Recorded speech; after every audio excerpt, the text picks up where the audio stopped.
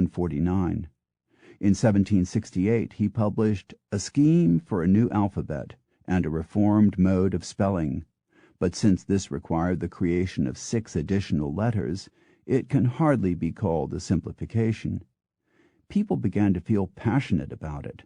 Noah Webster not only pushed for simplified spelling, but lobbied Congress to make it a legal requirement, turning America into the only country in history where deviant spelling would be a punishable offense. Another enthusiast for simplified spelling was Mark Twain, who was troubled not so much by the irregularity of our words as by the labor involved in scribbling them. He became enamored of a phonographic alphabet, devised by Isaac Pitman, the inventor of shorthand, which Pitman called stenographic soundhand, thus proving once again that inventors are generally hopeless at naming their inventions. To write the word laugh, L-A-U-G-H, Twain noted in a simplified alphabet, the pen has to make 14 strokes. To write laugh, L-A-F-F, the pen has to make the same number of strokes. No labor is saved to the penman. But to write the same word with the phonographic alphabet, Twain went on, the pen had to make just 3 strokes. To the untrained eye, Pitman's phonographic alphabet looks rather like a cross between Arabic and the trail of a sidewinder snake, and of course it never caught on. But that isn't to say that the movement flagged. Indeed, it gathered pace, until by late in the century it seemed as if every eminent person on both sides of the Atlantic, including Darwin, Tennyson, Arthur Conan Doyle, James A.H. Murray, the first editor of the Oxford English Dictionary, and of course Twain, was pushing for spelling reform. It is hard to say which is the more remarkable, the number of influential people who became interested in spelling reform, or the little effect they had on it. Spelling reform associations began to pop up all over. In 1876, the newly formed American Philological Association called for the urgent adoption of 11 new spellings: L-I-V, live, T-H-O, though, T-H-R-U, through, W-I-S-H-T, wished, C-A-T-A-L-O-G, catalog, D-E-F-I-N-I-T, definite, G-A-R-D, guard, G-I-V, give, H-A-V, have, I-N-F-I-N-I-T, infinite, and A-R, R, though how they arrived at those particular 11 and what cataclysm they feared would arise if they weren't adopted is unknown. In this same year, doubtless inspired by America's centennial celebrations, the Spelling Reform Association was formed, and 3 years later, a British version followed. In 1906, the philanthropist Andrew Carnegie gave $250,000, a whopping sum, to establish the Simplified Spelling Board. One of the board's first acts was to issue a list of 300 words commonly spelled in 2 ways, AX and AXE, J-U-D-G-E-M-E-N-T and J-U-D-G-M-E-N-T, and so on, and to give endorsement to the simpler of the 2. By this means, and with the support of other influential bodies such as the National Education Association, it helped to gain acceptance for the American spellings of catalog, demagogue, and program, and very nearly, according to H.L. Mencken, page 491, succeeded in getting though, T-H-O, established. President Theodore Roosevelt was so taken with these easier spellings that he ordered their adoption by the government printing office in all federal documents. For a time, simplified spelling seemed to be on its way. But then, as so often happens, the Simplified Spelling Board became altogether carried away with its success and began to press for more ambitious, some would say more ridiculous, changes. It called for such spellings as T-U-F, tough, D-E-F, deaf, T-R-O-B-L-E, for trouble, Y-U, for you, F-I-L-O-S-O-F-Y, for philosophy, and several dozen others just as eye-rattling. it encountered a wall of resistance. Suddenly, simplified spelling went out of fashion, a process facilitated by the eruption of World War I and the death of its wealthiest benefactor, Andrew Carnegie. Its friends abandoned it, and the simplified spelling board began a long slide into obscurity and eventual death. Yet the movement lived fitfully on, most notably in the hands of George Bernard Shaw, who wrote archly, "An intelligent child who is bidden to spell debt, and very properly spells it D-E-T, is caned for not spelling it with a B, because Julius Caesar spelled it with a B." Shaw used a private shorthand in his own writing, and insisted upon certain mostly small simplifications in the published texts of his own plays, dropping the apostrophes in can't and won't, and the E and the apostrophe in haven't, for example. At his death in 1950, he left the bulk of his estate to promote spelling reform. As it happened, death duties ate up almost everything, and the whole business would likely have been forgotten, except that his play Pygmalion was transformed into the smash hit My Fair Lady, and suddenly royalties poured in. But, as you won't have failed to notice, this did not lead to any lasting change in the way the world spells English.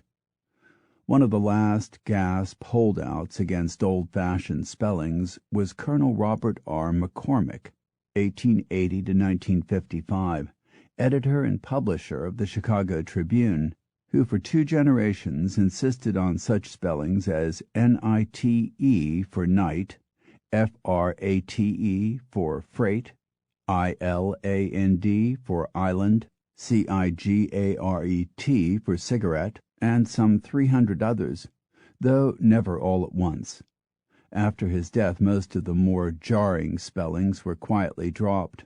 Oddly, McCormick never called for 2 of the most common shortenings, THO for though and THRU for through.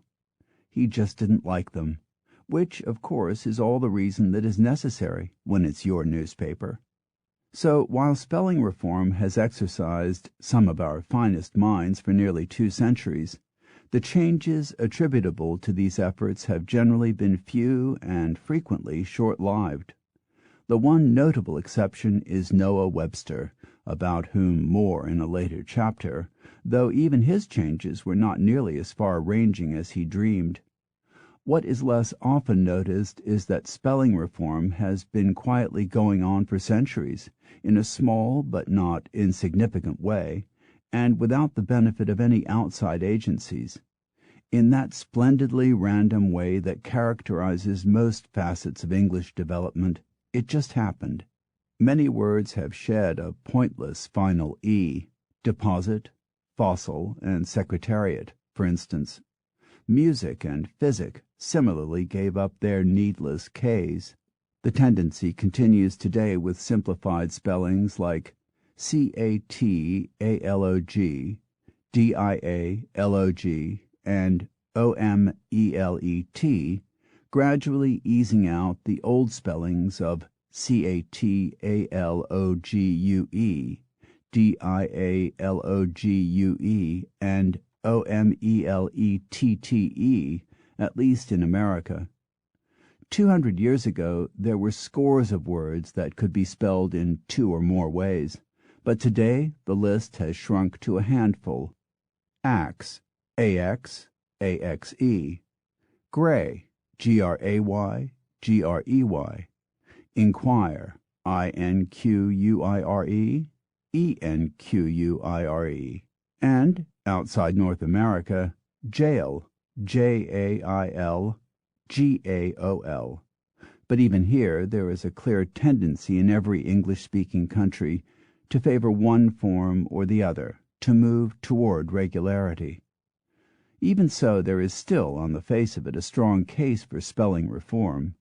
Anyone who has tried to explain to an 8-year-old or even a teenager the difference between WRING and RING, or between MEET, MEAT, and METE, or why we spell hinder with an E but hindrance without, or why proceed has a double E but procedure doesn't, or why we spell enough, biscuit, and pneumonia in the very peculiar ways that we do, will very probably appreciate that.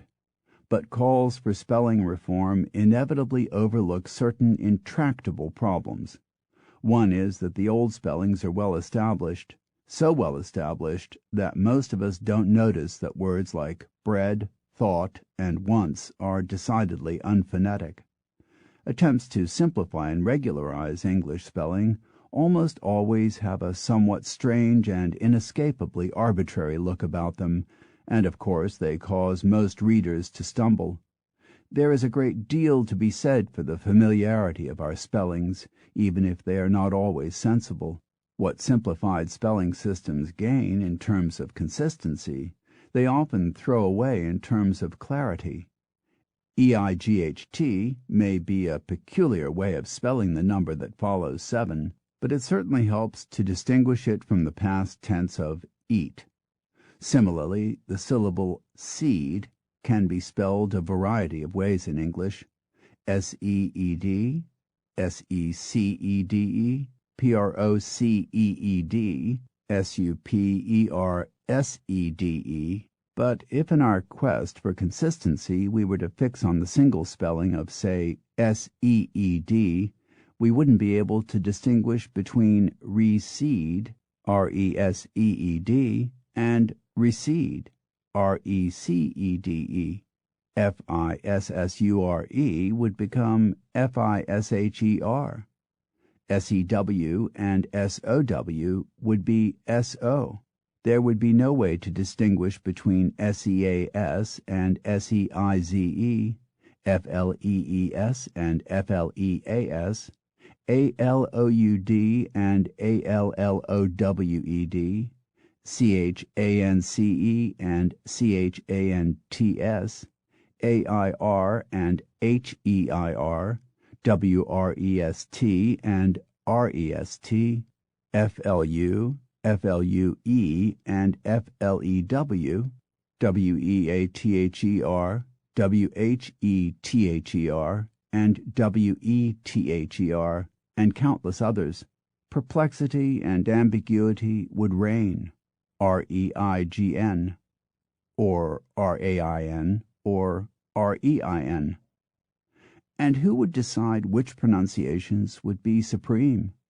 Would we write E-E-T-H-E-R, either, or E-Y-T-H-E-R, either? As we have already seen, pronunciations often bear even less relation to spellings than we appreciate.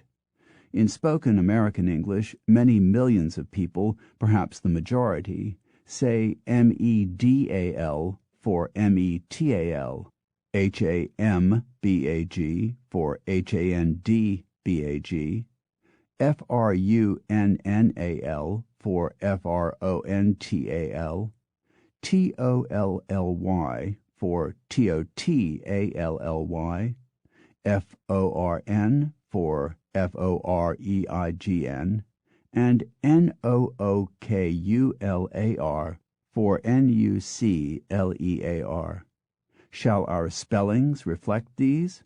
The fact is, especially when looked at globally, most of our spellings cater to a wide variation of pronunciations.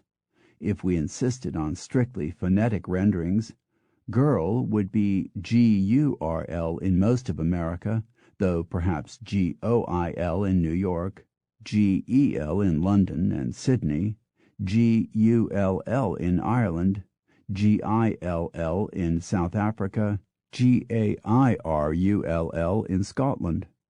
Written communications between nations, and even parts of nations, would become practically impossible, and that, as we shall see in the next chapter, is a problem enough already. Chapter 9. Good English and Bad. Consider the parts of speech. In Latin, the verb has up to 120 inflections. In English, it never has more than 5, e.g., see, sees, saw, seeing, seen. And often it gets by with just 3, hit, hits, hitting. Instead of using loads of different verb forms, we use just a few forms, but employ them in loads of ways. We need just 5 inflections to deal with the act of propelling a car: drive, drives, drove, driving, and driven. Yet with these we can express quite complex and subtle variations of tense. I drive to work every day. I have been driving since I was 16. I will have driven 20,000 miles by the end of this year. This system, for all its ease of use, makes labeling difficult. According to any textbook, the present tense of the verb drive is drive. Every junior high school pupil knows that. Yet if we say, I used to drive to work, but now I don't, we are clearly using the present tense drive in a past tense sense. Equally, if we say, I will drive you to work tomorrow, we are using it in a future sense. And if we say, I would drive if I could afford to, we are using it in a conditional sense. In fact, almost the only form of sentence in which we cannot use the present tense form of drive is, yes, the present tense. When we need to indicate an action going on right now, we must use the participial form driving. We don't say, I drive the car now, but rather, I'm driving the car now. Not to put too fine a point on it, the labels are largely meaningless. We seldom stop to think about it, but some of the most basic concepts in English are naggingly difficult to define. What, for instance, is a sentence? Most dictionaries define it broadly as a group of words constituting a full thought and containing, at a minimum, a subject, basically a noun, and predicate, basically a verb. Yet if I inform you that I've just crashed your car and you reply, what, or where, or how, you have clearly expressed a complete thought, uttered a sentence. But where are the subject and predicate? Where are the noun and verb, not to mention the prepositions, conjunctions, articles, and other components that we normally expect to find in a sentence? To get around this problem, grammarians pretend that such sentences contain words that aren't there. What, they would say, really means, what are you telling me, you crashed my car? While where is a shorthand rendering of where did you crash it? And how translates as how on earth did you manage to do that, you old devil, you? Or words to that effect. The process is called ellipsis, and is certainly very nifty. Would that I could do the same with my bank account. Yet the inescapable fact is that it is possible to make such sentences conform to grammatical precepts only by bending the rules. When I was growing up, we called that cheating. In English, in short, we possess a language in which the parts of speech are almost entirely notional. A noun is a noun and a verb is a verb, largely because the grammarians say they are. In the sentence, I am suffering terribly, suffering is a verb, but in my suffering is terrible, it is a noun. Yet both sentences use precisely the same word to express precisely the same idea. Quickly and sleepily are adverbs, but sickly and deadly are adjectives. Breaking is a present tense participle, but as often as not it is used in a past tense sense. He was breaking the window when I saw him. Broken, on the other hand, is a past tense participle, but as often as not it is employed in a present tense sense. I think I've just broken my toe, or even future tense sense. If he wins the next race, he'll have broken the school record. To deal with all the anomalies, the parts of speech must be so broadly defined as to be almost meaningless. A noun, for example, is generally said to be a word that denotes a person, place, thing, action, or quality. That would seem to cover almost everything, yet clearly most actions are verbs, and many words that denote qualities, brave, foolish, good, are adjectives. The complexities of English are such that the authorities themselves often stumble. Each of the following, penned by an expert, contains a usage that at least some of his colleagues would consider quite wrong. Prestige is one of the few words that has had an experience opposite to that described in Worsened Words. H. W. Fowler, A Dictionary of Modern English Usage, 2nd edition. It should be one of the few words that have had. Each of the variants indicated in boldface type count as an entry. The Harper Dictionary of Contemporary Usage. It should be each counts. It is of interest to speculate about the amount of dislocation to the spelling system that would occur if English dictionaries were either proscribed or, as when Mallory or Sir Philip Sidney were writing, did not exist. Robert Birchfield, The English Language. Make it was writing. A range of sentences forming statements, commands, questions, and exclamations cause us to draw on a more sophisticated battery of orderings and arrangements. Robert Birchfield, The English Language. It should be causes. The prevalence of incorrect instances of the use of the apostrophe, together with the abandonment of it by many business firms, suggest that the time is close at hand when this moderately useful device should be abandoned. Robert Birchfield, The English Language. The verb should be suggests. If a lot of the available dialect data is obsolete or almost so, a lot more of it is far too sparse to support any sort of reliable conclusion. Robert Claiborne, Our Marvelous Native Tongue. Data is a plural. His system of citing examples of the best authorities, of indicating etymology and pronunciation, are still followed by lexicographers. Philip Howard, The State of the Language. His system are? When his fellowship expired, he was offered a rectorship at Boxworth, on condition that he married the deceased rector's daughter. Robert McCrum at Alia, The Story of English. A misuse of the subjunctive. It should be on condition that he marry. English grammar is so complex and confusing for the very simple reason that its rules and terminology are based on Latin, a language with which it has precious little in common. In Latin, to take one example, it is not possible to split an infinitive. So, in English, the early authorities decided it should not be possible to split an infinitive either. But there is no reason why we shouldn't, any more than we should forsake instant coffee and air travel because they weren't available to the Romans. Making English grammar conform to Latin rules is like asking people to play baseball using the rules of football. It is a patent absurdity. But once this insane notion became established, grammarians found themselves having to draw up ever more complicated and circular arguments to accommodate the inconsistencies. As Birchfield notes in The English Language, one authority, F. T. H. Visser, found it necessary to devote 200 pages to discussing just one aspect of the present participle. That is as crazy as it is amazing. The early authorities not only used Latin grammar as their model, but actually went to the almost farcical length of writing English grammars in that language, as with Sir Thomas Smith's De recta et emendata linguae Anglicae scriptione dialogus, 1568, Alexander Gill's Logonomia Anglica, 1619, and John Wallis's Grammatica Linguae Anglicanae of 1653, though even he accepted that the grammar of Latin was ill-suited to English. For the longest time it was taken entirely for granted that the classical languages must serve as models.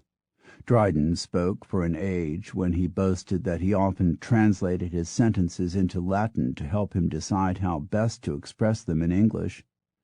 In 1660, Dryden complained that English had not so much as a tolerable dictionary or a grammar, so our language is in a manner barbarous.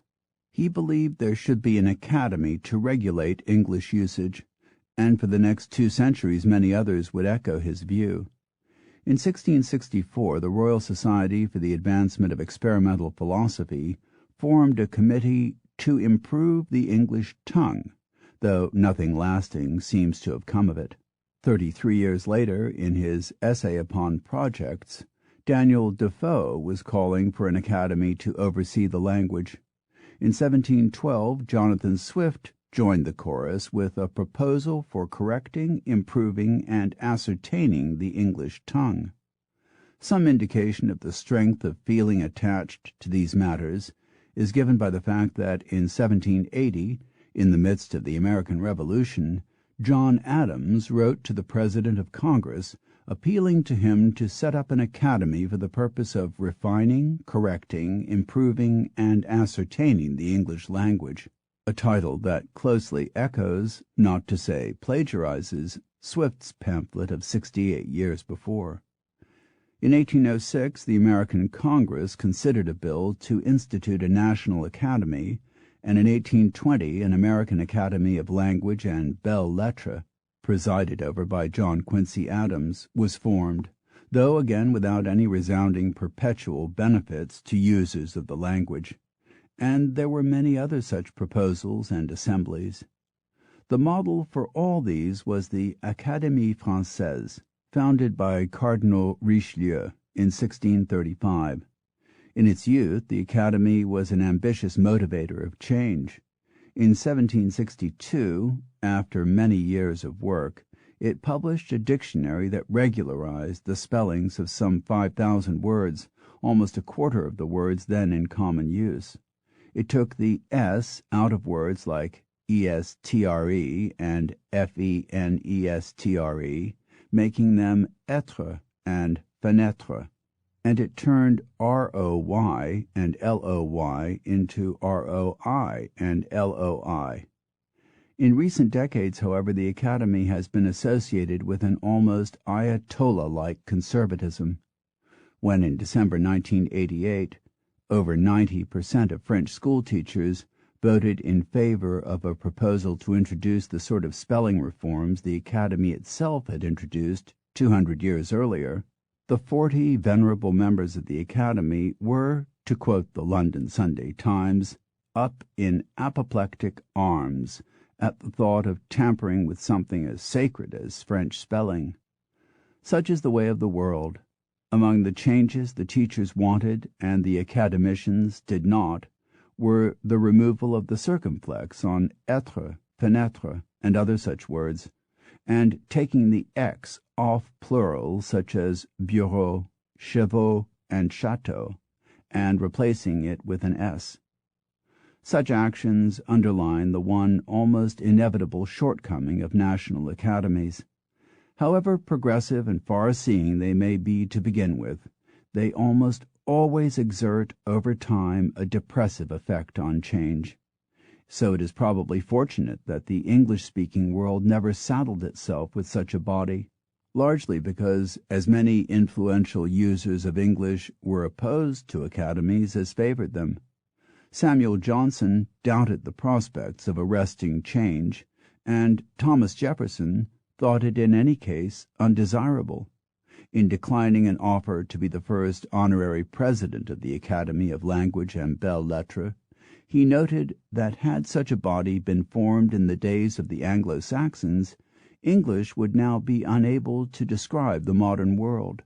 Joseph Priestley, the English scientist, grammarian, and theologian, spoke perhaps most eloquently against the formation of an academy when he said in 1761 that it was unsuitable to the genius of a free nation.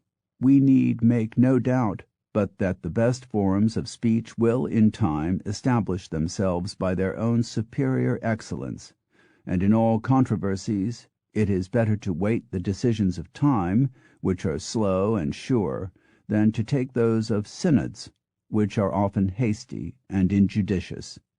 Quoted by Bow and Cable, page 269. English is often commended by outsiders for its lack of a stultifying authority. Otto Jespersen, as long ago as 1905, was praising English for its lack of rigidity, its happy air of casualness.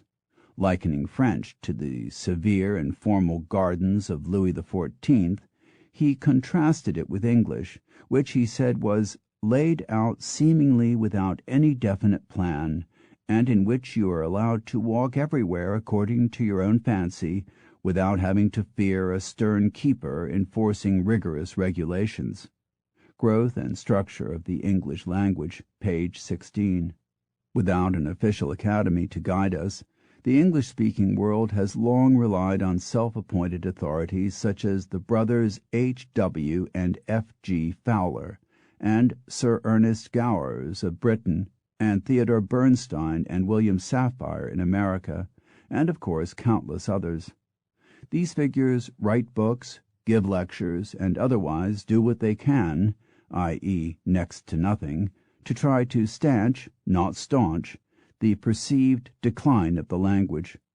They point out that there is a useful distinction to be observed between uninterested and disinterested, between imply and infer, flaunt and flout, fortunate and fortuitous, forego, F-O-R-G-O, and forego, F-O-R-E-G-O, and discomfort and discomfit, not forgetting stanch and staunch.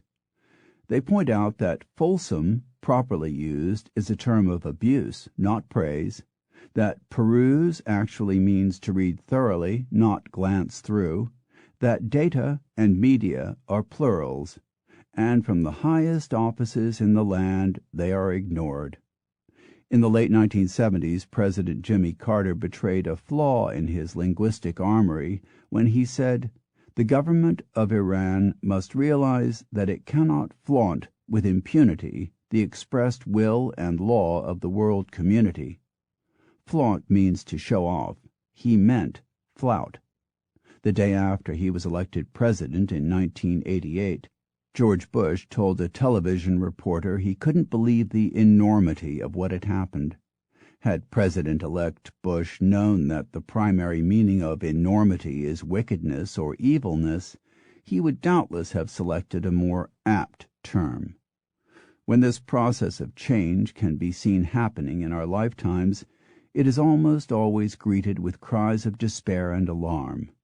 Yet such change is both continuous and inevitable. Few acts are more salutary than looking at the writings of language authorities from recent decades and seeing the usages that heightened their hackles. In 1931, H. W. Fowler was tutting over racial, which he called an ugly word, the strangeness of which is due to our instinctive feeling that the termination al has no business at the end of a word that is not obviously Latin. For similar reasons, he disliked television and speedometer. Other authorities have variously and sometimes hotly attacked enthuse, commentate, emote, prestigious, contact as a verb, chair as a verb, and scores of others. But of course these are nothing more than opinions, and as is the way with other people's opinions, they are generally ignored. So if there are no officially appointed guardians for the English language, who sets down all those rules that we all know about from childhood? The idea that we must never end a sentence with a preposition or begin one with a conjunction, that we must use each other for two things and one another for more than two, and that we must never use hopefully in an absolute sense, such as hopefully it will not rain tomorrow. The answer, surprisingly often, is that no one does, that when you look into the background of these rules, there is often little basis for them. Consider the curiously persistent notion that sentences should not end with a preposition. The source of this stricture, and several other equally dubious ones, was one Robert Loth, an 18th century clergyman and amateur grammarian, whose A Short Introduction to English Grammar, published in 1762, enjoyed a long and distressingly influential life, both in his native England and abroad.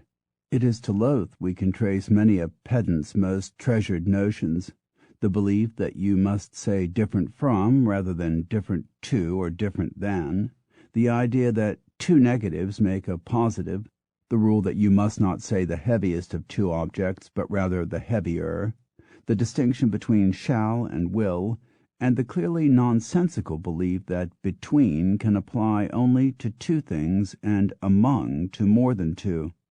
By this reasoning, it would not be possible to say that St. Louis is between New York, Los Angeles, and Chicago, but rather that it is among them. which would impart a quite different sense. Perhaps the most remarkable and curiously enduring of Lowth's many beliefs was the conviction that sentences ought not to end with a preposition. But even he was not didactic about it. He recognized that ending a sentence with a preposition was idiomatic and common in both speech and informal writing. He suggested only that he thought it generally better and more graceful, not crucial, to place the preposition before its relative in solemn and elevated writing. Within 100 years this had been converted from a piece of questionable advice into an immutable rule. In a remarkable outburst of literal-mindedness, 19th-century academics took it as read that the very name P-R-E, position, meant it must come before something, anything. But then this was a period of the most resplendent silliness, when grammarians and scholars seemed to be climbing over one another, or each other, it doesn't really matter, in a mad scramble to come up with fresh absurdities. This was the age when, it was gravely insisted, Shakespeare's laughable ought to be changed to laugh-atable, and reliable should be made into rely-onable. Dozens of seemingly unexceptionable words, lengthy, standpoint, international, colonial, brash, were attacked with venom because of some supposed etymological deficiency or other. Thomas de Quincey, in between bouts of opium-taking, found time to attack the expression, "what on earth?" Some people wrote "mooned" for lunatic and "forsayer" for prophet, on the ground that the new words were Anglo-Saxon and thus somehow more pure. They roundly castigated those ignoramuses who impurely combined Greek and Latin roots into new words like petroleum, Latin petro plus Greek oleum. In doing so, they failed to note that the very word with which they described themselves, grammarians, is itself a hybrid made of Greek and Latin roots, as are many other words that have lived unexceptionably in English for centuries. They even attacked handbook as an ugly Germanic compound when it dared to show its face in the 19th century, failing to notice that it was a good old English word that had simply fallen out of use. It is one of the felicities of English that we can take pieces of words from all over and fuse them into new constructions, like trusteeship, which consists of a Nordic stem, T-R-U-S-T, combined with a French affix, E-E, married to an Old English root, S-H-I-P. Other languages cannot do this. We should be proud of ourselves for our ingenuity, and yet even now authorities commonly attack almost any new construction as ugly or barbaric. Today in England you can still find authorities attacking the construction different than as a regrettable Americanism, insisting that a sentence such as "How different things appear in Washington than in London" is ungrammatical and should be changed to "How different things appear in Washington from how they appear in London." Yet "different than" has been common in England for centuries, and used by such exalted writers as Defoe, Addison, Steele, Dickens, Coleridge, and Thackeray, among others. Other authorities in both Britain and America continue to deride the absolute use of hopefully. The New York Times Manual of Style and Usage flatly forbids it. Its writers must not say, "Hopefully the sun will come out soon," but rather are instructed to resort to a clumsily passive and periphrastic construction such as, "It is to be hoped that the sun will come out soon." The reason? The authorities maintain that hopefully in the first sentence is a misplaced modal auxiliary, that it doesn't belong to any other part of the sentence. Yet they raise no objection to dozens of other words being used in precisely the same unattached way. Admittedly, mercifully, happily, curiously, and so on. No doubt the reason hopefully is not allowed is that someone at the New York Times once had a boss who wouldn't allow it because his professor had forbidden it, because his father thought it was ugly and inelegant, because he had been told so by his uncle who was a man of great learning, and so on. Considerations of what makes for good English or bad English are to an uncomfortably large extent matters of prejudice and conditioning. Until the 18th century it was correct to say you was if you were referring to one person. It sounds odd today, but the logic is impeccable. Was is a singular verb, and were a plural one. Why should you take a plural verb when the sense is clearly singular? The answer, surprise, surprise, is that Robert Loth didn't like it. I'm hurrying, are I not, is hopelessly ungrammatical, but I'm hurrying, aren't I, merely a contraction of the same words, is perfect English.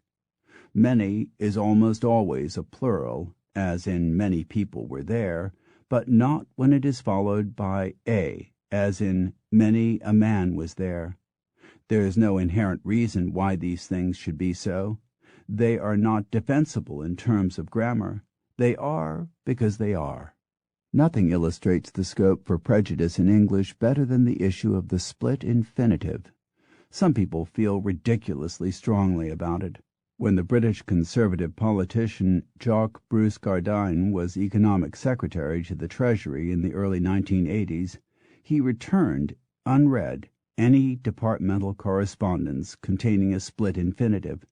It should perhaps be pointed out that a split infinitive is one in which an adverb comes between to and a verb, as in to quickly look. I can think of two very good reasons for not splitting an infinitive. One, because you feel that the rules of English ought to conform to the grammatical precepts of a language that died 1,000 years ago. Two, because you wish to cling to a pointless affectation of usage that is without the support of any recognized authority of the last 200 years, even at the cost of composing sentences that are ambiguous, inelegant, and patently contorted. It is exceedingly difficult to find any authority who condemns the split infinitive.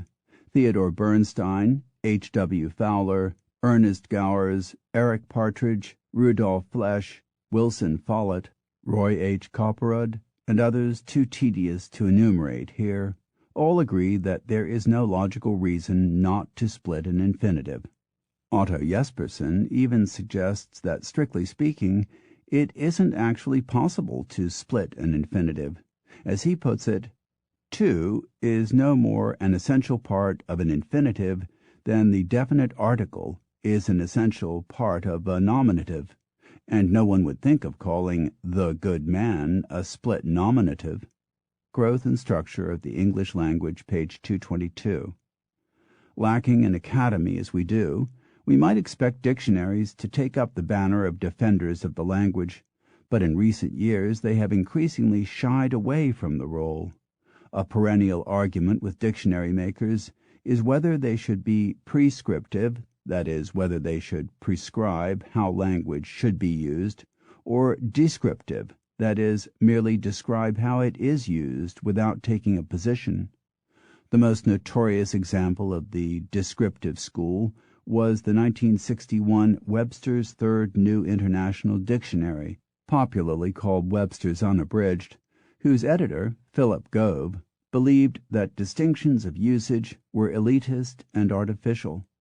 As a result, usages such as imply as a synonym for infer and flout being used in the sense of flaunt were included without comment.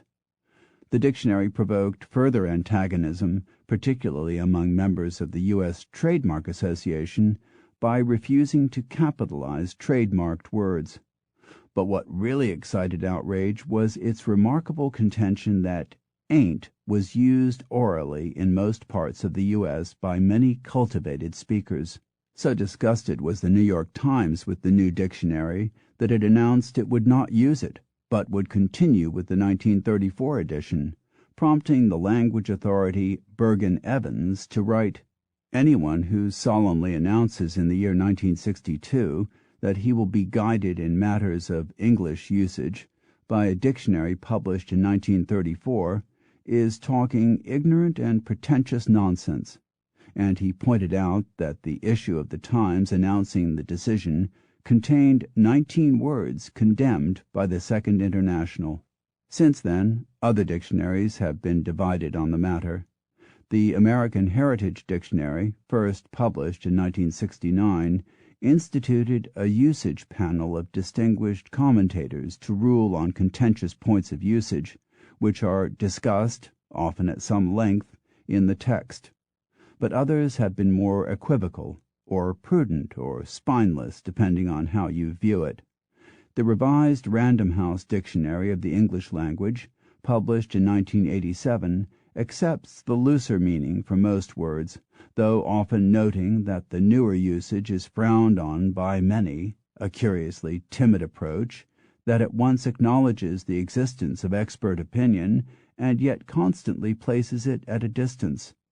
Among the looser meanings it accepts are disinterested to mean uninterested, and infer to mean imply. It even accepts the existence of kudo as a singular, prompting a reviewer from Time magazine to ask if one instance of pathos should now be a patho. It's a fine issue. One of the undoubted virtues of English is that it is a fluid and democratic language in which meanings shift and change in response to the pressures of common usage rather than the dictates of committees. It is a natural process that has been going on for centuries. To interfere with that process is arguably both arrogant and futile, since clearly the weight of usage will push new meanings into currency no matter how many authorities hurl themselves into the path of change.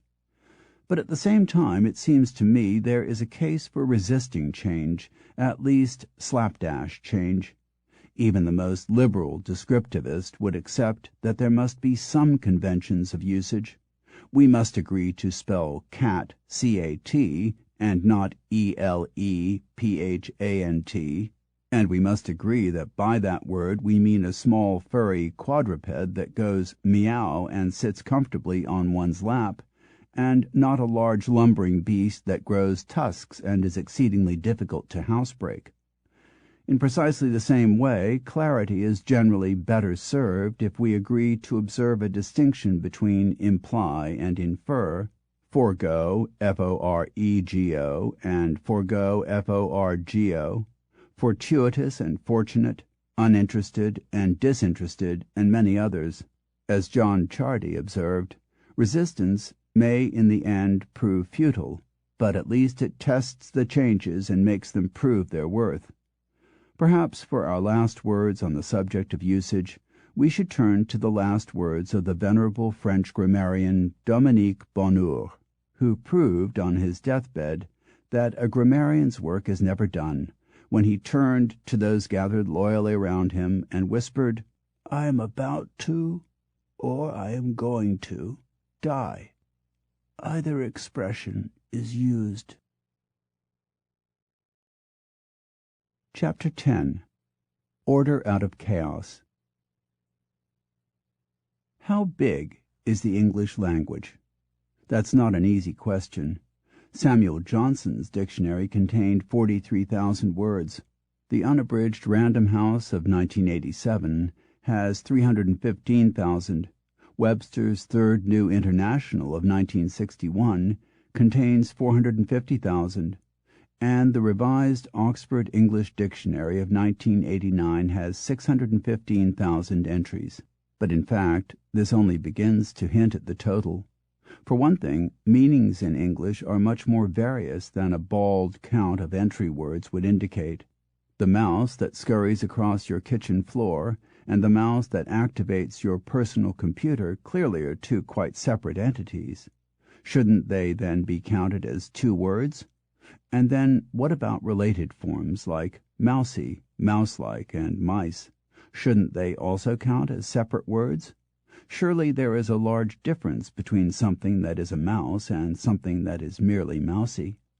And then, of course, there are all the names of flora and fauna, medical conditions, chemical substances, laws of physics, and all the other scientific and technical terms that don't make it into ordinary dictionaries. Of insects alone, there are 1.4 million named species. Total all these together, and you have, well, no one knows. but certainly not less than 3 million. So how many of these words do we know? Again, there is no simple answer. Many scholars have taken the trouble, or more probably compelled their graduate students to take the trouble, of counting the number of words used by various authors, on the assumption, one supposes, that that tells us something about human vocabulary. Mostly what it tells us is that academics aren't very good at counting. Shakespeare, according to Pay and McCrum, had a vocabulary of 30,000 words, though Pay acknowledges seeing estimates putting the figure as low as 16,000.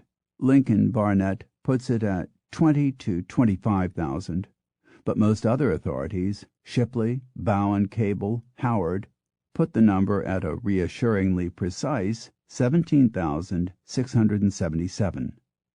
The King James Bible, according to Laird, contains 8,000 words, but Shipley puts the number at 7,000, while Barnett confidently zeroes in on a figure of 10,442.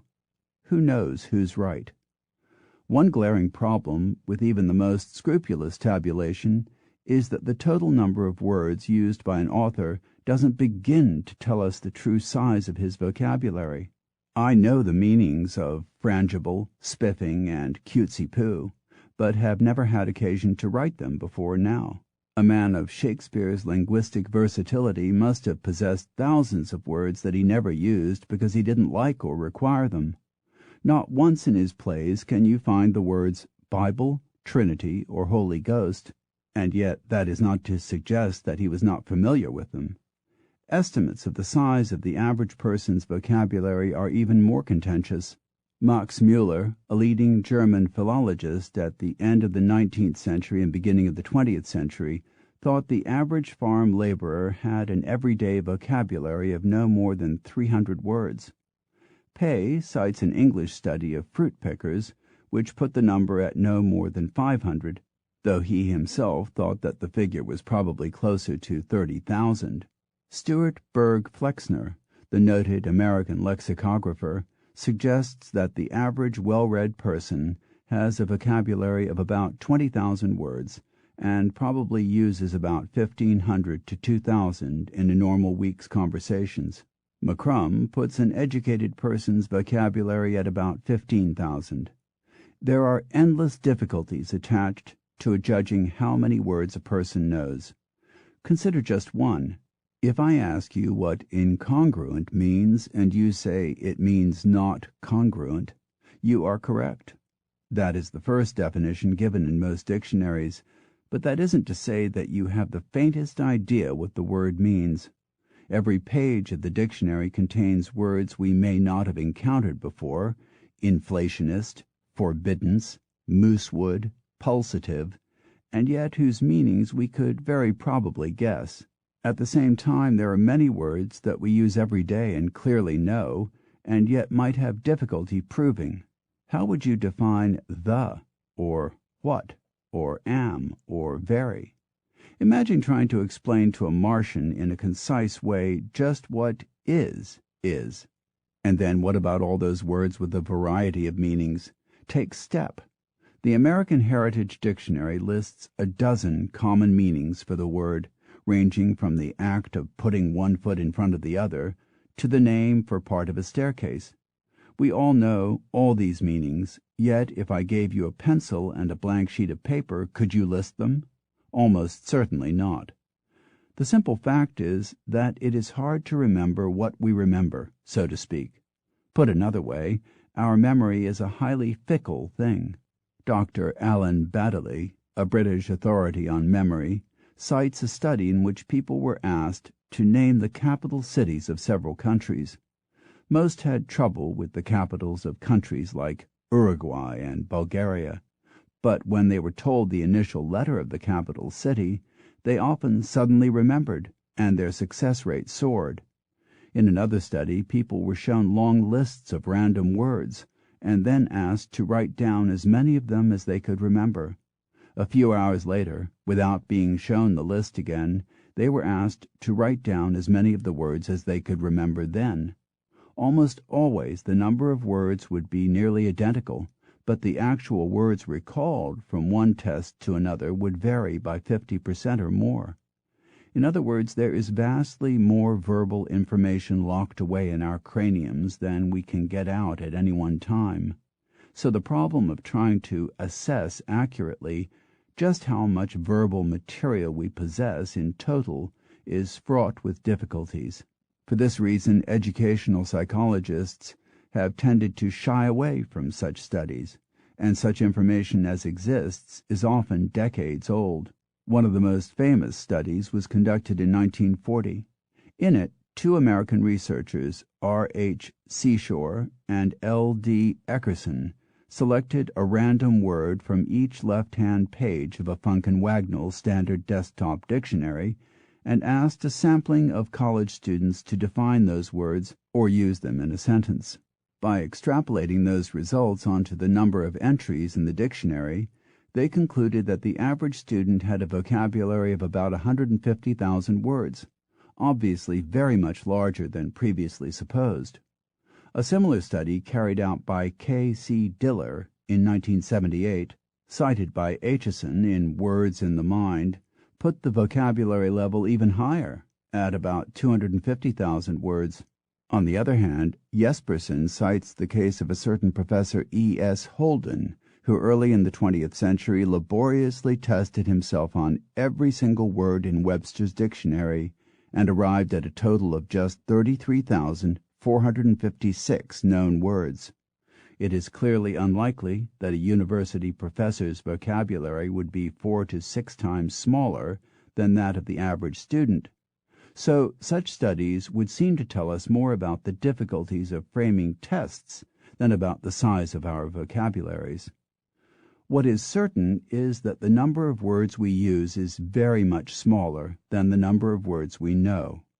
In 1923, a lexicographer named G.H. McKnight did a comprehensive study of how words are used and found that just 43 words account for fully half of all the words in common use, and that just 9 account for fully 1/4 of all the words in almost any sample of written English.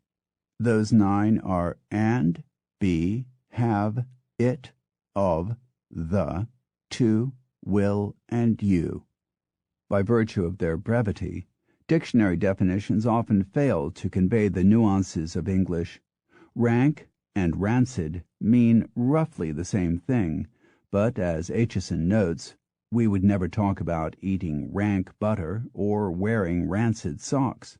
A dictionary will tell you that tall and high mean much the same thing, but it won't explain to you that while you can apply either term to a building, you can apply only tall to a person. On the strength of dictionary definitions alone, a foreign visitor to your home could be excused for telling you that you have an abnormal child, that your wife's cooking is exceedingly odorous, and that your speech at a recent sales conference was laughable, and intend nothing but the warmest praise. The fact is that the real meanings are often far more complex than the simple dictionary definitions would lead us to suppose. In 1985, the Department of English at the University of Birmingham in England ran a computer analysis of words as they are actually used in English and came up with some surprising results. The primary dictionary meaning of words was often far adrift from the sense in which they were actually used.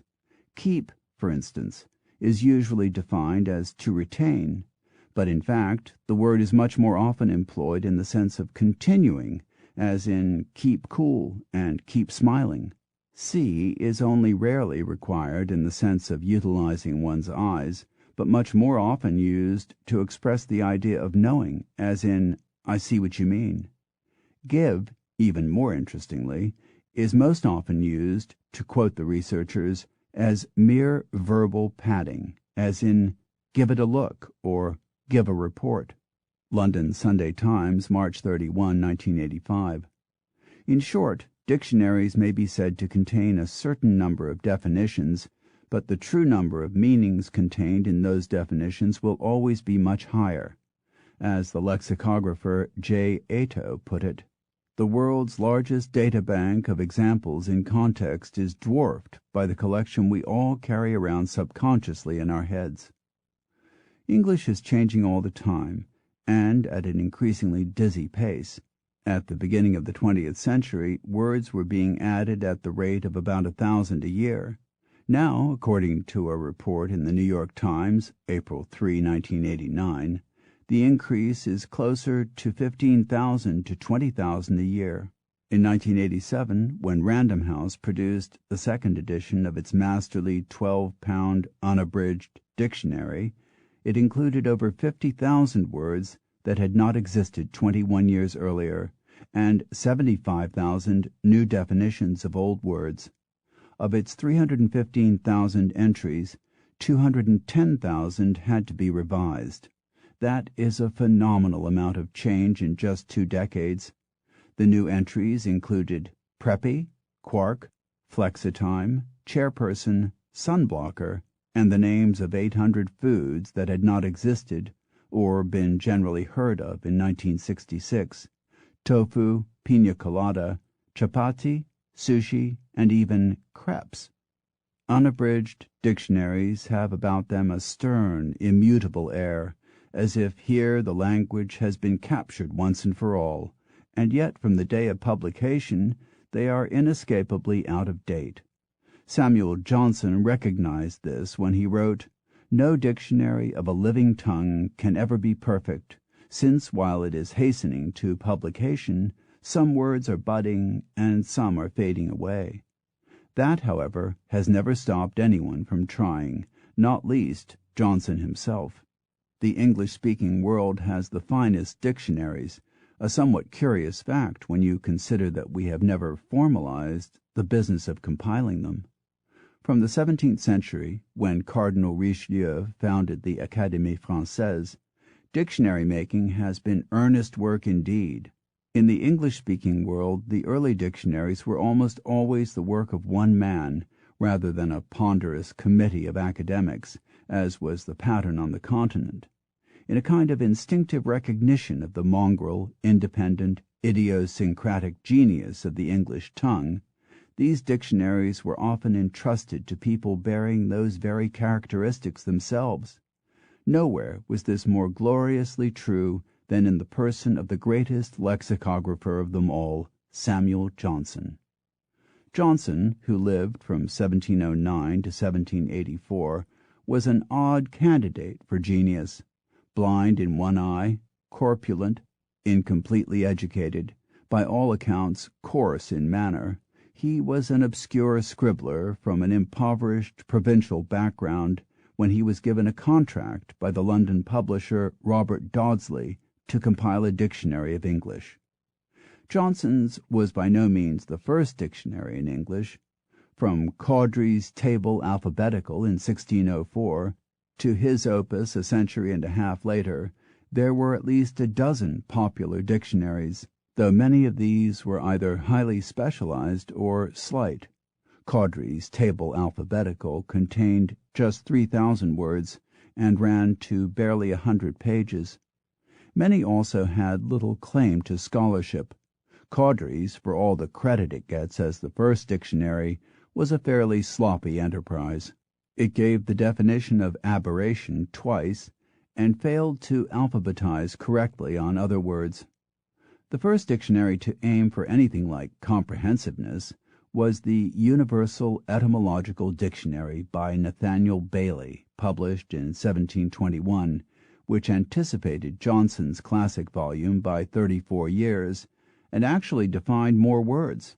So why is it that Johnson's dictionary is the one we remember? That's harder to answer than you might think. His dictionary was full of shortcomings. He allowed many spelling inconsistencies to be perpetuated. Deceit, D-E-C-E-I-T, but receipt, R-E-C-E-I-P-T. Deign, D-E-I-G-N, but disdain, D-I-S-D-A-I-N. Hark, H-A-R-K, but hearken, H-E-A-R-K-E-N. Convey, C-O-N-V-E-Y, but inveigh, I-N-V-E-I-G-H. Movable, Moveable, but immovable, Immovable. He wrote downhill with one L, but uphill with two, install with two L's, but reinstall with one, fancy with an F, but phantom with a PH. Generally, he was aware of these inconsistencies, but felt that in many cases the inconsistent spellings were already too well established to tamper with. He did try to make spelling somewhat more sensible, institutionalizing the differences between flower, Flower, and flour, Flour, and between metal, Metal, and metal, Mettle. But essentially he saw his job as recording English spelling as it stood in his day, not changing it. This was in sharp contrast to the attitude taken by the revisers of the Académie Française dictionary a decade or so later, who would revise almost a quarter of French spellings. There were holes in Johnson's erudition. He professed a preference for what he conceived to be Saxon spellings for words like music, critic, and prosaic, and thus spelled them with a final K, when in fact they were all borrowed from Latin. He was given to flights of editorializing, as when he defined a patron as one who supports with insolence and is paid with flattery, or oats as a grain that sustained horses in England and people in Scotland. His etymologies, according to Bow and Cable, were often ludicrous, and his proofreading sometimes strikingly careless. He defined a garret as a room on the highest floor in the house, and a cockloft as the room over the garret. Elsewhere he gave identical definitions to leeward and windward, even though they are quite obviously opposites. Even allowing for the inflated prose of his day, he had a tendency to write passages of remarkable denseness, as here. The proverbial oracles of our parsimonious ancestors have informed us that the fatal waste of our fortune is by small expenses, by the profusion of sums too little singly to alarm our caution, and which we never suffer ourselves to consider together. Too little singly? I would wager good money that that sentence was as puzzling to his contemporaries as it is to us, and yet at least it has the virtue of relative brevity.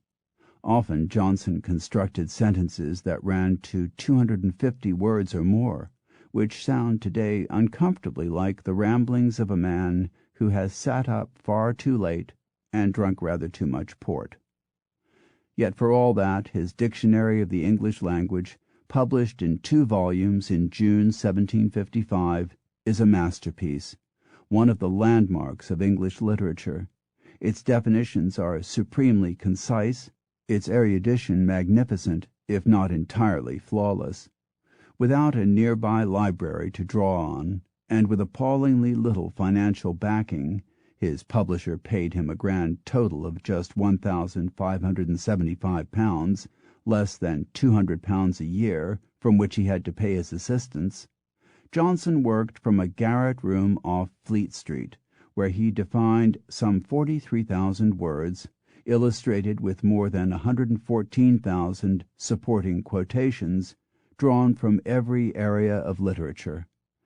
It is little wonder that he made some errors and occasionally indulged himself with barbed definitions. He had achieved in under 9 years what the 40 members of the Académie Française could not do in less than 40. He captured the majesty of the English language and gave it a dignity that was long overdue. It was a monumental accomplishment, and he well deserved his fame. But its ambitious sweep was soon to be exceeded by a persnickety schoolteacher lawyer half a world away in Connecticut. Noah Webster, 1758 to 1843, was by all accounts a severe, correct, humorless, religious, temperate man who was not easy to like even by other severe, religious, temperate, humorless people. A provincial schoolteacher and not very successful lawyer from Hartford, he was short, pale, smug, and boastful. He held himself superior to Benjamin Franklin because he was a Yale man, while Franklin was self-educated. Where Samuel Johnson spent his free hours drinking and discoursing in the company of other great men, Webster was a charmless loner who criticized almost everyone, but was himself not above stealing material from others, most notably from a spelling book called Abiselpha by an Englishman named Thomas Dilworth.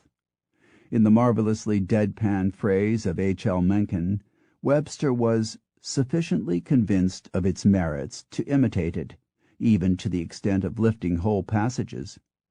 He credited himself with coining many words, among them demoralize, appreciation, accompaniment, ascertainable, and expenditure, which in fact had been in the language for centuries.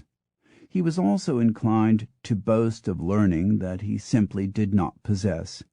He claimed to have mastered 23 languages, including Latin, Greek, all the Romance languages, Anglo-Saxon, Persian, Hebrew, Arabic, Syriac, and a dozen more. Yet, as Thomas Piles witheringly puts it, he showed an ignorance of German which would disgrace a freshman, and his grasp of other languages was equally tenuous. According to Charlton Laird, he knew far less Anglo-Saxon than Thomas Jefferson, who never pretended to be an expert at it. Piles called his dissertations on the English language a fascinating farrago of the soundest linguistic common sense and the most egregious poppycock. It is hard to find anyone saying a good word about him. Webster's first work, A Grammatical Institute of the English Language, consisting of 3 books, A Grammar, a Reader, and a Speller, appeared between 1783 and 1785, but he didn't capture the public's attention until the publication in 1788 of the American Spelling Book. This volume, later called the Elementary Spelling Book, went through so many editions and sold so many copies that historians appear to have lost track, but it seems safe to say that there were at least 300 editions between 1788 and 1829, and that by the end of the 19th century it had sold more than 60 million copies, though some sources put the figure as high as 100 million. In either case, with the possible exception of the Bible, it is probably the best-selling book in American history. Webster is commonly credited with changing American spelling, but what is seldom realized is how wildly variable his own views on the matter were. Sometimes he was in favor of radical and far-reaching changes, insisting on such spellings as S-O-O-P for soup, B-R-E-D for bread, W-I-M-M-E-N, women, G-R-O-O-P, group, D-E-F-I-N-I-T, definite, F-E-T-H-E-R, feather, F-U-G-I-T-I-V, fugitive, T-U-F, tough, T-H-U-M, thumb, H-E-D, head, B-I-L-T, built, and T-U-N-G, tongue. But at other times he acted the very soul of orthographic conservatism, going so far as to attack the useful American tendency to drop the U from color, humor, and the like. The main book with which he is associated in the popular mind, his massive American Dictionary of the English Language of 1828, actually said in the preface that it was desirable to perpetuate the sameness of American and British spellings and usages. Many of the spellings that he insisted on in his Compendious Dictionary of the English Language, 1806, and its later variants, were simply ignored by his loyal readers. They overlooked them, as one might a tick or stammer, and continued to write G-R-O-U-P rather than G-R-O-O-P, C-R-O-W-D rather than C-R-O-U-D, M-E-D-I-C-I-N-E rather than M-E-D-I-C-I-N, P-H-A-N-T-O-M for F-A-N-T-O-M, and many hundreds of others. Such changes as Webster did manage to establish were relatively straightforward and often already well under way. For instance, the American tendency to transpose the British RE in theater, center, and other such words. Yet even here Webster was by no means consistent. His dictionaries retained many irregular spellings, some of which have stuck in English to this day. ACRE, acre, GLAMOUR, glamour, and some of which were corrected by the readers themselves. FROLICK, frolic, WIMMEN, women. Other of his ideas are of questionable benefit. His insistence on dropping one of the L's in words such as traveler and jeweler, which way they are still spelled in England, was a useful shortcut, but it has left many of us unsure whether we should write excelling, EXCELLING, or EXCELING, or fulfilled, FULFILLED, FULLFILLED, or FULFILED. Webster was responsible also for the American aluminum in place of the British aluminium. His choice has the fractional advantage of brevity, but defaults in terms of consistency. Aluminium at least follows the pattern set by other chemical elements, potassium, radium, and the like. But for the most part, the differences that distinguish American spelling from British spelling became common either late in his life or after his death, and would probably have happened anyway. In terms of pronunciation, he appears to have left us with our pronunciation of schedule rather than the English schedule, and with our standard pronunciation of lieutenant, which was then widely pronounced lieutenant in America, as it still is in England today. But just as he sometimes pressed for odd spellings, so he called for many irregular pronunciations: deef for deaf, nater for nature, heard for heard, booty for beauty, volume for volume, and others too numerous, and I am tempted to add too laughable, to dwell on. He insisted that Greenwich and Thames be pronounced as spelled, Greenwich and Thames, and favored giving quality and quantity the short A of hat, while giving advance, clasp, and grant the broad ah sound of southern England. No less remarkably, Webster accepted a number of clearly ungrammatical usages, among them it is me, we was, and them horses. It is a wonder that anyone paid any attention to him at all. Often they didn't. Nonetheless, his dictionary was the most complete of its age, with 70,000 words, far more than Johnson had covered, and its definitions were models of clarity and conciseness. It was an enormous achievement.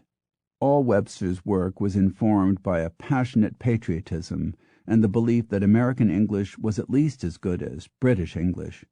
He worked tirelessly, churning out endless hectoring books and tracts, as well as working on the more or less constant revisions of his spellers and dictionaries.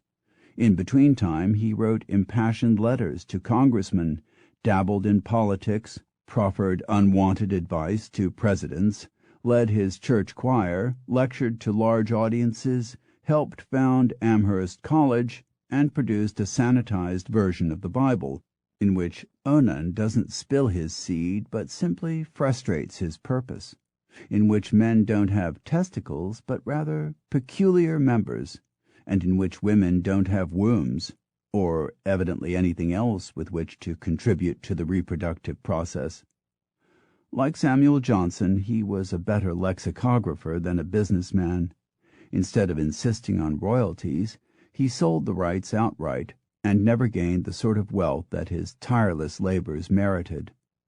After Webster's death in 1843, two businessmen from Springfield, Massachusetts, Charles and George Merriam, bought the rights to his dictionaries and employed his son-in-law, the rather jauntily named Chauncey A. Goodrich, to prepare a new volume and, not incidentally, expunge many of the more ridiculous spellings and far-fetched etymologies.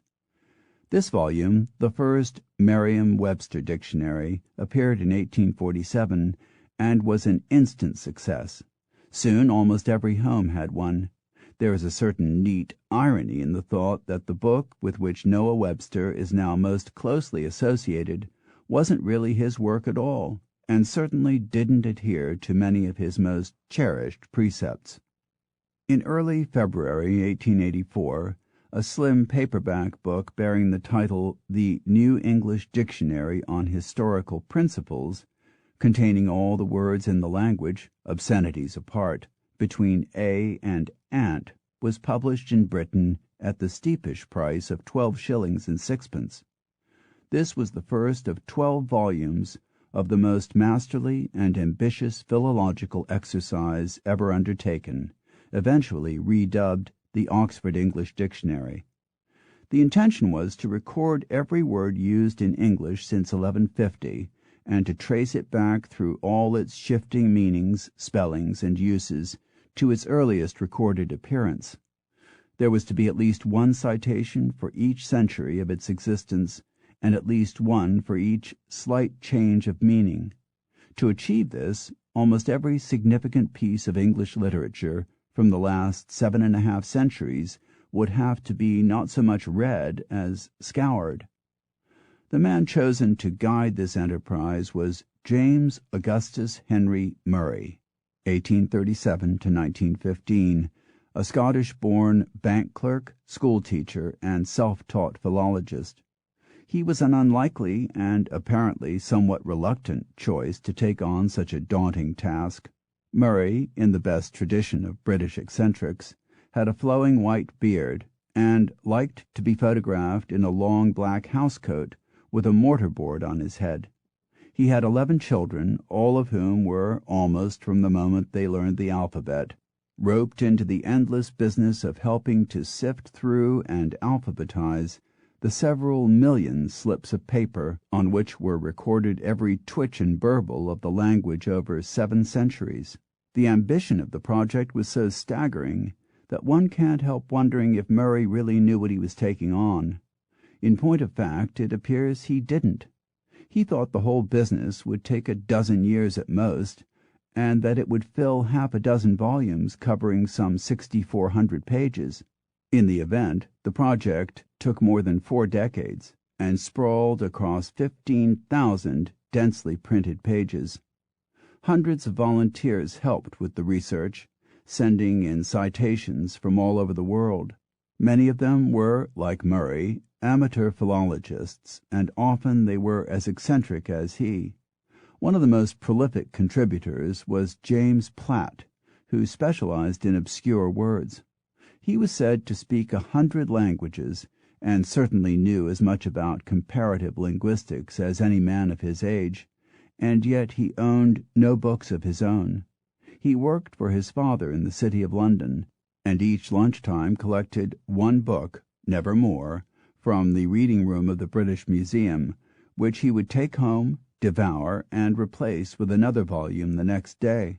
On weekends he haunted the opium dens and dockyards of Wapping and Whitechapel, looking for native speakers of obscure tongues whom he would query on small points of semantics. He provided the histories of many thousands of words, but an even more prolific contributor was an American expatriate named Dr. W. C. Minor, a man of immense erudition who provided from his private library the etymologies of tens of thousands of words. When Murray invited him to a gathering of the dictionary's contributors, he learned, to his considerable surprise, that Dr. Minor could not attend for the unfortunate reason that he was an inmate at Broadmoor, a hospital for the criminally insane, and not sufficiently in possession of his faculties to be allowed out. It appears that during the U.S. Civil War, having suffered an attack of sunstroke, Dr. Minor developed a persecution mania, believing he was being pursued by Irishmen. After a stay in an asylum, he was considered cured and undertook, in 1871, a visit to England. But one night, while walking in London, his mania returned, and he shot dead an innocent stranger whose misfortune it was to have been walking behind the crazed American. Clearly, Dr. Minor's madness was not incompatible with scholarship.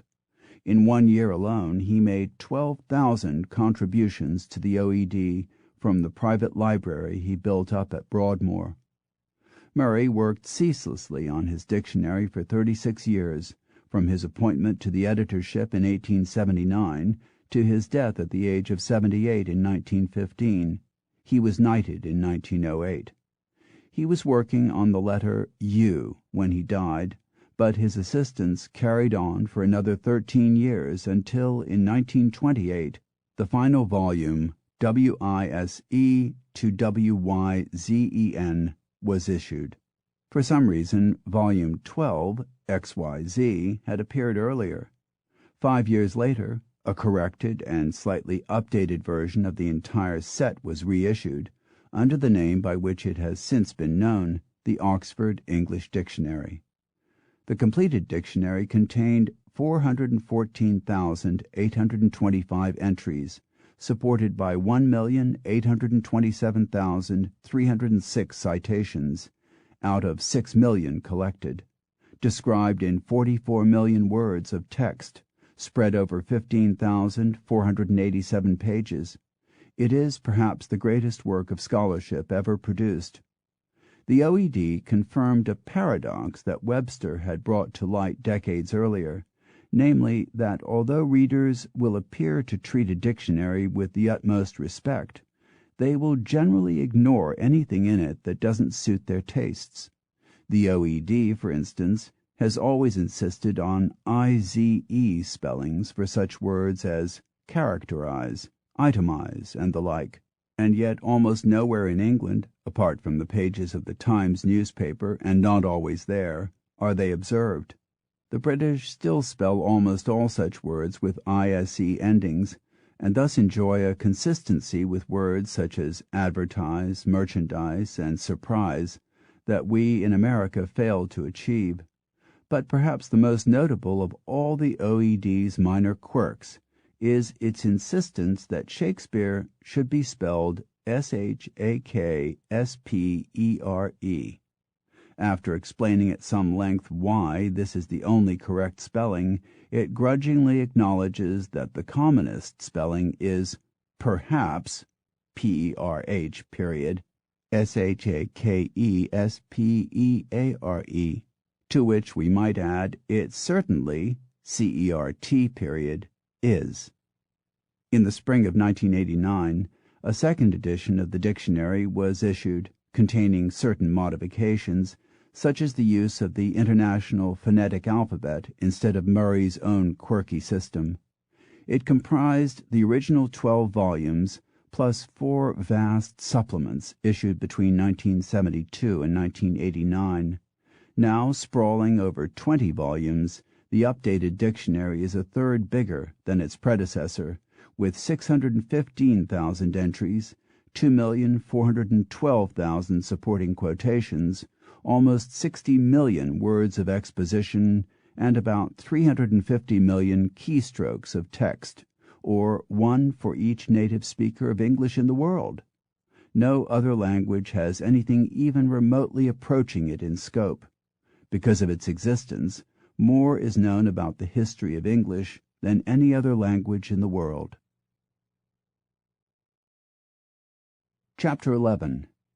Old World, New World.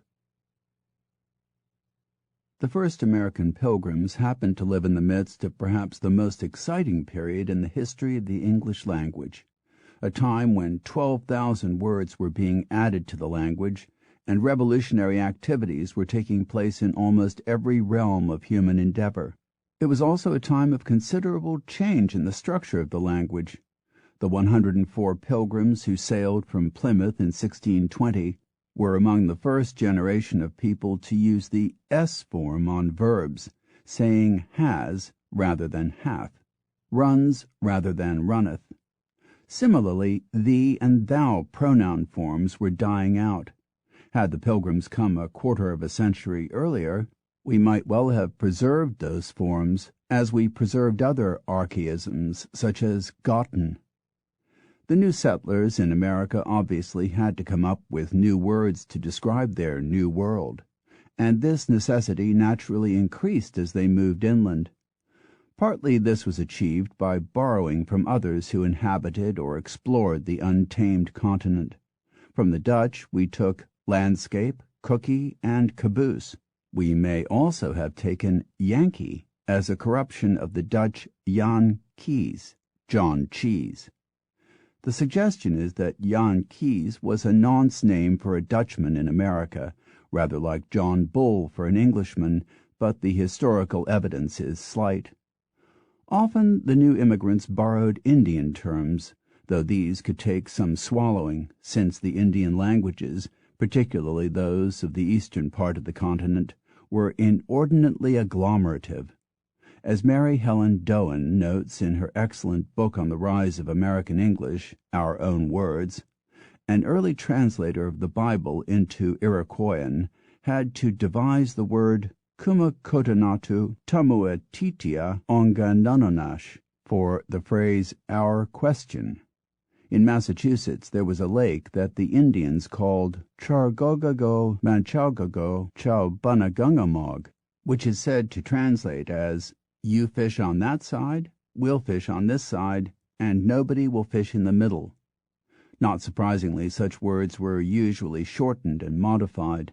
The English-sounding hickory was whittled out of the Indian Paucohicora.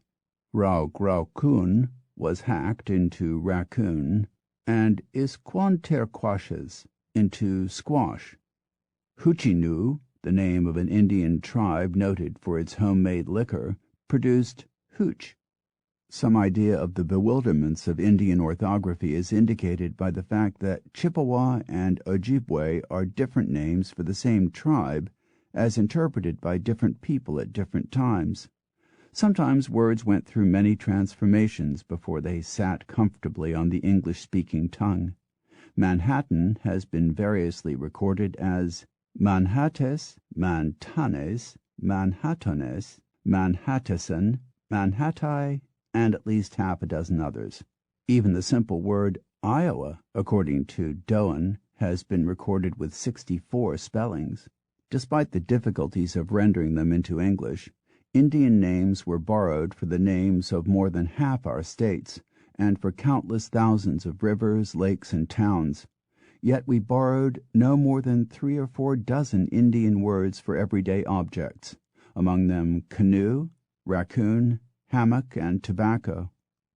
From the early Spanish settlers, by contrast, we took more than 500 words, though many of these, it must be said, were Indian terms adopted by the Spaniards. Among them, rodeo, bronco, buffalo, avocado, mustang, burro, fiesta, coyote, mesquite, canyon, and buckaroo. Buckaroo was directly adapted from the Spanish vaquero, a cowboy, and thus must originally have been pronounced with the accent on the second syllable. Many borrowings are more accurately described as Mexican than Spanish, since they did not exist in Spain, among them stampede, huscow, and cafeteria. Huscow and jug, for jail, were both taken from the Mexican Spanish juzgado, which, despite the spelling, was pronounced more or less as huscow. Sometimes it took a while for the pronunciation to catch up with the spelling. Rancher, a term borrowed from the Spanish rancho, was originally pronounced in the Mexican fashion, which made it something much closer to rancor. From the French, too, we borrowed liberally, taking the names for Indian tribes, territories, rivers, and other geographical features, sometimes preserving the pronunciation, Sioux, Mackinaw, and sometimes not, Illinois, Detroit, Des Plaines, Beloit. We took other words from the French, but often knocked them about in a way that made them look distinctively American, as when we turned gaufre into gopher and chaudière into chowder. Other New World words borrowed from the French were prairie and dime. Oftentimes words reach us by the most improbable and circuitous routes. The word for the American currency, dollar, is a corruption of Joachimsthal, named for a 16th century silver mine in Joachimsthal, Germany. The first recorded use of the word in English was in 1553, spelled D-A-L-E-R, and for the next 2 centuries it was applied by the English to various continental currencies. Its first use in America was not recorded until 1782, when Thomas Jefferson, in Notes on a Money Unit for the United States, plumped for dollar as the name of the national currency, on the ground that the Spanish dollar is a known coin and the most familiar of all to the mind of the people. That may be its first recorded appearance, but clearly if it was known to the people the term had already been in use for some time. At all events, Jefferson had his way. In 1785 the dollar was adopted as America's currency, though it was not until 1794 that the first dollars rolled off the presses. That much we know, but what we don't know is where the dollar sign comes from. The most plausible account, according to Mario Pei, is that it represents the first and last letters of the Spanish pesos, written one over the other. It is an attractive theory, but for the one obvious deficiency that the dollar sign doesn't look anything like a P superimposed on an S. Perhaps even more improbable is how America came to be named in the first place. The name is taken from Americus Vespucius, a Latinized form of Amerigo Vespucci, a semi-obscure Italian navigator who lived from 1454 to 1512. Vespucci made 4 voyages to the New World, though without ever once seeing North America. A contemporary map-maker wrongly thought Vespucci discovered the whole of the continent, and in the most literal way put his name on the map. When he learned of his error, the map-maker, one Martin Waldseemüller, took the name off, but by then it had stuck. Vespucci himself preferred the name Mundus Novus, New World.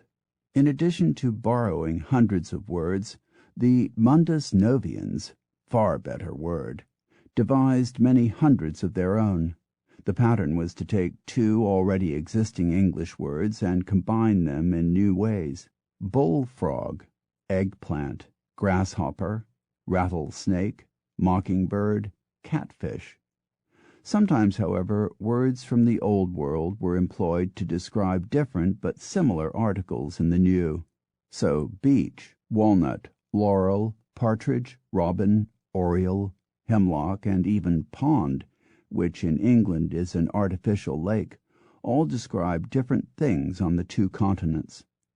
Settlers moving west not only had to find new expressions to describe features of their new outsized continent, mesa, butte, bluff, and so on, but also outsized words that reflected their zestful, virile, wildcat-wrestling, hell-for-leather approach to life. These expressions were, to put it mildly, often colorful, and a surprising number of them have survived. Hornswoggle, cattywampus, rambunctious, absquatulate, to move like greased lightning, to kick the bucket, to be in cahoots with, to root hog or die. Others have faded away. Monstratious, teetotatiously, helliferocious, conboberation, obfusticate, and many others of equal exuberance. Of all the new words to issue from the New World, the quintessential Americanism, without any doubt, was okay. Arguably America's single greatest gift to international discourse, okay is the most grammatically versatile of words, able to serve as an adjective, lunch was okay, verb, can you okay this for me, noun, I need your okay on this, interjection, okay, I hear you, and adverb, we did okay. It can carry shades of meaning that range from casual assent, shall we go? Okay, to great enthusiasm, okay, to lukewarm endorsement, the party was okay, to a more or less meaningless filler of space. Okay, can I have your attention, please? It is a curious fact that the most successful and widespread of all English words, naturalized as an affirmation into almost every language in the world, from Serbo-Croatian to Tagalog, is one that has no correct agreed spelling. It can be O.K., OK, or OKAY, and one whose origins are so obscure that it has been a matter of heated dispute almost since it first appeared. The many theories break down into three main camps. 1. It comes from someone's or something's initials, a Sac Indian chief called Old Keokuk, or a shipping agent named Obadiah Kelly, or from President Martin Van Buren's nickname, Old Kinderhook, or from Oran's Kendall crackers, which were popular in the 19th century. In each of these theories, the initials were stamped or scribbled on documents or crates, and gradually came to be synonymous with quality or reliability. 2. It is adapted from some foreign or English dialect word or place name, such as the Finnish oikea, the Haitian OK, the source of a particularly prized brand of rum, or the Choctaw OK. President Woodrow Wilson apparently so liked the Choctaw theory that he insisted on spelling the word OKEH. 3. It is a contraction of the expression all correct, OLLKORRECT, often said to be the spelling used by the semi-literate 7th President, Andrew Jackson. This third theory, seemingly the most implausible, is in fact very possibly the correct one, though without involving Andrew Jackson, and with a bit of Theory 1 thrown in for good measure. According to Alan Walker Reed of Columbia University, who spent years tracking down the derivation of OK, a fashion developed among the young wits of Boston and New York in 1838 of writing abbreviations based on intentional illiteracies. They thought it highly comical to write OW for all right, OLLWRIGHT, OK for all correct, KY for no use, KNOWYUSE, and so on. OK first appeared in print on March 23, 1839 in the Boston Morning Post. Had that been it, the expression would no doubt have died an early death, but coincidentally in 1840 Martin Van Buren, known as Old Kinderhook from his hometown in upstate New York, was running for re-election as president, and an organization founded to help his campaign was given the name the Democratic OK Club. OK became a rallying cry throughout the campaign, and with great haste established itself as a word throughout the country. This may have been small comfort to Van Buren, who lost the election to William Henry Harrison, who had the no less snappy slogan, Tippecanoe and Tyler too. Although the residents of the New World began perforce to use new words almost from the first day they stepped ashore, it isn't at all clear when they began pronouncing them in a distinctively American way. No one can say when the American accent first arose, or why it evolved quite as it did. As early as 1791, Dr. David Ramsay, one of the first American historians, noted in his History of the American Revolution that Americans had a particular purity of speech, which he attributed to the fact that people from all over Britain were thrown together in America, where they dropped the peculiarities of their several provincial idioms, retaining only what was fundamental and common to them all. But that is not to suggest that they sounded very much like Americans today. According to Robert Birchfield, George Washington probably sounded as British as Lord North. On the other hand, Lord North probably sounded more American than would any British minister today. North would, for instance, have given necessary its full value. He would have pronounced path and bath in the American way. He would have given R's their full value in words like cart and horse, and he would have used many words that later fell out of use in England, but were preserved in the New World. The same would be true of the soldiers on the battlefield, who would, according to Birchfield, have spoken identically, except in minor particularities. The English Language, page 36.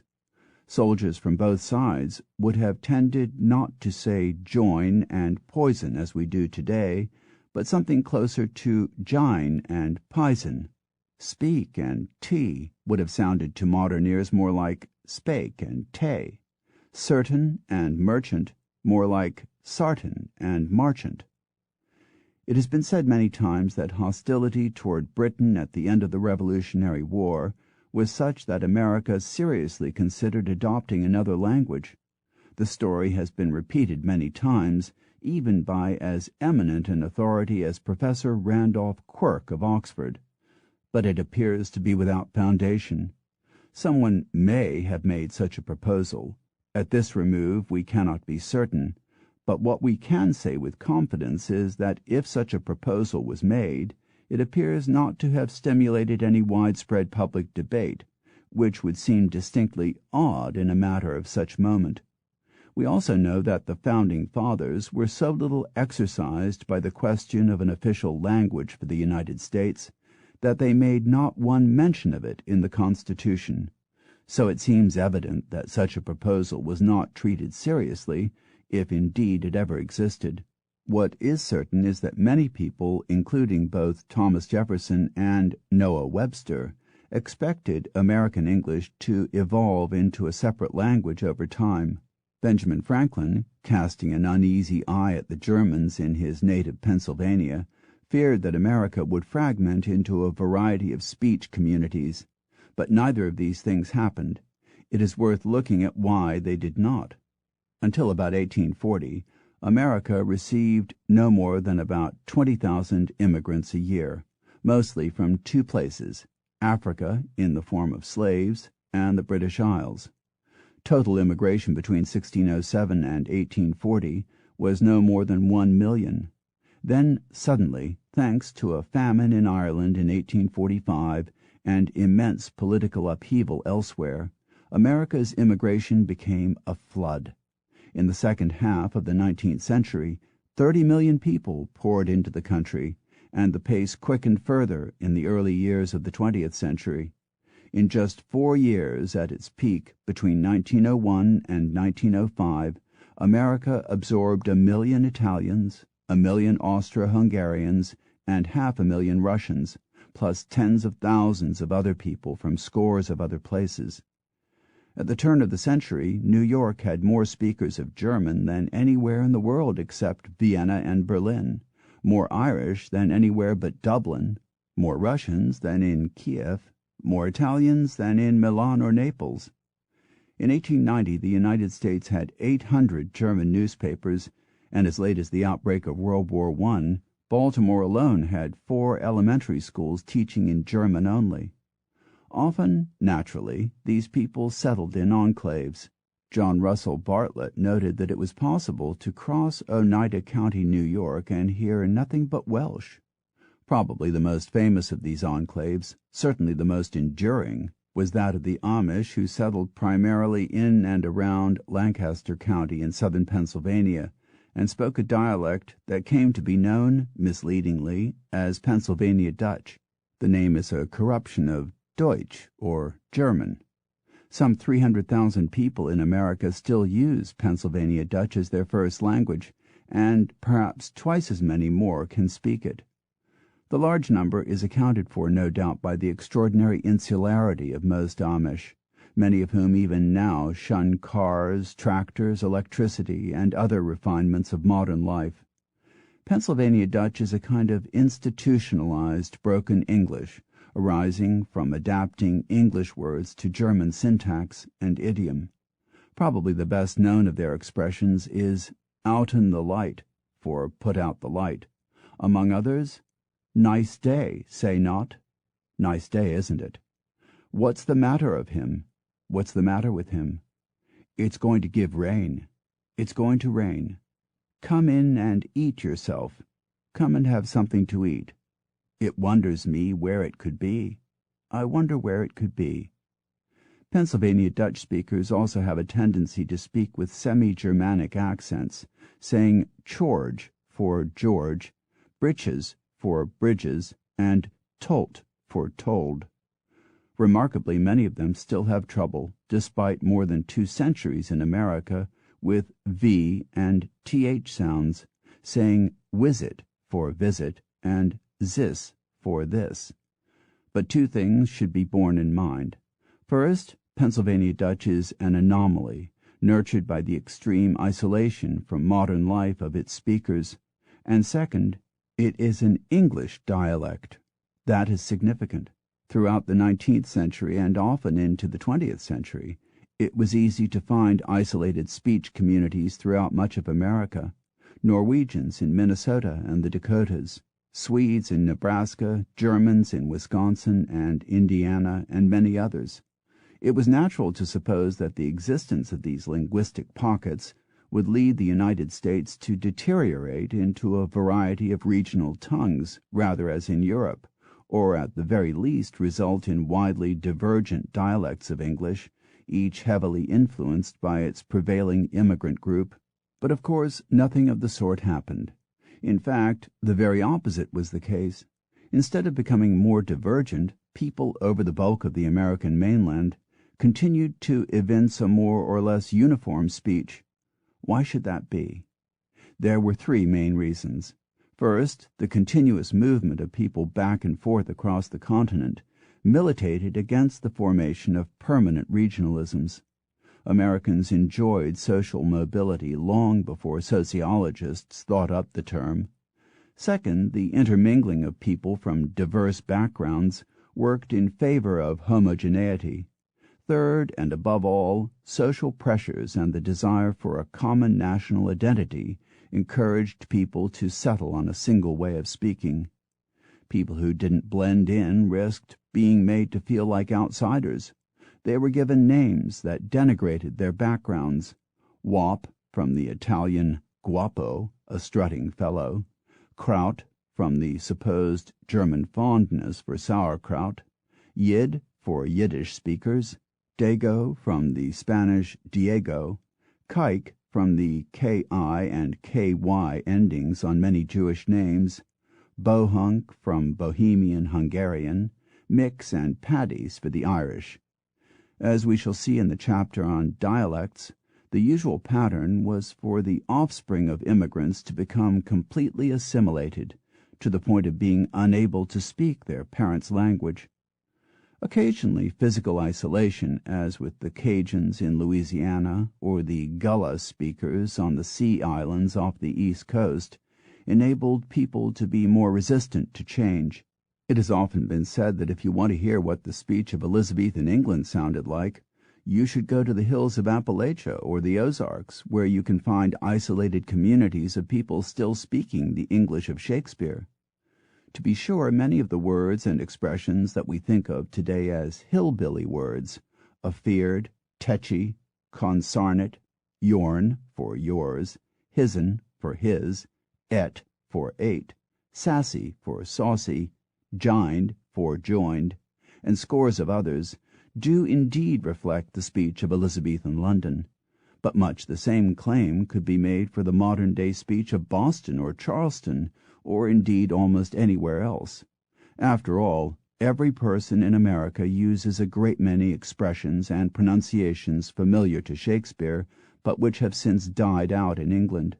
Gotten, fall, for the season, the short A of bath and path, and so on. The mountain regions may possess a somewhat greater abundance of archaic expressions and pronunciations because of their relative isolation, but to imply that the speech there is a near replica of the speech of Elizabethan England is taking it too far. Apart from anything else, most of the mountain areas weren't settled for a century or more after Elizabeth's death.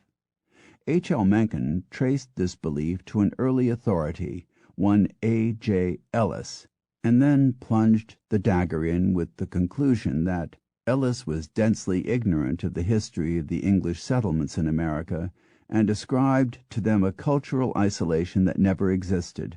Still, it is easy to find the belief, or something very like it, repeated in many books. It is certainly true to say that America in general preserved many dozens of words that would otherwise almost certainly have been lost to English. The best noted, perhaps, is gotten, which to most Britons is the quaintest of Americanisms. It is now so unused in Britain that many Britons have to have the distinction between got and gotten explained to them. They use got for both, even though they make exactly the same distinction with forgot and forgotten. Gotten also survives in England in one or two phrases, notably ill-gotten gains. Sick likewise underwent a profound change of sense in Britain that was not carried over to America. Shakespeare uses it in the modern American sense in Henry V. He is very sick and would to bed. But in Britain, the word has come to take on the much more specific sense of being nauseated. Even so, the broader original sense survives in a large number of expressions in Britain, such as sick bay, sick note, in sickness and in health, to be off sick, that is, to stay at home from work or school because of illness, sick bed, homesick, and lovesick. Conversely, the British often use ill where Americans would only use injured, as in newspaper accounts describing the victim of a train crash as being seriously ill in hospital. Other words and expressions that were common in Elizabethan England that died in England were fall as a synonym for autumn, mad for angry, progress as a verb, platter for a large dish, assignment in the sense of a job or task. It survived in England only as a legal expression. Deck of cards, the English now say pack. Slim in the sense of small, as in slim chance. Mean in the sense of unpleasant instead of stingy. Trash for rubbish, used by Shakespeare. Hog as a synonym for pig. Mayhem, magnetic, chore, skillet, ragamuffin, homespun, and the expression, I guess. Many of these words have re-established themselves in England, so much so that most Britons would be astonished to learn that they had ever fallen out of use there. Maybe was described in the original Oxford English Dictionary in the 20th century as archaic and dialectal. Quit, in the sense of resigning, had similarly died out in Britain. To leaf through a book was first recorded in Britain in 1613, but then fell out of use there, and was reintroduced from America, as was frame up, which the Oxford English Dictionary in 1901 termed obsolete, little realizing that it would soon be reintroduced to its native land in 1,000 gangster movies. America also introduced many words and expressions that never existed in Britain, but which have, for the most part, settled comfortably into domestic life there.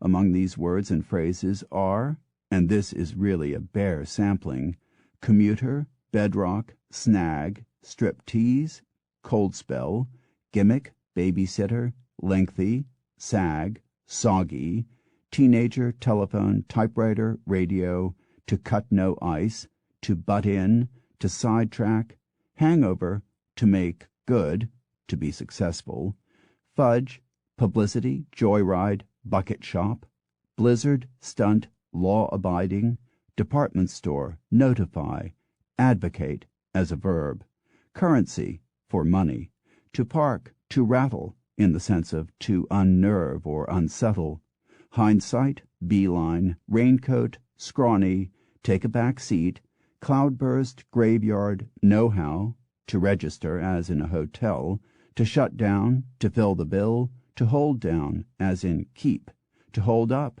as in rob, to bank on, to stay put, to be stung, cheated, and even stiff upper lip. In a rather more roundabout way, so to speak, the word roundabout, their term for traffic circles, is of American origin. More precisely, it was a term invented by Logan Pearsall Smith, an American living in England, who was one of the members in the 1920s of the BBC Advisory Committee on Spoken English.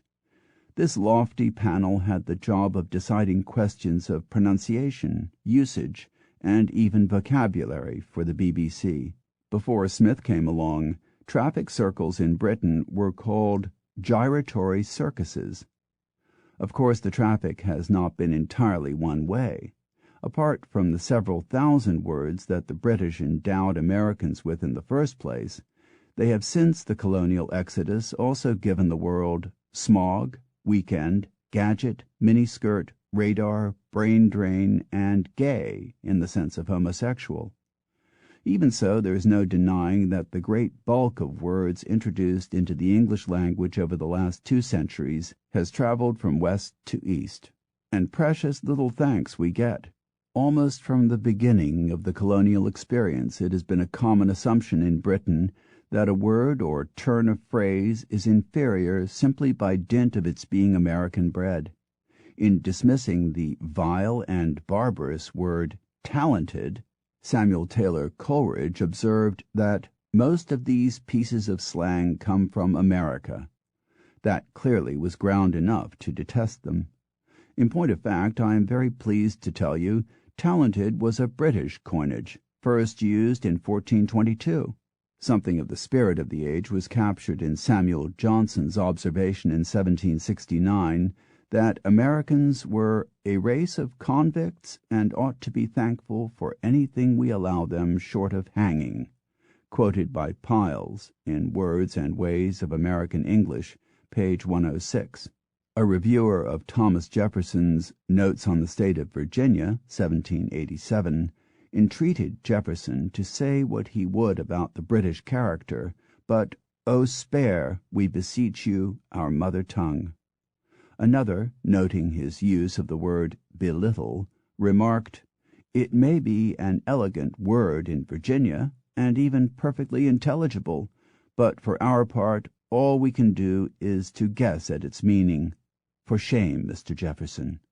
Quoted by Piles, Words and Ways of American English, page 17.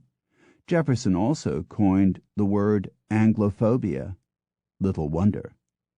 As often as not, these sneerers showed themselves to be not only gratuitously offensive, but also etymologically underinformed, because the objects of their animus were invariably British in origin. Johnson disparaged glee, jeopardy, and smolder, little realizing that they had existed in England for centuries.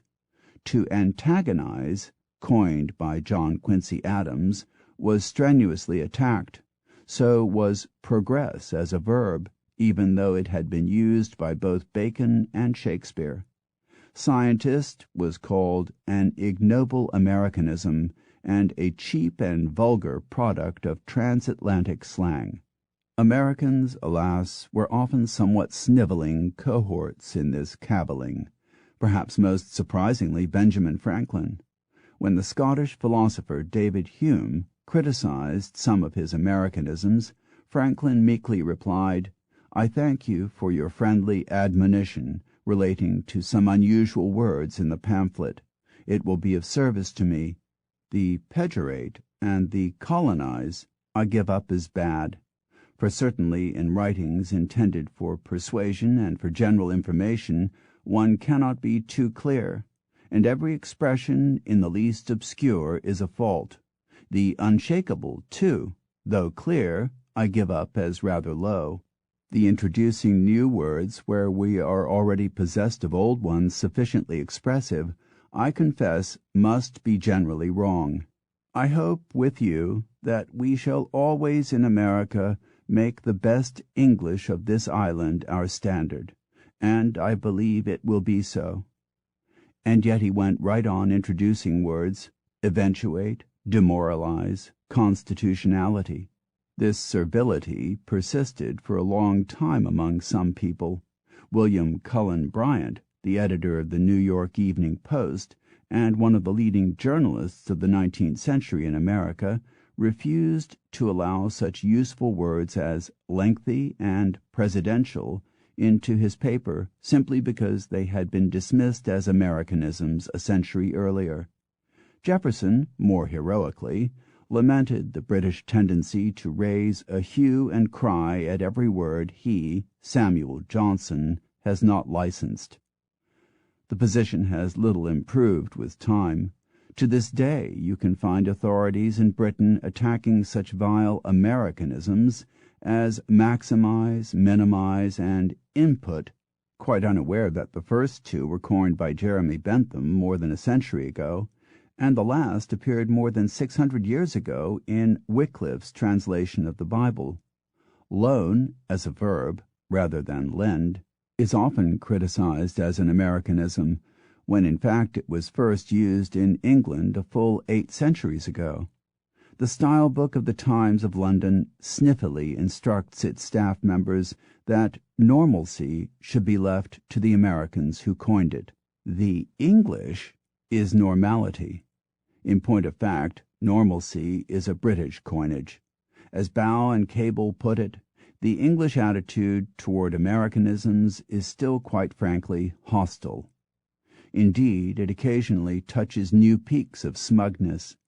In 1930, a Conservative member of Parliament, calling for a quota on the number of American films allowed into Britain, said, "The words and accent are perfectly disgusting, and there can be no doubt that such films are an evil influence on our language," quoted by Norman Moss in What's the Difference, page 12. More recently, during a debate in the House of Lords in 1978, one of the members said, "If there is a more hideous language on the face of the earth than the American form of English, I should like to know what it is." We should perhaps bear in mind that the House of Lords is a largely powerless, non-elective institution. It is an arresting fact of British political life that a Briton can enjoy a national platform and exalted status simply because he is the residue of an illicit coupling 300 years before between a monarch and an orange seller. Even when they have not been actively hostile, the British have often struck an aloof, not to say fantastical, attitude to the adoption of American words. In The King's English, 1931, the Fowler brothers, usually paragons of common sense in matters linguistic, take the curious and decidedly patronizing view that although there is nothing wrong with American English, and that it is even capable of evincing occasional flashes of genius, it is nonetheless a foreign tongue, and should be treated as such. The English and the American language and literature are both good things, but they are better apart than mixed. They particularly cautioned against using 3 vulgar Americanisms: placate, transpire, and antagonize. Putting aside the consideration that without America's contribution English today would enjoy a global importance about on a par with Portuguese, it is not too much to say that this attitude is unworthy of the British. It is, at any rate, an arresting irony that the more dismissive they grow of American usages, the more lavishly they borrow them, to the extent of taking phrases that have no literal meaning in British English. People in Britain talk about doing something on a shoestring, even though the word there is shoelace. They talk about the $64,000 question, looking like $1,000,000, having a megabuck salary, stepping on the gas when they fuel their cars with petrol, and taking a rain check, even though probably not one Briton in 100 knows what a rain check is. They have even quietly modified their grammar and idiom to fit the American model. Ernest Gowers, in the revised edition of A Dictionary of Modern English Usage, noted that under the influence of American usage the British had begun to change aim at doing into aim to do, haven't got to don't have, begun using in instead of for in phrases like the first time in years, and started for the first time using begin to with a negative, as in this doesn't begin to make sense. And these changes go on. Fairly recently, truck has begun driving out lorry. Airplane is more and more replacing aeroplane. The American sense of billion, 1 followed by 9 zeros, has almost completely routed the British sense, 1 followed by 12 zeros.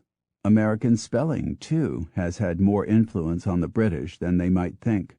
Jail rather than Gaol, Burden rather than Burthen, Clue rather than Clew, Wagon rather than Waggon, today and tomorrow without a hyphen after the to, mask rather than masque, reflection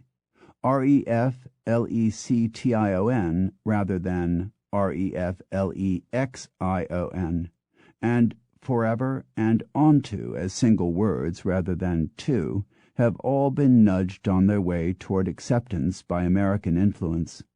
For most senses of the word program, the British still use programme,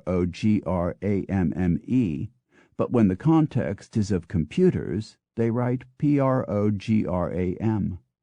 A similar distinction is increasingly made with disc, the usual British spelling, and disk for the thing you slot into your home computer. Although the English kept the U in many words like humor, honor, and color, they gave it up in several, such as terror, horror, and governor, helped at least in part by the influence of American books and journals.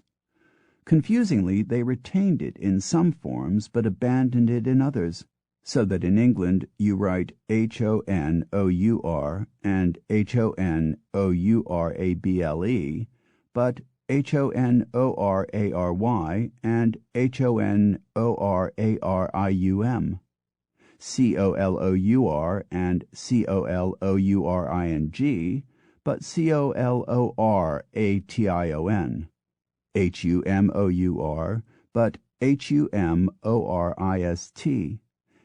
labour and labourer, but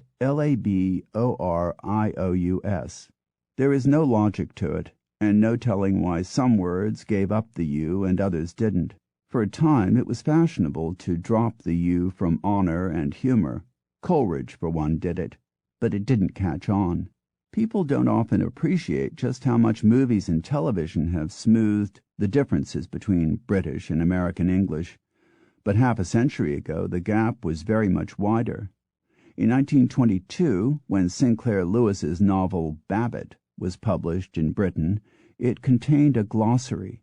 Words that are commonplace in Britain now were quite unknown until the advent of talking pictures, among them grapevine, fan, in the sense of a sports enthusiast, gimmick, and phony.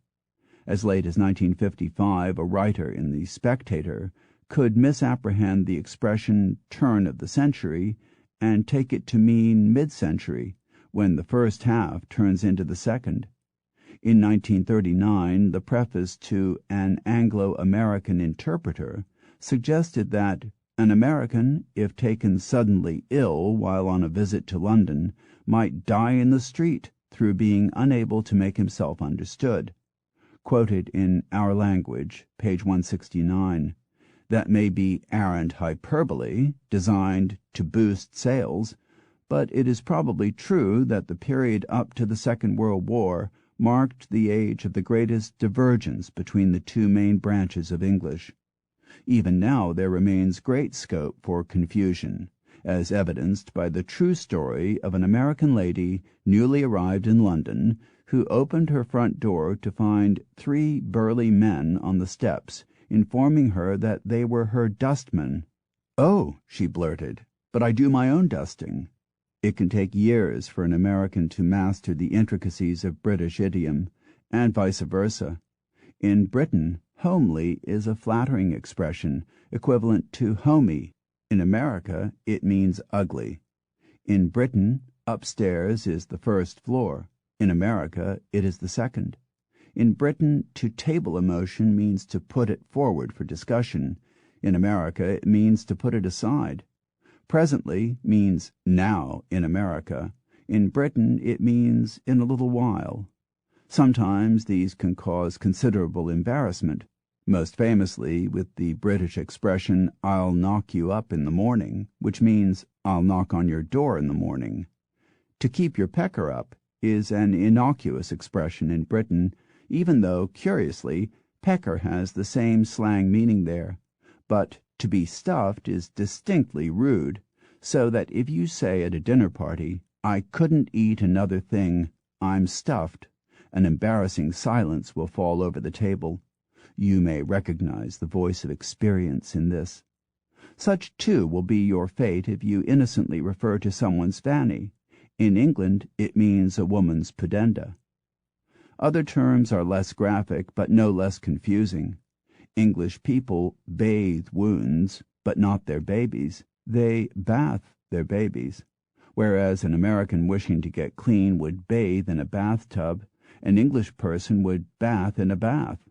English people do bathe, but what they mean by that is to go for a swim in the sea, unless, of course, the water is too cold, as it always is in Britain, in which case they stand in water up to their knees.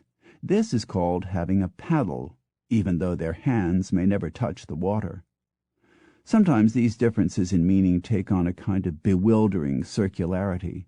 A tramp in Britain is a bum in America, while a bum in Britain is a fanny in America, while a fanny in Britain is, well, we've covered that. To a foreigner it must seem sometimes as if we are being intentionally contrary.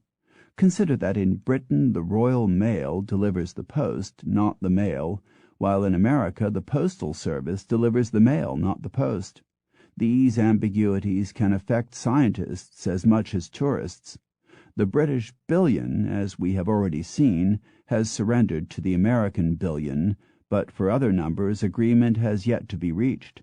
A decillion in America is a 1 plus 33 zeros. In Britain it is a 1 plus 60 zeros. Needless to say, that can make a difference. In common speech, some 4,000 words are used differently in one country from the other. That's a very large number indeed. Some are well known on both sides of the Atlantic: lift, elevator, dustbin, garbage can, biscuit, cookie, but many hundreds of others are still liable to befuddle the hapless traveler.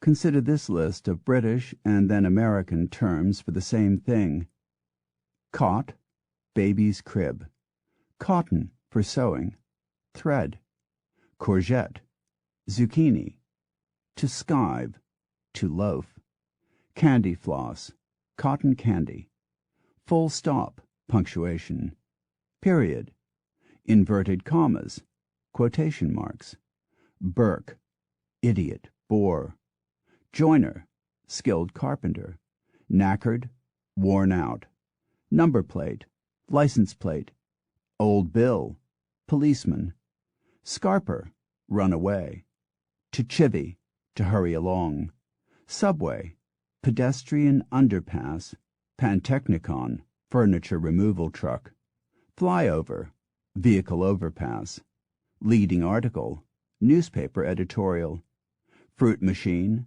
one-armed bandit; smalls, ladies' underwear; coach, long-distance bus; spiv, petty thief; to grizzle, to whine; to hump, to carry a heavy load. Chapter 12. English as a World Language. In Hong Kong you can find a place called the Plastic Bacon Factory. In Naples, according to the London Observer, there is a sports shop called Snoopy's Dribbling. The name becomes fractionally less alarming when you know that dribbling is the European term for moving a soccer ball down the field. While in Brussels there is a men's clothing store called Big Nuts, where on my last visit to the city it had a sign saying "Sweat, 690 francs."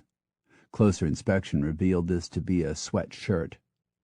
In Japan you can drink Homo milk or Pocari Sweat, a popular soft drink, eat some chocolate called handmade Queer Aid, or go out and buy some arm-free Grand Slam Munsing wear. In Sarajevo, Yugoslavia, a largely Muslim city seemingly as remote from English-speaking culture as any place in Europe, you can find graffiti saying "Heavy metal is law." and Hooligan Kings of the North. In the Europa Hotel in the same city, you will find this message on every door. Guests should announce the abandonment of their rooms before 12 o'clock, emptying the room at the latest until 14 o'clock, for the use of the room before 5 at the arrival or after the 16 o'clock at the departure will be billed as 1 night more. Is that clear? In Yugoslavia they speak 5 languages. In not one of them does the word stop exist, yet every stop sign in the country says just that. I bring this up here to make the somewhat obvious observation that English is the most global of languages. Products are deemed to be more exciting if they carry English messages, even when, as often happens, the messages don't make a lot of sense. I have before me a Japanese eraser that says, "Mr. Friendly Quality Eraser. Mr. Friendly arrived. He always stay near you, and steals in your mind to lead you a good situation." On the bottom of the eraser is a further message. "We are ecologically minded. This package will self-destruct in Mother Earth." It is a product that was made in Japan solely for Japanese consumers, yet there is not a word of Japanese on it. Coke cans in Japan come with the slogan, "I feel Coke and sound special." A correspondent of The Economist spotted a T-shirt in Tokyo that said, "OD on bourgeoisie milk boy milk." A shopping bag carried a picture of dancing elephants above the legend, "Elephant family are happy with us. Their humming makes us feel happy." Some of these items betray a distinct and yet somehow comforting lack of geographical precision. A shopping bag showing yachts on a blue sea had the message, "Switzerland, seaside city." A range of products manufactured by a company called Cream Soda all used to bear the splendidly vacuous message, "Too fast to live, too young to happy." Then some spoilsport informed the company of its error, and the second half of the message was changed to "too young to die." What is perhaps most worrying is that these meaningless phrases on clothing are invading the English-speaking world. I recently saw in a London store a jacket with bold lettering that said, "Rodeo, 100% boys for Atomic Atlas." The jacket was made in Britain. Who by? Who for? So, how many people in the world speak English? That's hard to say. We're not even sure how many native speakers there are. Different authorities put the number of people who speak English as a first language at anywhere between 300 and 400 million. That may seem sloppily imprecise, but there are some sound reasons for the vagueness. In the first place, it is not simply a matter of taking all the English-speaking countries in the world and adding up their populations. America alone has 40 million people who don't speak English, about the same number as the number of people in England who do speak English. Then there is the even thornier problem of deciding whether a person is speaking English or something that is like English, but is really a quite separate language. This is especially true of the many English-based creoles in the world, such as Creole, spoken in Sierra Leone, and Neo-Melanesian, sometimes called Tok Pisin, spoken in Papua New Guinea.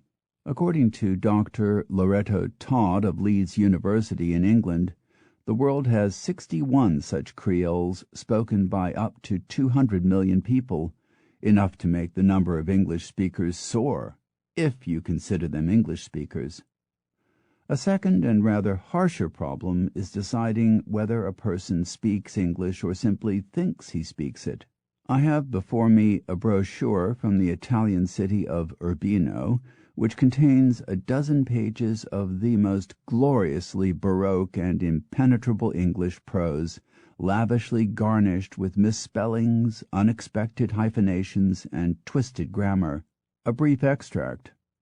The integrity and thus the vitality of Urbino is no chance, but a conservation due to the factors constituted, in all probability, by the approximate framework of the unity of the country, the difficulty odd communications, the very concentric pattern of hill systems, or the remoteness from highly developed areas, the force of the original design proposed in its construction with the means at the disposal of the new sciences of the Renaissance as an ideal city even.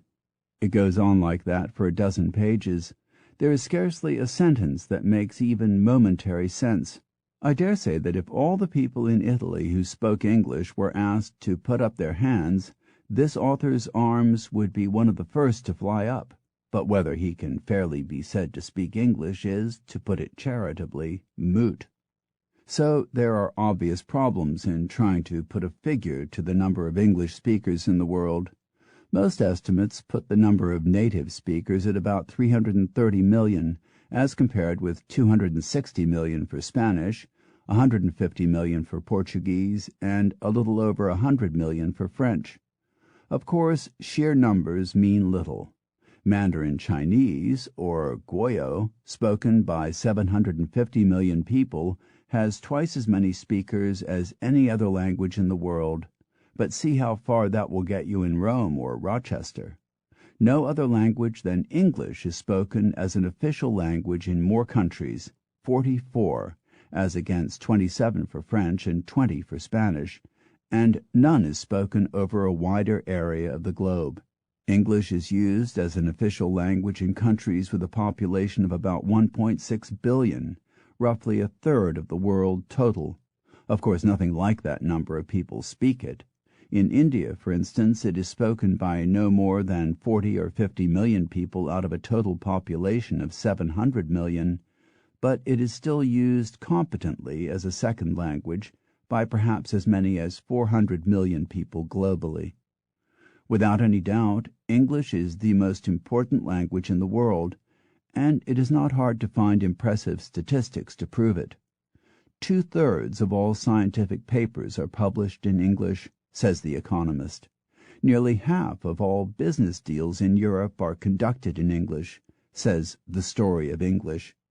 More than 70% of the world's mail is written and addressed in English, says Lincoln Barnett in The Treasure of Our Tongue. It is easy to let such impressive figures run away with us. The Story of English notes that the main television networks of the United States, Britain, and Canada enjoy audiences that regularly exceed 100 million. Since the population of the United Kingdom is 56 million and that of Canada only a little over 25 million, that claim would seem to be exaggerated. So, too, almost certainly is the same book's claim that in total there are probably more than 1 billion speakers of English, at least a quarter of the world's population. The simple fact is that English is not always spoken as widely or as enthusiastically as we might like to think. According to U.S. News and World Report, February 18, 1985, even in Switzerland, one of the most polyglot of nations, no more than 10% of the people are capable of writing a simple letter in English. What is certain is that English is the most studied and emulated language in the world, its influence so enormous that it has even affected the syntax of other languages. According to a study by Magnus Ljung of Stockholm University, more than half of all Swedes now make plurals by adding s after the English model rather than by adding ar, or, or er in the normal Swedish way. The hunger for English is gargantuan. When the BBC English teaching series Follow Me was first broadcast in China, it drew audiences of up to 100 million people. This may also tell us a little something about the quality of alternative viewing in China. The presenter of the program, Cathy Flower, an unknown in England, is said to be the most familiar British face in China after the Queen. At all events, there are more people learning English in China than there are people in the United States. The teaching of English, according to The Economist, is worth £6 billion a year globally. It is estimated to be Britain's sixth largest source of invisible earnings, worth some £500 million a year. English words are everywhere. Germans speak of die Teenagers and das Walkout, and German politicians snarl no comment at German journalists. Italian women coat their faces with cold cream, Romanians ride the trolleybus, and Spaniards, when they feel chilly, don a sweater. Almost everyone in the world speaks on the telephone or the telephone, or even, in China, the telephone. And almost everywhere you can find hamburgers, nightclubs, and television. In 1986, The Economist assembled a list of English terms that had become more or less universal. They were airport, passport, hotel, telephone, bar, soda, cigarette, sport, golf, tennis, stop, okay, weekend, jeans, know-how, sex appeal, and no problem. As The Economist put it, the presence of so many words to do with travel, consumables, and sport attests to the real source of these exports, America. Usually English words are taken just as they are, but sometimes they are adapted to local needs, often in quite striking ways. The Serbo-Croatians, for instance, picked up the English word nylon, but took it to mean a kind of shabby and disreputable variation, so that a nylon hotel is a brothel, while a nylon beach is a place where nudists frolic. Other nations have left the words largely intact, but given the spelling a novel twist. Thus, the Ukrainian Herkot might seem wholly foreign to you until you realized that a haircut is what a Ukrainian goes to his barber for. Similarly, unless you heard them spoken, you might not instantly recognize AJSKRYM, MUVING, PIKCERIS,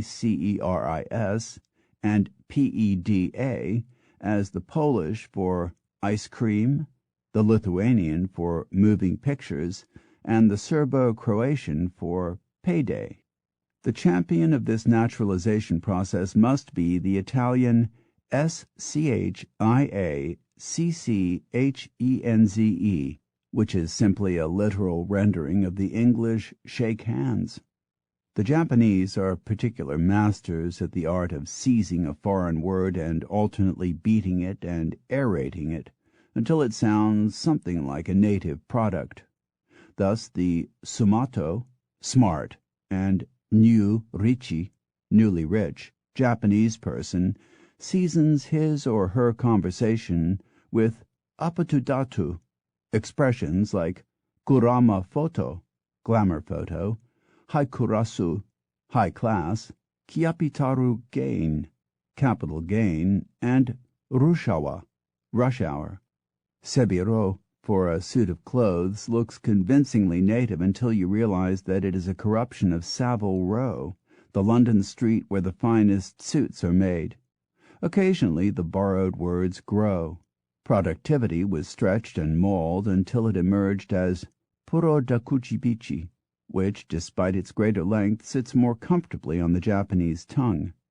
But for the most part the Japanese use the same sort of ingenuity miniaturizing English words as they do in miniaturizing televisions and video cameras. So modern girl comes out as moga, word processor becomes wapro, mass communications becomes masukomi, and commercial is brusquely truncated into a short, sharp km. No pan, short for no panties, is a description for bottomless waitresses, while the English words touch and game have been fused to make tachi gemu, a euphemism for sexual petting.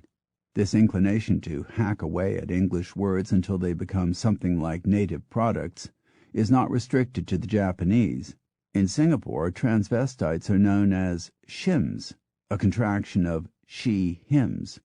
Italians don't go to a nightclub, but just to a night, often spelled Nihgt, while in France a self-service restaurant is simply le self.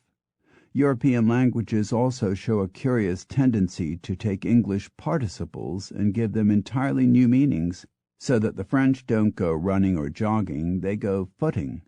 They don't engage in a spot of sunbathing, but rather go in for le bronzing. A tuxedo or dinner jacket in French becomes un smoking, while in Italy cosmetic surgery becomes il lifting. The Germans are particularly inventive at taking things a step further than had ever occurred to anyone in English. A young person in Germany goes from being in his teens to being in his twenties.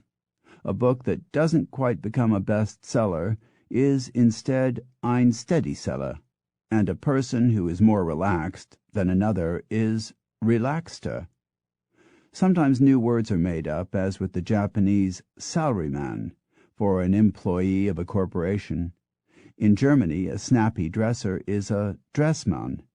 In France, a record man is not a disc jockey, but an athlete who sets a record, while an alloman is a switchboard operator because he says, "Allo, allo?"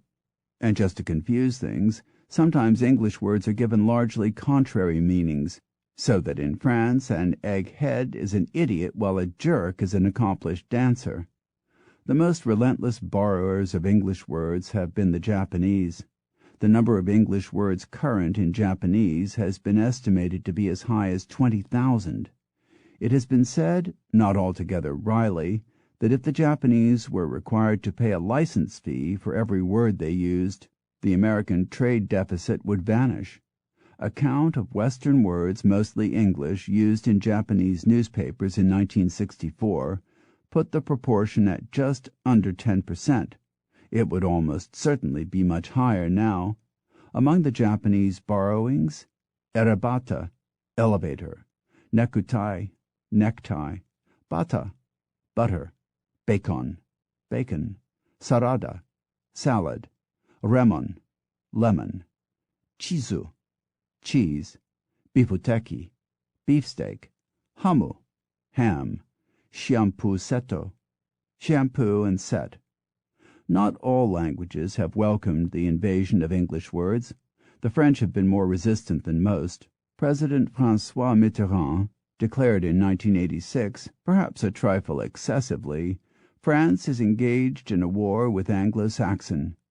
The French have had a law against the encroachment of foreign words since as early as 1911, but this was considerably bolstered by the setting up in 1970 of a commission on terminology, which was followed in 1975 by another law called the Maintenance of the Purity of the French Language, which introduced fines for using illegal anglicismes, which in turn was followed in 1984 by the establishment of another panel, the grandly named Commissariat Général de la Langue Française. You may safely conclude from all this that the French take their language very seriously indeed. As a result of these various efforts, the French are forbidden from saying pipeline, even though they pronounce it pipeline, but must instead say oléoduc. They cannot take a jet airplane, but instead must board an avion à réaction. A hamburger is a steak haché. Chewing gum has become pâté à mâcher. The newspaper Le Monde sarcastically suggested that sandwich should be rendered as deux morceaux de pain avec quelque chose au milieu, 2 pieces of bread with something in the middle. Estimates of the number of anglicismes in French have been put as high as 5%, though Le Monde thinks the true total is nearer 2% or less. Someone else once calculated that an anglicisme appeared in Le Monde once every 166 words, or well under 1% of the time. So it is altogether possible that the French are making a great deal out of very little. Certainly the incursion of English words is not a new phenomenon. Le snob, le beefsteak, and even le self-made man go back 100 years or more, while ouest, west, has been in French for 700 years and roast beef, for 350. More than one observer has suggested that what really rankles the French is not that they are borrowing so many words from the rest of the world, but that the rest of the world is no longer borrowing so many from them. As the magazine Le Point puts it, our technical contribution stopped with the word chauffeur. The French, it must be said, have not been so rabidly Anglophobic as has sometimes been made out. From the outset the government conceded defeat on a number of words that were too well established to drive out: gadget, hold-up, weekend, blue jeans, self-service, manager, marketing, and many others. Between 1977 and 1987, there were just 40 prosecutions for violations of the language laws, almost always involving fairly flagrant abuses. TWA, for instance, was fined for issuing its boarding passes in English only. You can hardly blame the French for taking exception to that. The French also recognized the global importance of English. In 1988, the elite École Centrale de Paris, one of the country's top engineering academies, made it a requirement of graduation that students be able to speak and write fluent English, even if they have no intention of ever leaving France. It would be a mistake to presume that English is widely spoken in the world because it has some overwhelming intrinsic appeal to foreigners. Most people speak it not because it gives them pleasure to help out American and British monoglots who cannot be troubled to learn a few words of their language, believe it or not, but because they need it to function in the world at large. They may like a few English words splashed across their T-shirts and shopping bags, but that isn't to say that that is what they want to relax with in the evening. Go to Amsterdam or Antwerp or Oslo, and you will find that almost everyone speaks superb English, and yet if you venture into almost any bookstore in those cities, you will usually find only a small selection of books in English. For the most part, people want to read works in their own language. Equally, they want to watch television in their own language. In the coastal areas of Holland and Belgium, where most people can both speak English and receive British television broadcasts, most still prefer to watch local programs even when they are palpably inferior to the British product, i.e., almost invariably. Similarly, two English-language satellite networks in Europe, Sky TV and Super Channel, had some initial success in West Germany, but as soon as two competing satellite networks were set up transmitting more or less the same programs but dubbed into German, the English-speaking network's joint share slumped to less than 1%, about as much as could be accounted for by English-speaking natives living in West Germany. The simple fact is that German viewers, even when they speak English well, would rather watch Dallas dubbed badly into German than in the original English, and who can blame them? In many places English is widely resented as a symbol of colonialism. In India, where it is spoken by no more than 5% of the population at the very most, the Constitution was written in English, and English was adopted as a foreign language not out of admiration for its linguistic virtues, but as a necessary expedient. In a country in which there are 1,652 languages and dialects, including 15 official ones, and in which no one language is spoken by more than 16% of the population, a neutral outside language has certain obvious practicalities. Much the same situation prevails in Malaysia, where the native languages include Tamil, Portuguese, Thai, Punjabi, 12 versions of Chinese, and about as many of Malay. Traditionally, Malay is spoken in the civil service, Chinese in business, and English in the professions and in education. Yet these countries are almost always determined to phase English out. India had hoped to eliminate it as an official language by 1980, and both Malaysia and Nigeria have been trying to do likewise since the 1970s.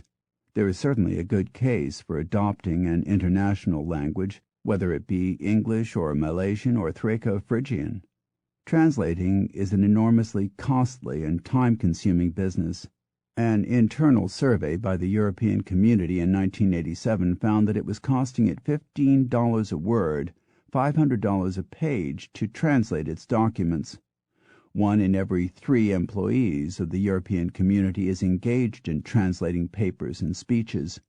A third of all administration costs, $700 million in 1987, was taken up with paying for translators and interpreters.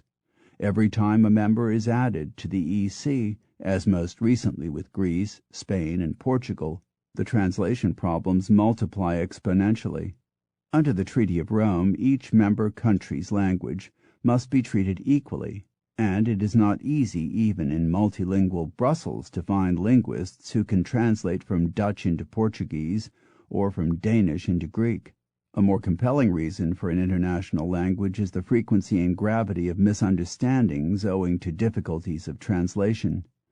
The 1905 draft of a treaty between Russia and Japan, written in both French and English, treated the English control and French contrôler as synonyms, when in fact the English form means to dominate or hold power, while the French means simply to inspect. The treaty nearly fell apart as a result. The Japanese involvement in World War II may have been inadvertently prolonged when the Domei news agency, the official government information service, rendered the word mokusatsu as ignore, when the sense intended was that of reserving a reply until we have had time to consider the matter more carefully. That may seem a remarkably wide chasm between meanings, but Japanese is particularly susceptible to such discrepancy because it is at once so dense and complex, and yet so full of subtlety. It has been suggested, in fact, that it is probably not possible to give accurate simultaneous Japanese-English translations because of the yawning disparity between how the two languages function. To take just one instance, in Japanese it is considered impolite to end a sentence with an unexpected flourish. In English it is a sign of oratorical dexterity of the first order. English speakers, particularly in the context of business or political negotiations, favor bluntness. The Japanese, by contrast, have a cultural aversion to directness and are often reluctant to give a simple yes or no answer. When a Japanese says "kange sasete kudasai," let me think about it, or "zensho shimasu," I will do my best, he actually means no. This has led many business people, and on at least one occasion the President of the United States, to go away thinking they had an agreement or understanding that did not actually exist. This problem of nuance and ambiguity can affect the Japanese themselves. According to John David Morley in Pictures from the Water Trade, when Emperor Hirohito went on the radio to announce the Japanese surrender at the end of World War II, he used such vague and arcane language that most of his audience, although listening attentively, didn't have the first idea what he was talking about. In 1988, a member of Parliament, Kazuhisa Inui, began pressing the government to form a committee to come up with ways of making parliamentary debate less dense, suggesting that the Japanese habit of hiding behind rhetoric was heightening the reputation of the sneaky Japanese. New York Times, May 27, 1988. Having said all that, we have a well-practiced gift for obfuscation in the English-speaking world. According to U.S. News and World Report, February 18, 1985, an unnamed American airline referred in its annual report to an involuntary conversion of a 727. It meant that it had crashed. At least one hospital, according to the London Times, has taken to describing a death as a negative patient care outcome. The Pentagon is peerless at this sort of thing. It once described toothpicks as wooden interdental stimulators and tents as frame-supported tension structures. Here is an extract from the Pentagon's Department of Food Procurement specifications for a Regulation Type 2 sandwich cookie. The cookie shall consist of 2 round cakes with a layer of filling between them. The weight of the cookie shall be not less than 21.5 grams and filling weight not less than 6.4 grams. The base cakes shall be uniformly baked with a color ranging from not lighter than chip 27885 or darker than chip 13711. The color comparisons shall be made under north sky daylight with objects held in such a way as to avoid specular refractance. And so it runs on for 15 densely typed pages. Every single item the Pentagon buys is similarly detailed. Plastic whistles, 16 pages. Olives, 17 pages. Hot chocolate, 20 pages. Although English is capable of waffle and obfuscation, it is nonetheless generally more straightforward than Eastern languages and less verbose than other Western ones. As Jespersen notes, where we can say first come, first served, the Danes must say den der kommen first till mollem for first malet. The Growth and Structure of the English Language, page 6. Because of the difficulties inherent in translation, people have been trying for over a century to devise a neutral, artificial language. At the end of the 19th century, there arose a vogue for made-up languages. Between 1880 and 1907, Bow and Cable, A History of the English Language, page 7, 53 universal languages were proposed. Most were enthusiastically ignored, but one or two managed to seize the public's attention. One of the more improbable of these successes was Volapük, invented in 1880 by a German priest named Johann Martin Schleyer. For a decade and a half, Volapük enjoyed a large following. More than 280 clubs sprang up all over Europe to promote it. Journals were established and 3 international congresses were held. At its peak it boasted almost 1 million followers, and yet the language was both eccentric and abstruse. Schleyer shunned the letter R because he thought it was too difficult for children, the elderly, and the Chinese. Above all, Volapük was obscure. Schleyer claimed that the vocabulary was based largely on English roots, which he said made it easier to learn for anyone already familiar with English, but these links were often nearly impossible to deduce. The word Volapük itself was supposed to come from 2 English roots, vola for world and pük for speak, but I dare say it would take a linguistic scholar of the first mark to see the connection. Schleyer helped to doom the language by refusing to make any modifications to it, and it died with almost as much speed as it had arisen.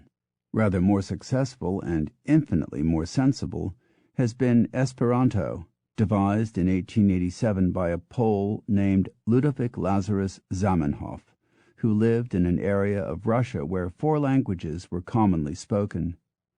Zamenhof spent years diligently concocting his language. Luckily he was a determined fellow, because at an advanced stage in the work his father, fearing his son would be thought a spy working in code, threw all Ludwig's papers in the fire, and the young Pole was forced to start again from scratch. Esperanto is considerably more polished and accessible than Volapük.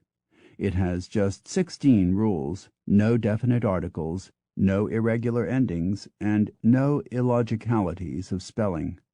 Esperantists claim to have 8 million adherents in 110 countries and say that with 3 hours of study a week it can be mastered in a year. As evidence of its success as a living language, its proponents point out that it has developed its own body of slang. For example, luton for hello, a devil-may-care shortening of the formal word saluton, and even its own swear words, such as merdo, derived from the French merde. Esperanto looks faintly like a cross between Spanish and Martian, as this brief extract, the first sentence from the book of Genesis, shows. En la comenco Dio creis le cielon kai la terron. Esperanto has one inescapable shortcoming. For all its 8 million claimed speakers, it is not widely used. In normal circumstances, an Esperanto speaker has about as much chance of encountering another as a Norwegian has of stumbling on a fellow Norwegian in, say, Mexico.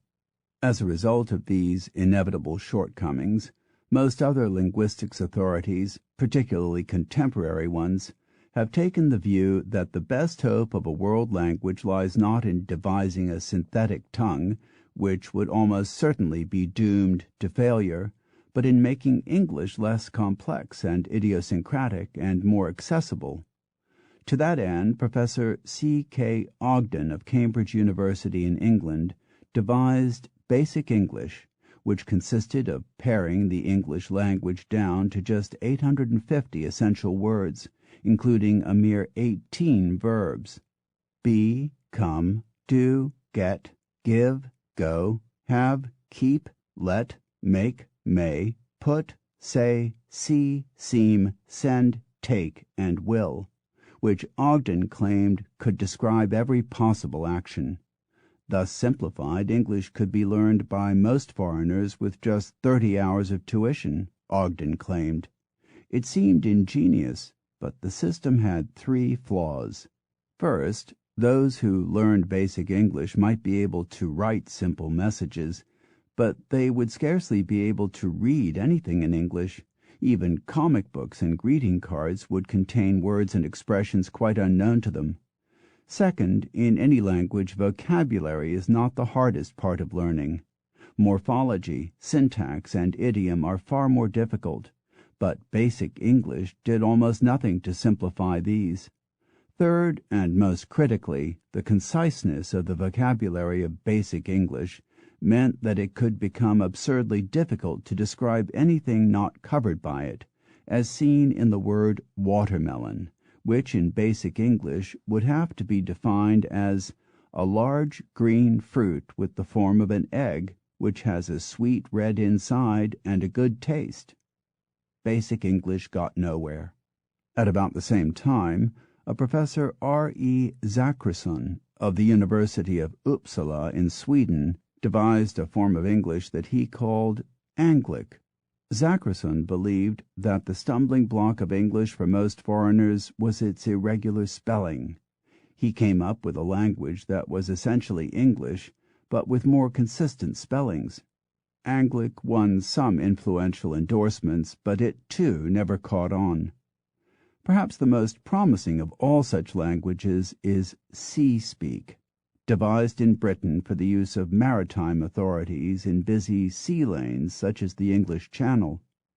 The idea of sea-speak is to reduce to a minimum the possibilities of confusion by establishing set phrases for ideas that are normally expressed in English in a variety of ways. For instance, a partly garbled message might prompt any number of responses in English.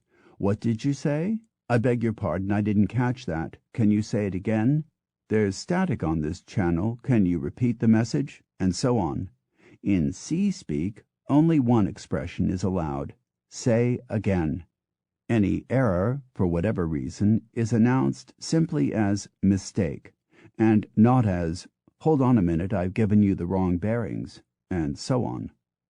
Computers, with their lack of passion and admirable ability to process great streams of information, would seem to be ideal for performing translations, but in fact they are pretty hopeless at it, largely on account of their inability to come to terms with idiom, irony, and other quirks of language. An oft-cited example is the computer that was instructed to translate the expression out of sight, out of mind, out of English and back in again, and came up with blind insanity. It is curious to reflect that we have computers that can effortlessly compute pi to 5,000 places, and yet cannot be made to understand that there is a difference between time flies like an arrow and fruit flies like a banana, or that in the English-speaking world to make up a story, to make up one's face, and to make up after a fight are all quite separate things. Here at last Esperanto may be about to come into its own. A Dutch computer company is using Esperanto as a bridge language in an effort to build a workable translating system. The idea is that rather than, say, translate Danish directly into Dutch, the computer would first translate it into Esperanto, which could be used to smooth out any difficulties of syntax or idiom. Esperanto would, in effect, act as a kind of air filter, removing linguistic impurities and idiomatic specks that could clog the system. Of course, if we all spoke a common language, things might work more smoothly, but there would be far less scope for amusement. In an article in Gentleman's Quarterly in 1987, Kenneth Turan described some of the misunderstandings that have occurred during the dubbing and subtitling of American movies in Europe. In one movie where a policeman tells a motorist to pull over, the Italian translator has him asking for a sweater, i.e., a pullover. In another, where a character asks if he can bring a date to the funeral, the Spanish subtitle has him asking if he can bring a fig to the funeral. In the early 1970s, according to Time magazine, Russian diplomats were issued a Russian-English phrasebook that fell into Western hands and was found to contain such model sentences as this instruction to a waiter: "Please give me curds, sour cream, fried chicks, pulled bread, and one jellyfish." When shopping, the well-versed Soviet emissary was told to order a lady's worsted nylon swimming pants. But of course it works the other way. A Braniff Airlines ad that intended to tell Spanish-speaking flyers that they could enjoy sitting in leather, en cuero, seats, told them that they could fly en cuero, without clothes on. In 1977, President Carter, on a trip to Poland, wanted to tell the people, "I wish to learn your opinions and understand your desires for the future," but his interpreter made it come out as, "I desire the Poles carnally."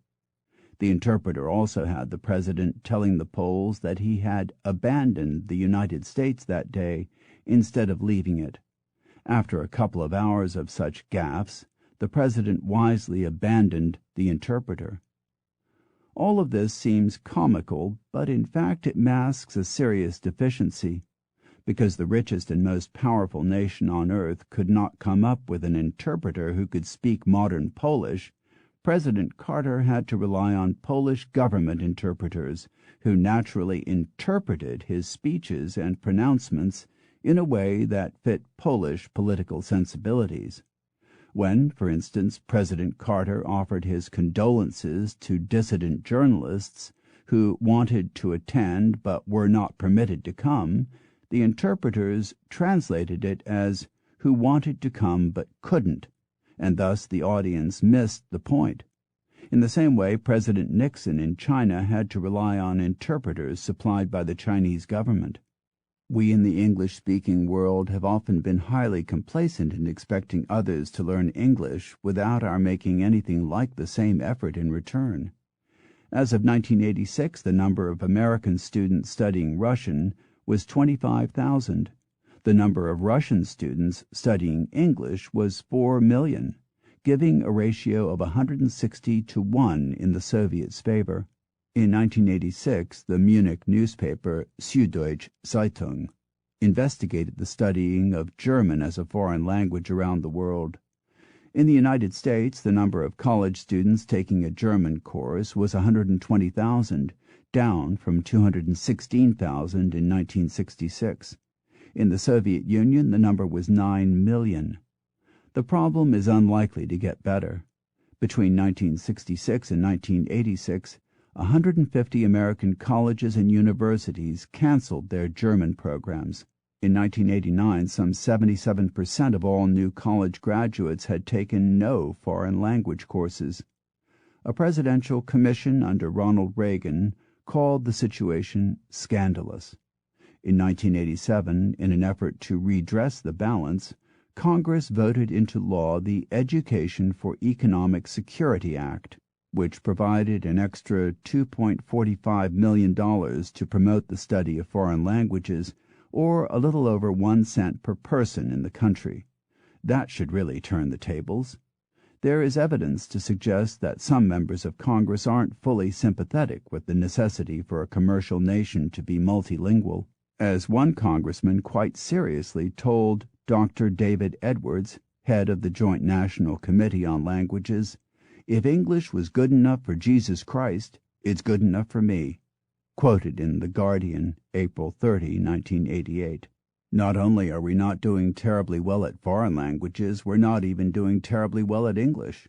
The problem was well voiced by Professor Randolph Quirk, president of the British Academy and one of the country's leading linguistic scholars, when he wrote, "It would be ironic indeed if the millions of children in Germany, Japan, and China who are diligently learning the language of Shakespeare and Eliot took more care in their use of English and showed more pride in their achievement than those for whom it is the native tongue."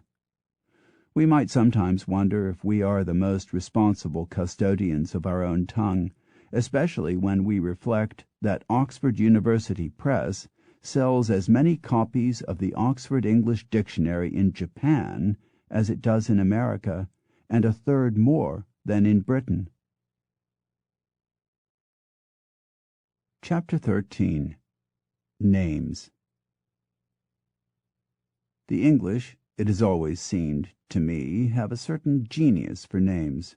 A glance through the British edition of Who's Who throws up a roll call that sounds disarmingly like the characters in a P.G. Wodehouse novel.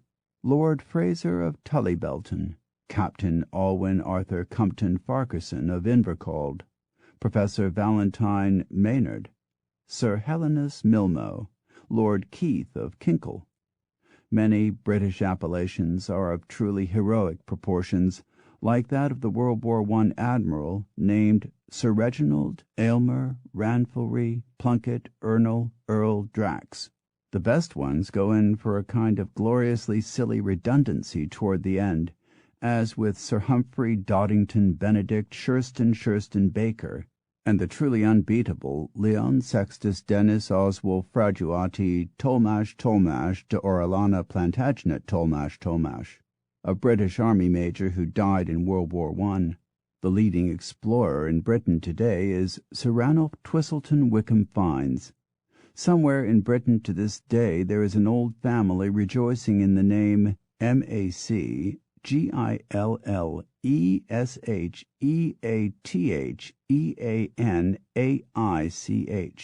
In the realms of nomenclature, clearly we are dealing here with giants.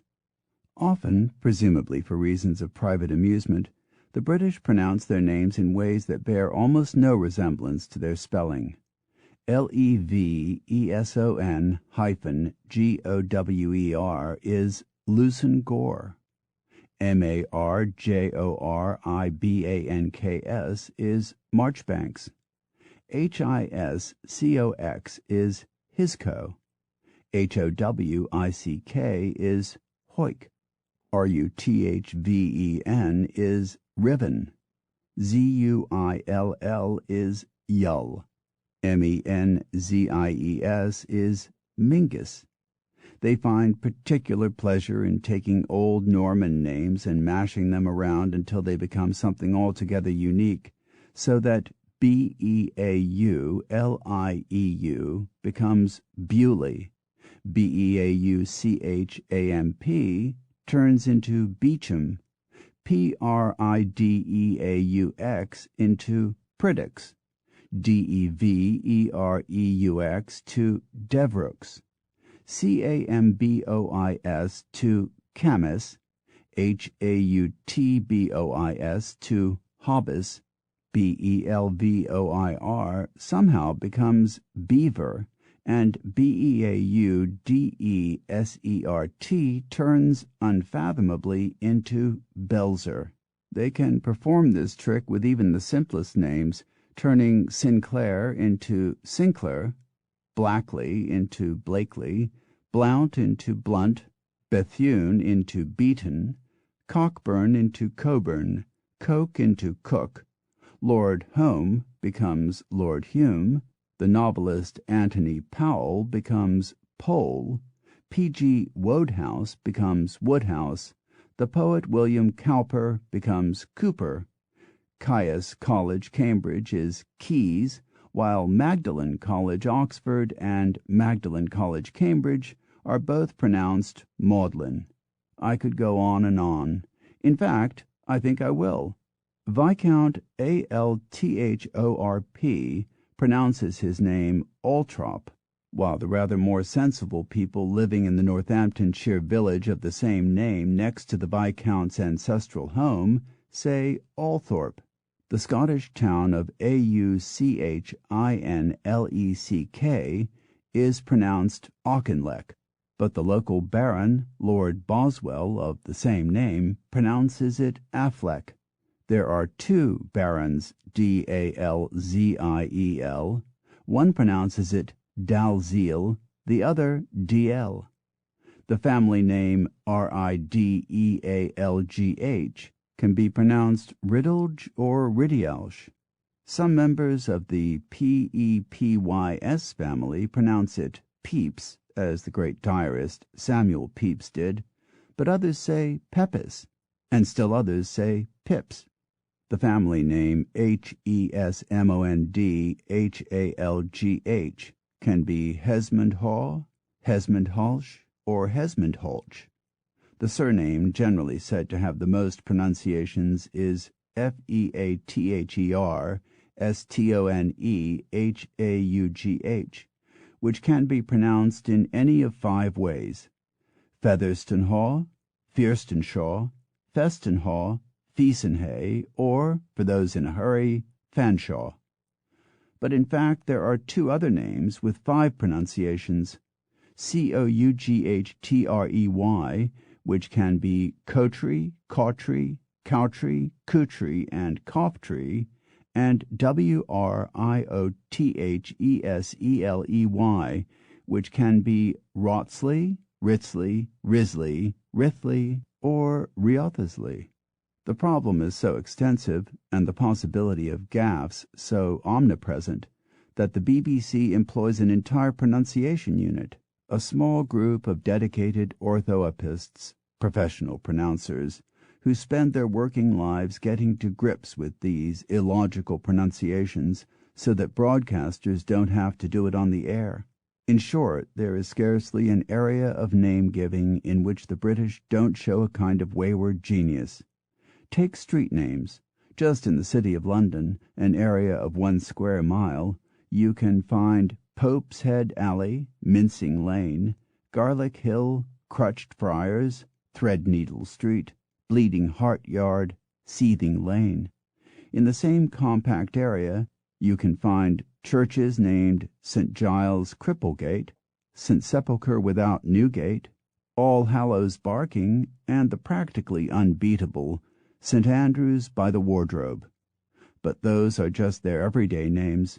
Oftentimes the full official titles are even more breathtaking, as with the Lord Mayor's Parish Church of St. Stephen Walbrook and St. Swithin Londonstone, St. Bennet Sheerhog, and St. Mary Bothel, with St. Lawrence Pountney, which is, for all that, just one church. Equally arresting are British pub names. Other people are content to dub their drinking establishment with pedestrian names like Harry's Bar and the Greenwood Lounge, but a Briton, when he wants to sup ale, must find his way to the Dog and Duck, the Goose and Firkin, the Flying Spoon, or the Spotted Dog.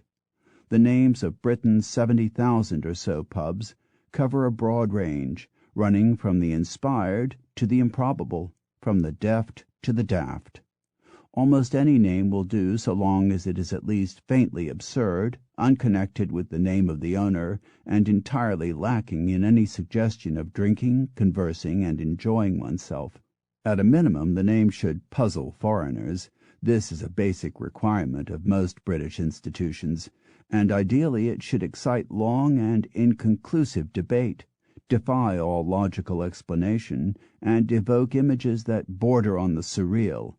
Among the pubs that meet, and indeed exceed, these exacting standards are the Frog and Nightgown, the Bull and Spectacles, the Flying Monk, and the Crab and Gumboil.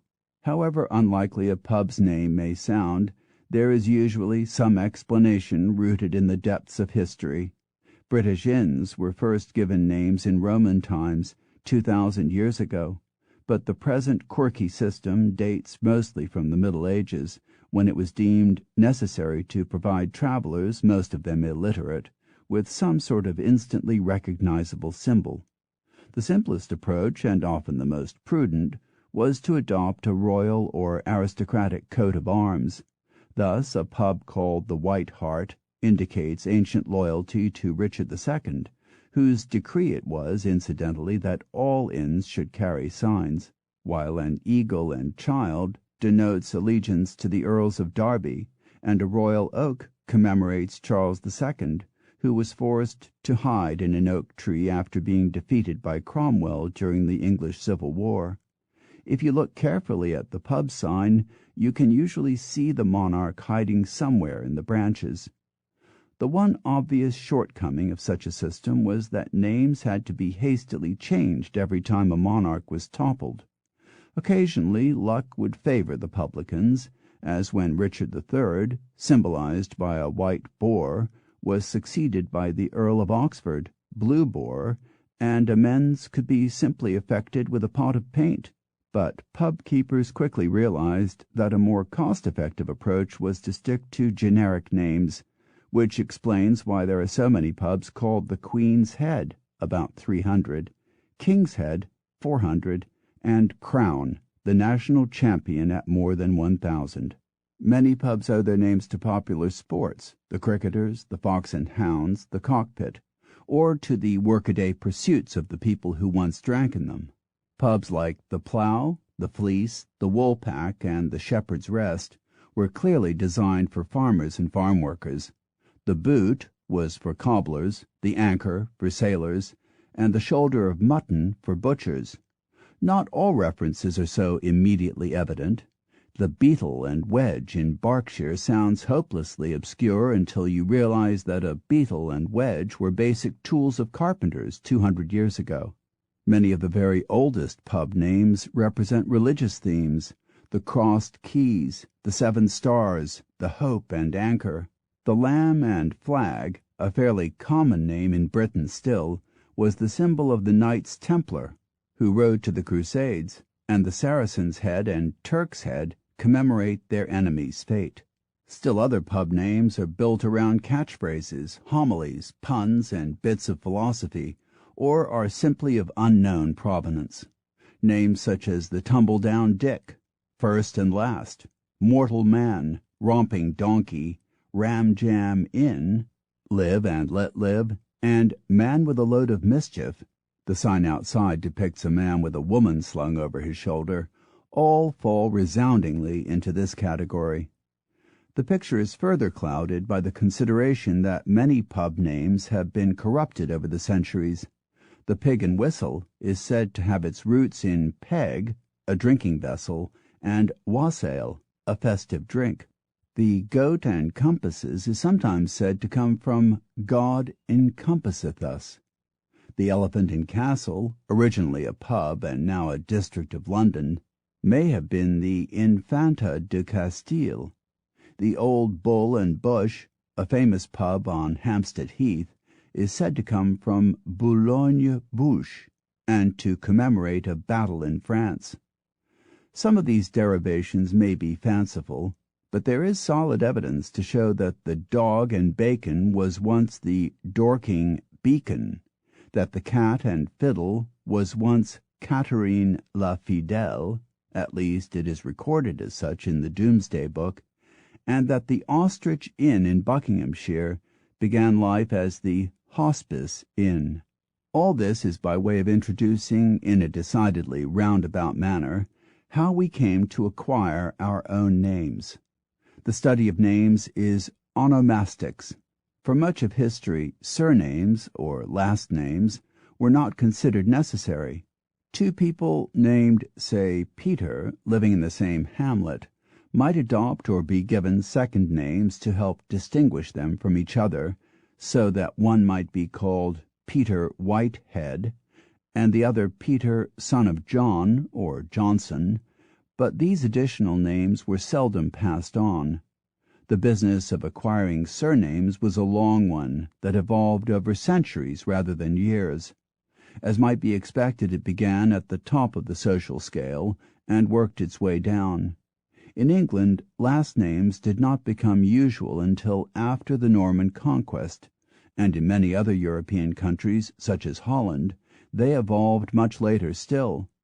Most surnames come ultimately, if not always obviously, from one of four sources: place names, e.g. Lincoln, Worthington, Nicknames: Whitehead, Armstrong; trade names: Smith, Carpenter; and patronymics, that is, names indicating a familial relationship: Johnson, Robertson. In his lifetime a person might be known by a variety of names, for instance, as Peter the butcher who lives by the well at Putney Green, or some such. This would eventually transmute into Peter Butcher, or Peter Green, or Peter Wells. Often in such cases the person would take his name from the figure on a nearby inn sign. In the Middle Ages, when the ability to read could scarcely be assumed, it was common for certain types of businesses to have symbols outside their doors. The striped barber pole is a holdover from those days. A wine merchant would always have a bush by his front door, hence his neighbor might end up being called George Bush. Two events gave a boost to the adoption of surnames in England. The first was the introduction of a poll tax in 1379, which led the government to collect the name of every person in the country aged 16 or over, and the second was the enactment of the Statute of Additions in 1413, which required that all legal documents contain not just the person's given name, but also his or her occupation and place of abode. These two pieces of medieval bureaucracy meant that virtually everyone had to settle on a definite and fixed surname. It's surprising how many medieval occupations are embedded in modern family names. Some are obvious: bowman, archer, carpenter, shepherd, forester. But many others are not, either because the craft has died or become rare, as with Fuller, a cleanser of cloths, and Fletcher, a maker of bows and arrows, or because the spelling has been corrupted in some way, as with Bateman, a corrupted form of boatman, or because the name uses a regionalism, as with Ackerman, a provincial word for a ploughman. It mustn't be forgotten that this was a time of great flux in the English language, when many regional spellings and words were competing for dominance.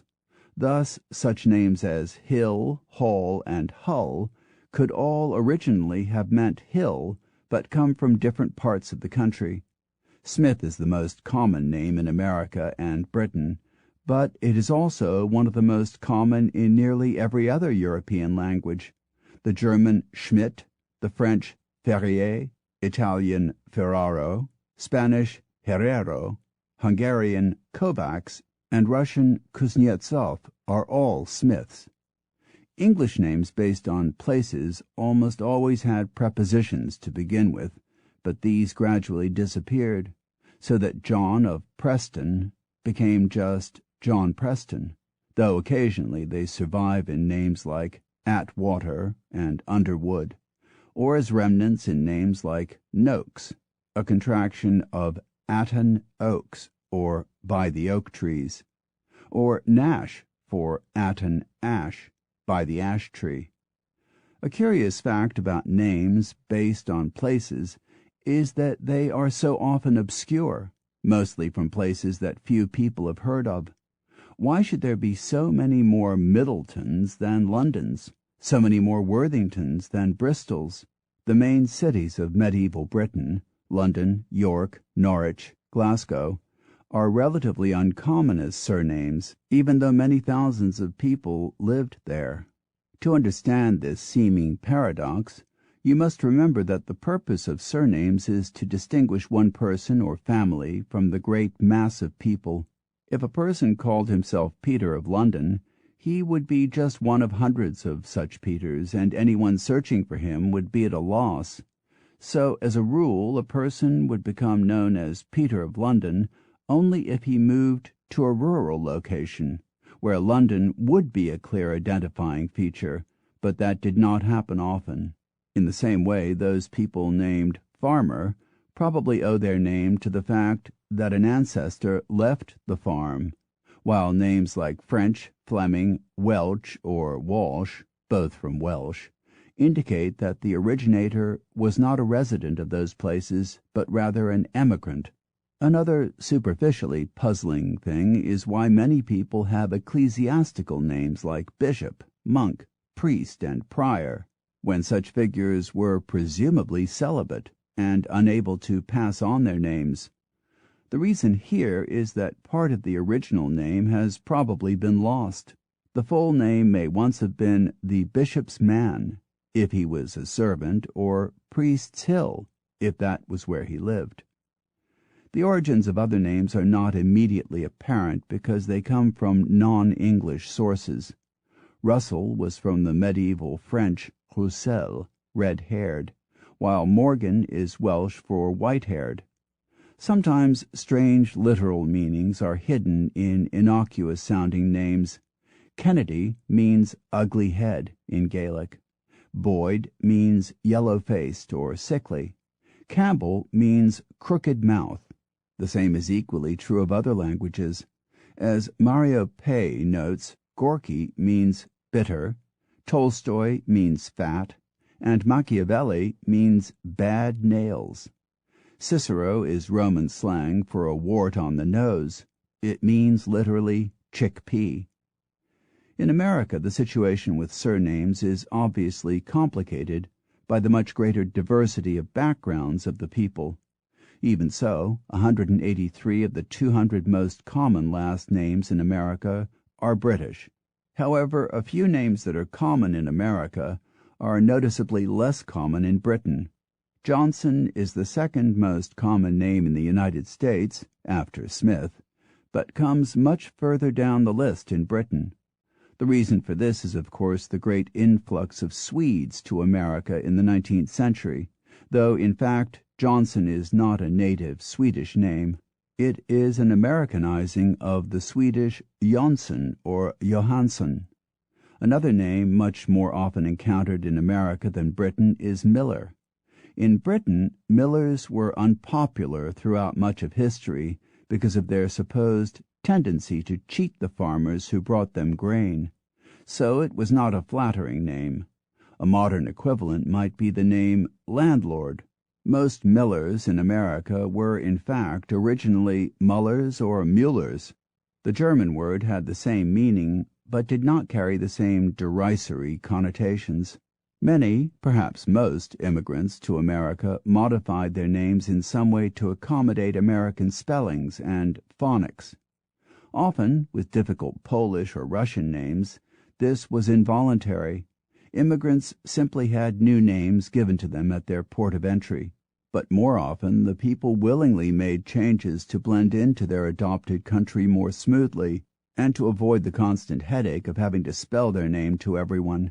Far easier to change Fersching to Pershing, Wistenhausen to Westinghouse, Papadimitrakopoulos to Papas, Niewhuis,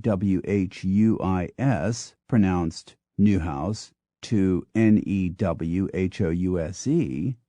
Kuiper to Cooper, Schumacher to Shoemaker, Krankheit to Krankheit, Sjögren to Seagren, Lindqvist to Lindquist, and so on.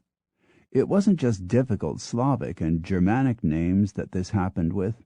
Scots named MacLeod, spelled Mcleod, generally changed the spelling of their name to make it conform with its pronunciation, Mccloud, and those named Mckay usually gave up telling people that it rhymed with sky, as it still does in Britain. Sometimes people took the opportunity to get rid of undesirable surnames which had been imposed on their ancestors during periods of subjugation.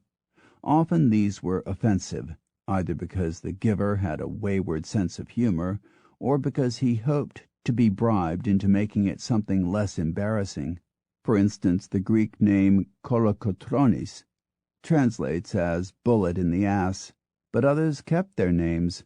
For instance, the Goldwaters, even though that name was long a synonym for urine.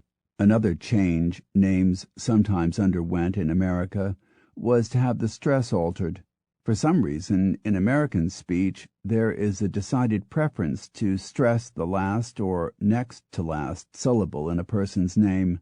Thus, Italians coming to America who called themselves Esposito had the name changed to Esposito. Again, this happened with British names as well. Purcell, Bernard, and Barnett, which are pronounced in Britain as Purcell, Bernard, and Barnett, became in America Purcell, Bernard, and Barnett. But this process wasn't extended to all names. Mitchell and Barnum, for instance, were left with the stress on the first syllable. Over time, most names have been variously battered and knocked about. We have already seen how the name Waddington was variously rendered as Waddington, Waldingdoon, Windidoon, and so on. Shakespeare's grandfather usually called himself Shakestaff. Snooks might have started life as Sevenoaks, the name of a town in Kent. Bacchus might have been Bakehouse. James K. Polk, the 11th U.S. President, was descended from people named Pollock. Few names haven't been changed at some time or other in their history. This is often most vividly demonstrated in place names. Cambridge, for instance, was called Granton Brygge in the 10th century, but the conquering Normans found that a mouthful. They particularly had trouble with the GR combinations and began to spell it Cantabrigi. Then it became successively Cambriga, Cambruga, and Candbriga, before finally arriving at its modern spelling. Centuries from now it may be something else again. By a similarly convoluted process, Iberacum eventually metamorphosed into York.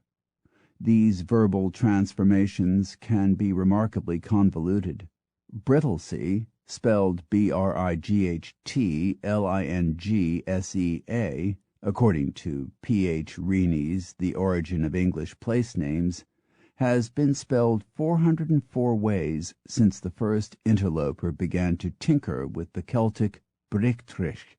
Moreover, because of varying influences, a single root may have evolved into a variety of words.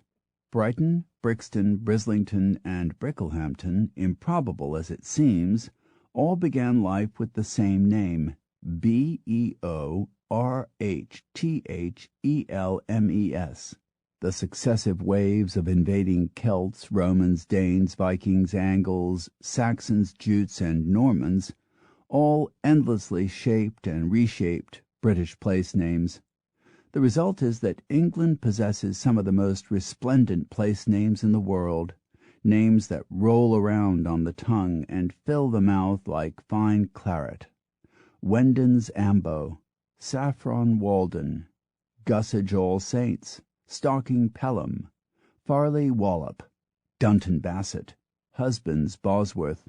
There are 30,000 place names in Britain, and at least half of them are arresting and distinctive, far more than can be accounted for by random activity. They are as integral a part of the glory of the British countryside as thatched cottages, wandering hedgerows, and meadows full of waving buttercups and darting butterflies. As with family names, it is difficult to escape the conclusion that the British have such distinctive place names not because they just accidentally evolved, but rather because the British secretly like living in places with names like Lower Slaughter and Great Snoring. Certainly their spellings and pronunciations are often as unfathomable as those of family names. Occasionally the spellings seem to defy pronunciation, as with Meopham, a town in Kent pronounced Mepham, or Auchtermuchty, a Scottish town pronounced Auchtermuchty. But more often it is the other way around. The spellings look simple and straightforward, so that the innocent traveler is lulled into a sense of security, little realizing what treacheries they hide, so that Postwick is Posick, Puncknowle is Punnell, Keigley is Keithley, Holnicote is Honeycutt. Cholmondeston is Chumson. Wyardisbury is Raysbury. Wymondham is Windham. Flawith is Floyth. Dent-de-lion, a town in Kent, is pronounced Dandelion, thus combining the old spelling and modern pronunciation of that pernicious weed. Sometimes syllables are dropped out or blithely ignored, so that browsholme is pronounced Brewsome. wavertree becomes Watry. ludgvan is Ludgeon. darlingscott is Darscot, and culzean castle is Culzean. Lots of names have two or more pronunciations. Harewood in West Yorkshire has two pronunciations, Harwood for the stately home and Harewood for the village that surrounds it. Hednesford, Staffordshire, can be pronounced either Hedgeford or Hensford. Shrewsbury can be Shrewsbury or Shrewsbury. Athelstaneford in Scotland can be pronounced as spelled or as Elshenford, and at least one place has two spellings and two pronunciations, Frithsden or Friesden, Hertfordshire, which can be pronounced Frisden or Freesden. England has three villages called Houghton, and each has a different pronunciation, respectively Houghton, Houghton, and Houghton. Oughtonbridge, South Yorkshire, has four: Outerbridge, Outerbridge, Outebridge, and Outebridge. Dittisham, Devon, has three pronunciations: Dittisham, Dittisham, Ditsum. Adwalton, West Yorkshire, is sometimes pronounced Atherton because the town was formerly called Heathertown. But perhaps the strangest of all is Okeford, Fitzpaine, Dorset, which many locals pronounce, for reasons no one can begin to guess at, Fippany Ockford. Sadly, it appears that names are more and more being pronounced as spelled, perhaps a consequence of increased mobility among the British. Pontefract, in West Yorkshire, was once pronounced Pomfret, but now it is always pronounced as spelled. The same fate has befallen Cirencester, which once was Ciceter, but now is usually just Cirencester. Grantham and Walthamstow are both pronounced with th sounds, even though etymologically they were Grantham and Walthamstow, in which ways they were once pronounced. Curiously, this does not hold true for the obscure town in Nottinghamshire called Gotham, from which New York City takes its nickname. The locals pronounce it Gotham. And all of this isn't even to begin to mention Wales, where you can find towns and villages with names that look like Scrabble leftovers, among them Bwlchtocyn, Llwyndydyrys, Cwmtwrch, Mwnt, Pwllheli, which are pronounced respectively, oh, to hell with it. In America, obviously, there has been less time to knock the names around, but even so it has sometimes happened. usually as a result of making foreign names more palatable, changing the Ojibwe Missiskamaa into Michigan, or the Dakota Indian Shyena into Cheyenne. But occasionally it has happened for no real reason, rather in the English manner, as when Rixburg, Idaho, named for one Thomas Rix, transmogrified into Rexburg. Nor has America had the time to come up with unpronounceable names, though there are a few around, notably Schomogommoc Hill, New Hampshire, Algonquin for place with fire markings near, Natchitoches, Louisiana, pronounced Natchitoches, and Schaghtikoke, New York, pronounced Scattercoke. However, there are many names that most Americans think they know how to pronounce that are actually pronounced differently by the locals. Boise, Idaho, Gettysburg, Pennsylvania, Pierre, South Dakota, Quincy, Massachusetts, Monticello, Virginia, Lancaster, Pennsylvania, Biloxi, Mississippi, Yakima, Washington, St. Ignace, Michigan, Concord or Concord, Massachusetts and New Hampshire, Arkansas River, Gloucester, Massachusetts, Milan, Michigan, Lima, Ohio, Nevada, Iowa, Versailles, Tennessee, Vienna, Georgia, Houston, Ohio, Montevideo, Minnesota, Cairo, Illinois. Often Americans of earlier generations found it easier to change the spellings of names rather than the pronunciations of outsiders. Thus, Worcester, Ohio, became Wooster, Worcester, and Hertford, Connecticut, became Hartford, Hartford. Many French names were quite naturally Americanized, as with Notre Dame, Detroit, Des Plaines, and St. Louis. Dutch names were equally problematic.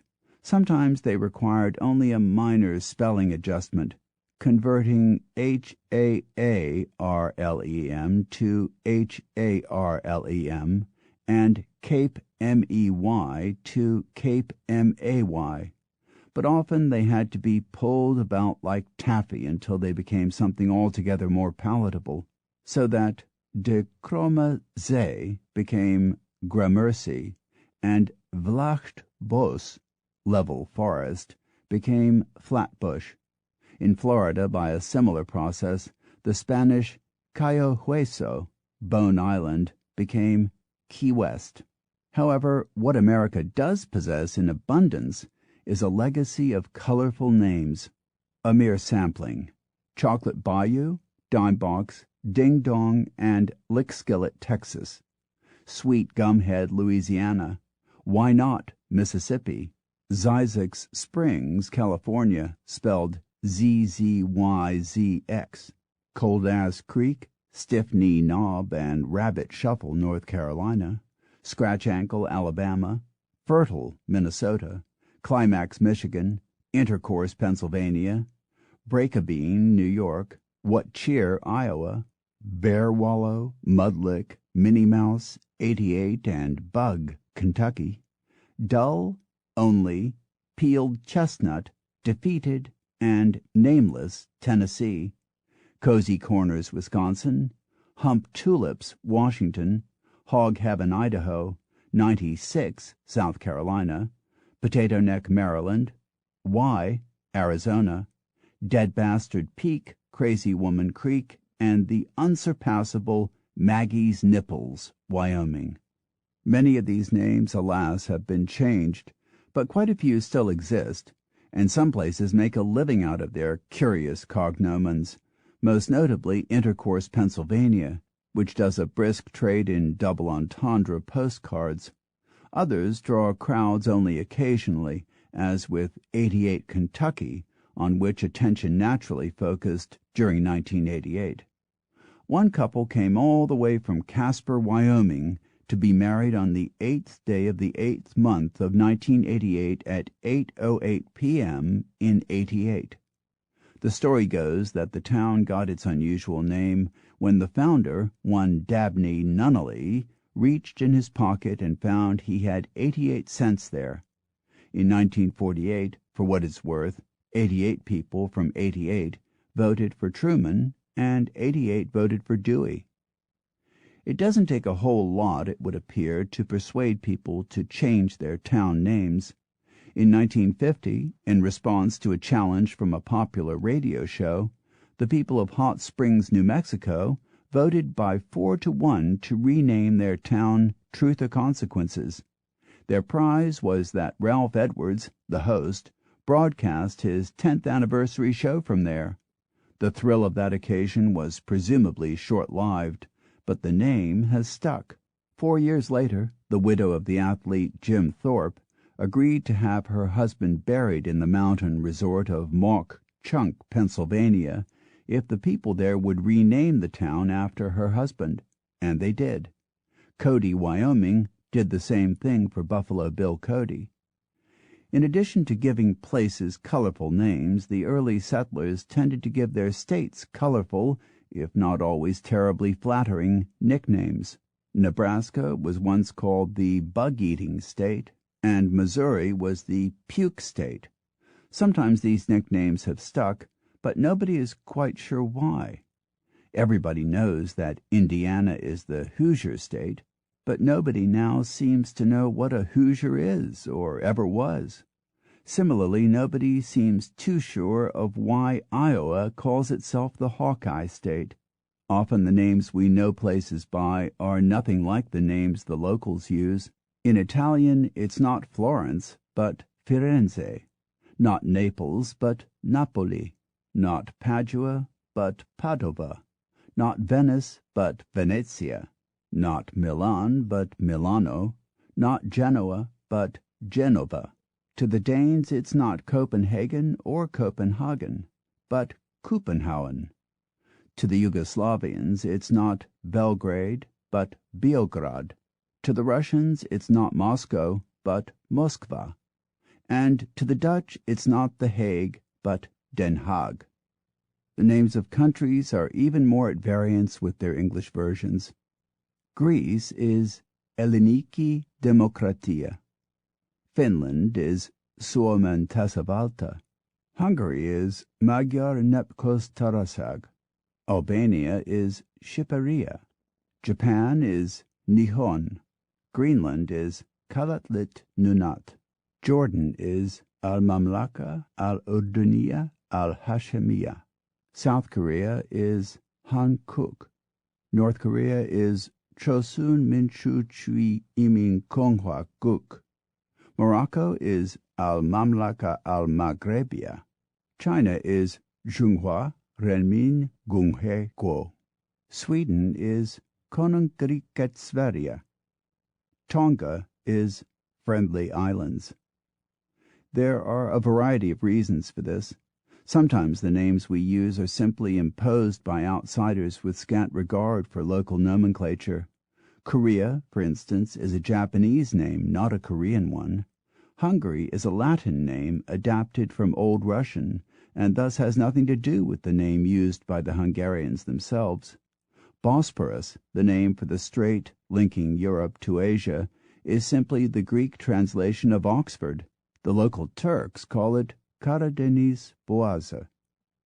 Often place names arise from mishearings or misunderstandings, notably the West Indies, which of course have nothing to do with India. They simply reflect Columbus's startling inability to determine which hemisphere he was in. Yucatan in Mexico means "what?" or "what are you saying?" The reply given by the natives to the first Spanish conquistadors to fetch up on their shores. The term Dutch is similarly based on a total misapprehension. It comes from Deutsch or German, and the error has been perpetuated in the expression Pennsylvania Dutch, who are generally not Dutch at all but German. Names are, in the most literal sense, big business. With the increasing globalization of commerce, it is becoming harder and harder to find names that are both inoffensive and pronounceable throughout the world. Some idea of the scope of the problem can be seen in the experience of a British company when it decided to sell its vintage port, Coburn's Dry Tang, in Scandinavia.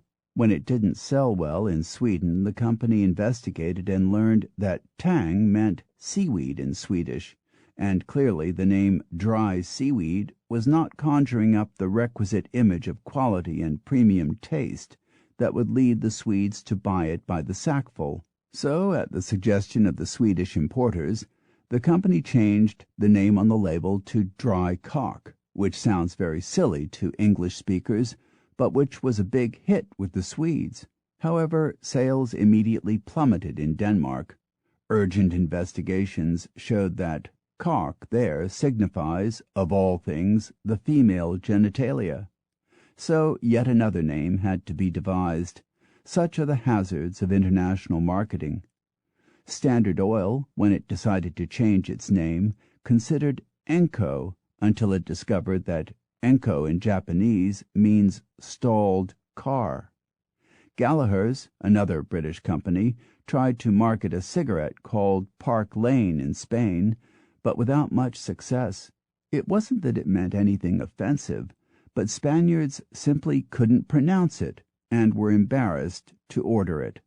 On the other hand, companies do sometimes make something of a virtue of having unusual or difficult names, as with Haagen-Dazs ice cream.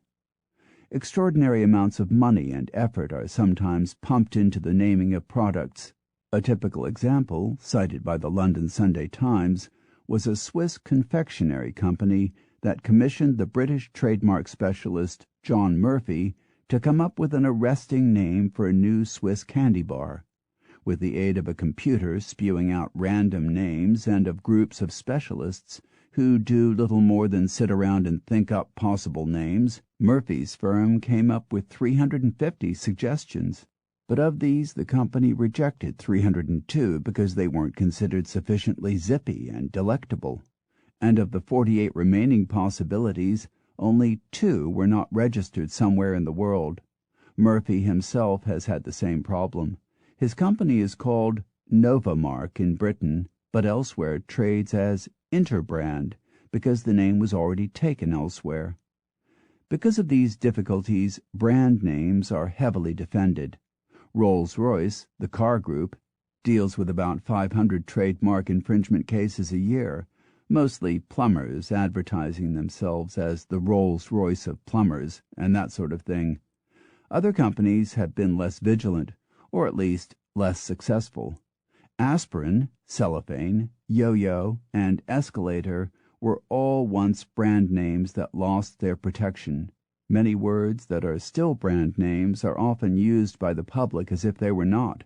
Band-Aid, Frisbee, Jell-O, Coke, Kleenex, Xerox, and, in England, Hoover, which has achieved the unusual distinction there of becoming the common term for both the appliance and the action. Did you hoover the carpet? There are obvious commercial benefits in forcing your competitors to describe their products as cola-flavored soft drinks or gelatin dessert. Despite the efforts involved in building up a good name, a little over 1,000 companies a year in the United States opt to change their names.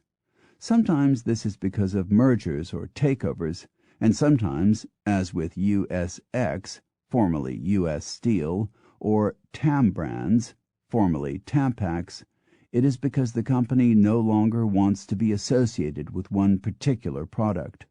And sometimes, frankly, it's because of an ill-judged whim. In 1987, the chairman of United Airlines, Richard Ferris, spent some $7 million changing the company's name from UAL Inc. to Allegis. It was widely greeted as a disaster. The New York developer Donald Trump said the name sounded like the next world-class disease, quoted in the New York Times, June 14, 1987. After just 6 weeks, Ferris was deposed. One of his successor's first moves was to change the name back to United Airlines. Other name changes have been less disastrous, but still of questionable benefit to the company. Fewer than 60% of people polled in 1987 knew that Esmark was an American conglomerate, about as many as remembered Swift, the name it had changed from 12 years before. Other companies whose former identities have been submerged for better or worse in new names are Unisys, formed from the merger of Burroughs and Sperry, Trinova, formerly Libby Owens Ford, and Citibank, from First National City Bank. When a company changes its name, the procedure is generally much the same as when a name is sought for a new candy bar or washing powder. Usually the company appoints a name specialist, such as Novamark or Lippincott and Margulies. The specialist then comes up with several hundred or even thousand potential names. These may be suggested by employees or by panels of people chosen for the occasion, or simply churned out randomly by computers. Typically, 3/4 of the names must be discarded because they are already trademarked or because they mean something offensive or inappropriate somewhere in the world. If you are thinking of launching a new product yourself, I can tell you that among the names you cannot use are sick, pshit, plop, and superpiss. The first two are the names of soft drinks in France, the third is a candy bar in Taiwan, and the fourth is a Finnish de-icer. Sorry. Chapter 14. Swearing. Among the Chinese, to be called a turtle is the worst possible taunt. In Norwegian, devil is highly taboo, roughly equivalent to our fuck. Among the Oa tribe of South Africa, the most provocative possible remark is lebashako, your mother's ears. In French, it is a grave insult to call someone a cow or a camel, and the effect is considerably intensified if you precede it with espèce de, kind of, so that it is worse in French to be called a kind of a cow than to be called just a cow. The worst insult among Australian Aborigines is to suggest that the target have intercourse with his mother. Incest is in fact so serious in many cultures that often it need be implied in only the vaguest terms, as with tu madre in Spanish and yo mama among blacks in America. Often national terms of abuse are nonsensical, as in the German Schweinhund, which means pig dog. Some cultures don't swear at all. The Japanese, Malayans, and most Polynesians and American Indians do not have native swear words. The Finns, lacking the sort of words you need to describe your feelings when you stub your toe getting up to answer a wrong number at 2 a.m., rather oddly adopted the word ravintolassa. It means in the restaurant. But most cultures swear and have been doing so for a very long time. Dr. J. N. Adams of Manchester University in England studied swearing by Romans and found that they had 800 dirty words, for want of a better expression. We, by contrast, have only about 20 or so, depending on how you define the term. The Rating Code Office of Hollywood has a list of 17 seriously objectionable words that will earn a motion picture a mandatory R rating.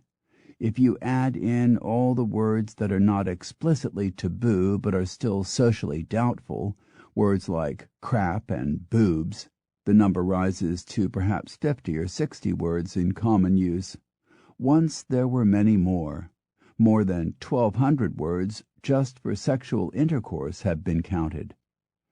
According to Dr. Adams's findings, certain things have not changed in 1,500 years, most notably a preoccupation with the size of the male member, for which the Romans provided many names, among them tool, dagger, sickle, tiller, stake, sword, and, a little oddly perhaps, worm. Even more oddly, the two most common Roman slang words for the penis were both feminine, while the most common word for female genitalia was masculine.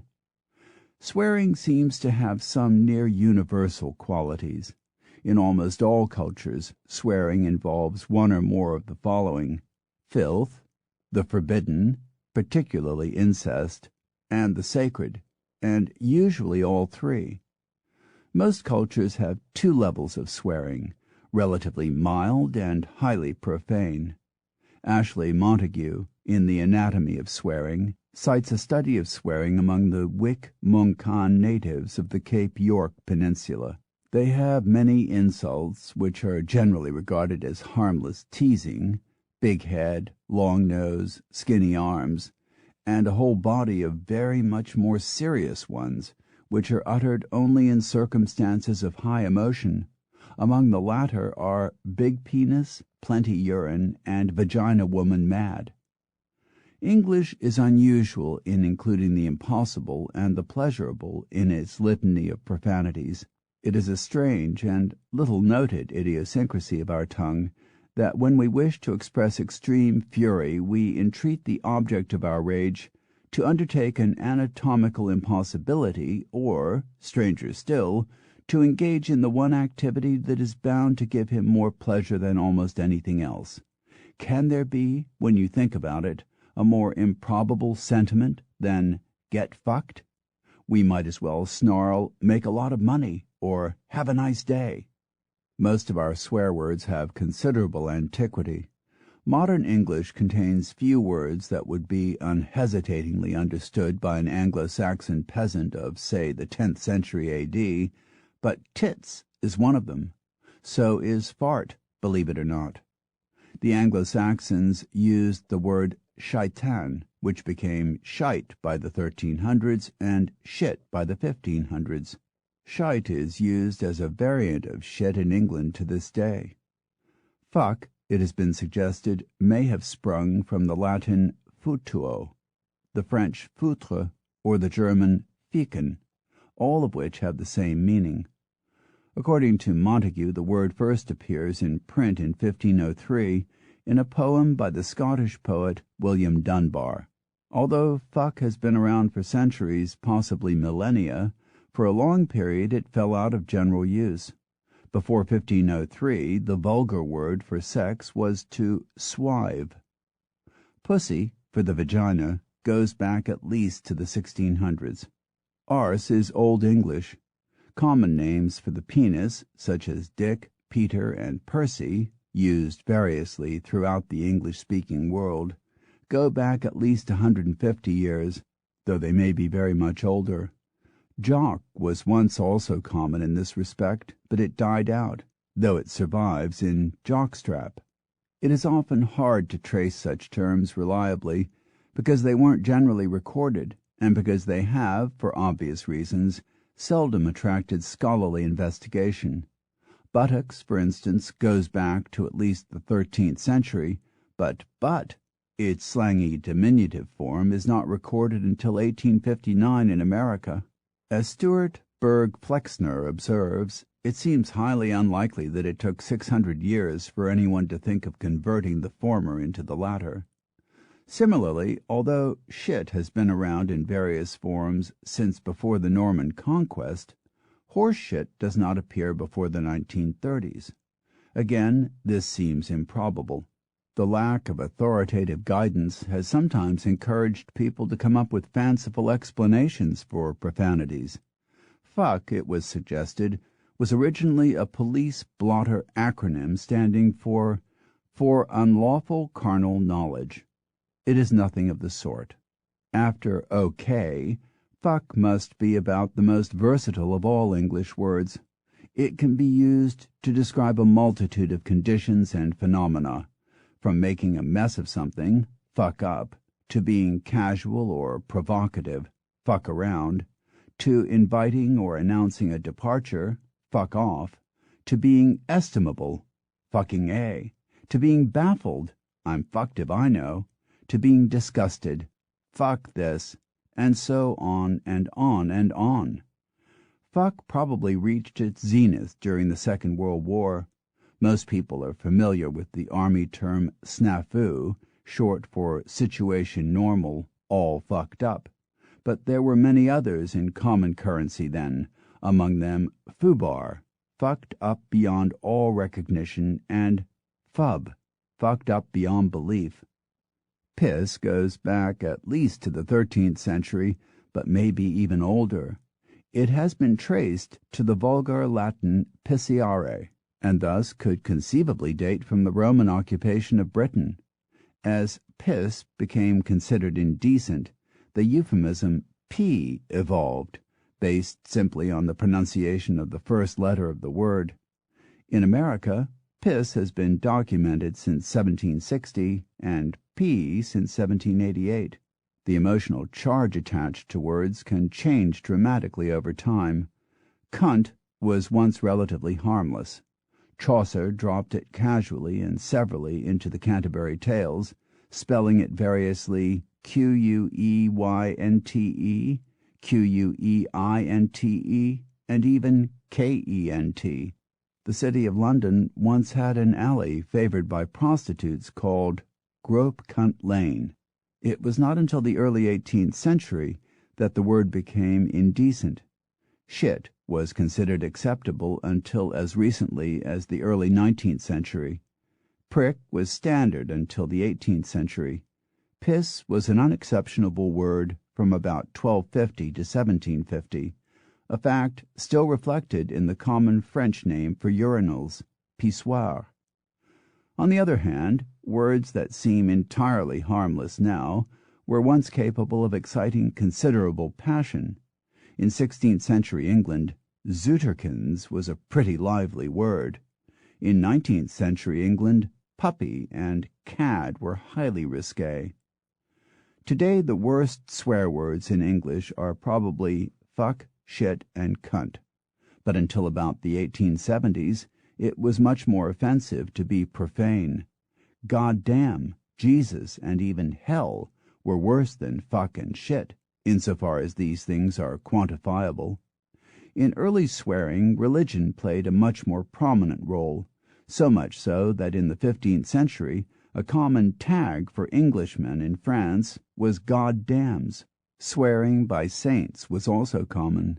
A relic of this is our epithet by George, which is a contraction of by St. George and has been around for centuries. Cock was for a long time not only a slang term for penis, but also a euphemism for God. Thus, in Hamlet, Ophelia could pun, "Young men will do't, if they come to it. By cock they are to blame." Some of these were surprisingly explicit. By God's bones, by God's body. But as time went on, they were increasingly blurred into more harmless forms, such as zounds for God's wounds, gadzooks for God's hooks, the significance of which is obscure, and godsbodkins or other variants like oddsbodkins and gadsbudlikins, all formed from God's body. This tendency to transform profanities into harmless expressions is a particular characteristic of English swearing. Most languages employ euphemism, from the Greek meaning to speak well of, in some measure. Germans say the meaningless Potzblitz rather than Gottesblitz, and the French say parbleu for pardieu, and ventre saint gris instead of ventre saint cri. But no other language approaches English for the number of delicate expletives of the sort that you could safely say in front of a maiden aunt. Darn, dern, drat, gosh, golly, goodness, gracious, gee whiz, jeepers, shucks, and so on. We have scores, if not hundreds, of these terms. However, sometimes even these words are regarded as exceptionable, particularly when they are new. Blooming and blasted, originally devised as mild epithets, were in 19th century England considered nearly as offensive as the more venerable expletives they were meant to replace. But then, of course, the gravity of swear words in any language has little to do with the words themselves, and much more to do with the fact that they are forbidden. It is a circular effect.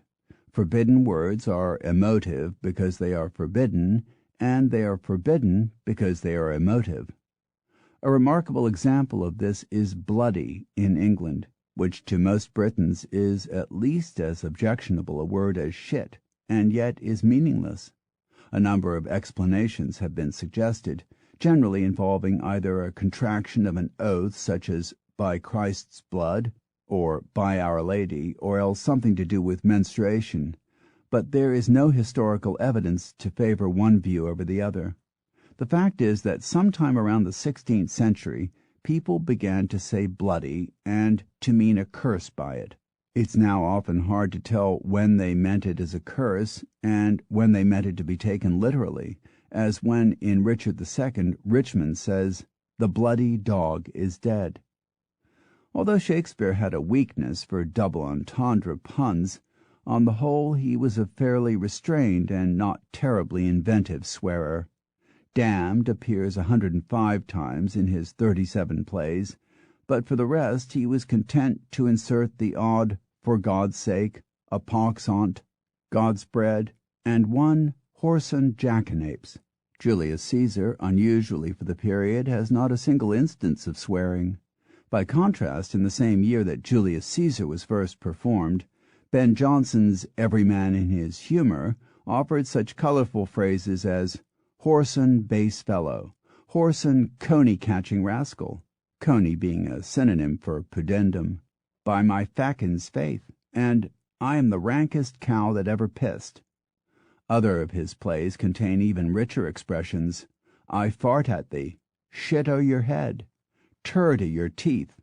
Another play of the period, Gammer Gurton's Needle, first performed about 1550, contained literally dozens of instances of swearing. By Jesus, dirty bastard, bawdy bitch, for God's sake, and many more in the same vein. It even had a parson describing someone as that shitten lout. Other oaths of the period included such memorable expressions as kiss my blind cheeks and stap my vitals. Soon after Shakespeare's death, Britain went through a period of prudery of the sort with which all countries are periodically seized. In 1623, an Act of Parliament was passed, making it illegal to swear. People were fined for such mild oaths as "upon my life" and "by my troth," mild utterances indeed compared with the God's poxes and Facin's faiths of a generation before. In 1649 the laws were tightened even further, to the extent that swearing at a parent became punishable by death. But the greatest outburst of prudery came in the 19th century, when it swept through the world like a fever. It was an age when sensibilities grew so delicate that one lady was reported to have dressed her goldfish in miniature suits for the sake of propriety, and a certain Madame de la Bresse left her fortune to provide clothing for the snowmen of Paris. Prudery, so often associated with the reign of Queen Victoria, 1837 to 1901, actually considerably predated it. One of the great names in the field was that of Thomas Bowdler, an Edinburgh physician who purified the works of writers such as Shakespeare and Gibbon, boasting that it was his practice to add nothing new to the work, but simply to remove those words that cannot with propriety be read aloud in a family. His 10-volume Family Shakespeare appeared in 1818, a year before Victoria was born, so it is clear the Queen didn't establish the trend, but simply helped to prolong it. In fact, almost a century before she reigned, Samuel Johnson was congratulated by a woman for leaving indecent words out of his dictionary, to which he devastatingly replied, "So you've been looking for them, have you, madam?" It has sometimes been said that prudery reached such a height in the 19th century that people took to dressing their piano legs in little skirts, lest they rouse anyone to untimely passion. Thomas Piles, in his outstanding Words and Ways of American English, tracked the story to a book called Diary in America, written in 1837 by an English traveler, Captain Frederick Marryat, and concluded that the story was told for comic effect, and almost certainly was untrue. Rather more plausible was the anecdote, recorded in the same book, in which Marryat made the serious gaffe of asking a young lady if she had hurt her leg in a fall. The woman blushingly averted her gaze and told him that people did not use that word in America. I apologized for my want of refinement, which was attributable to having been accustomed only to English society, Marryat drolly remarked, and asked the lady what was the acceptable term for such articles. Limbs, he was told.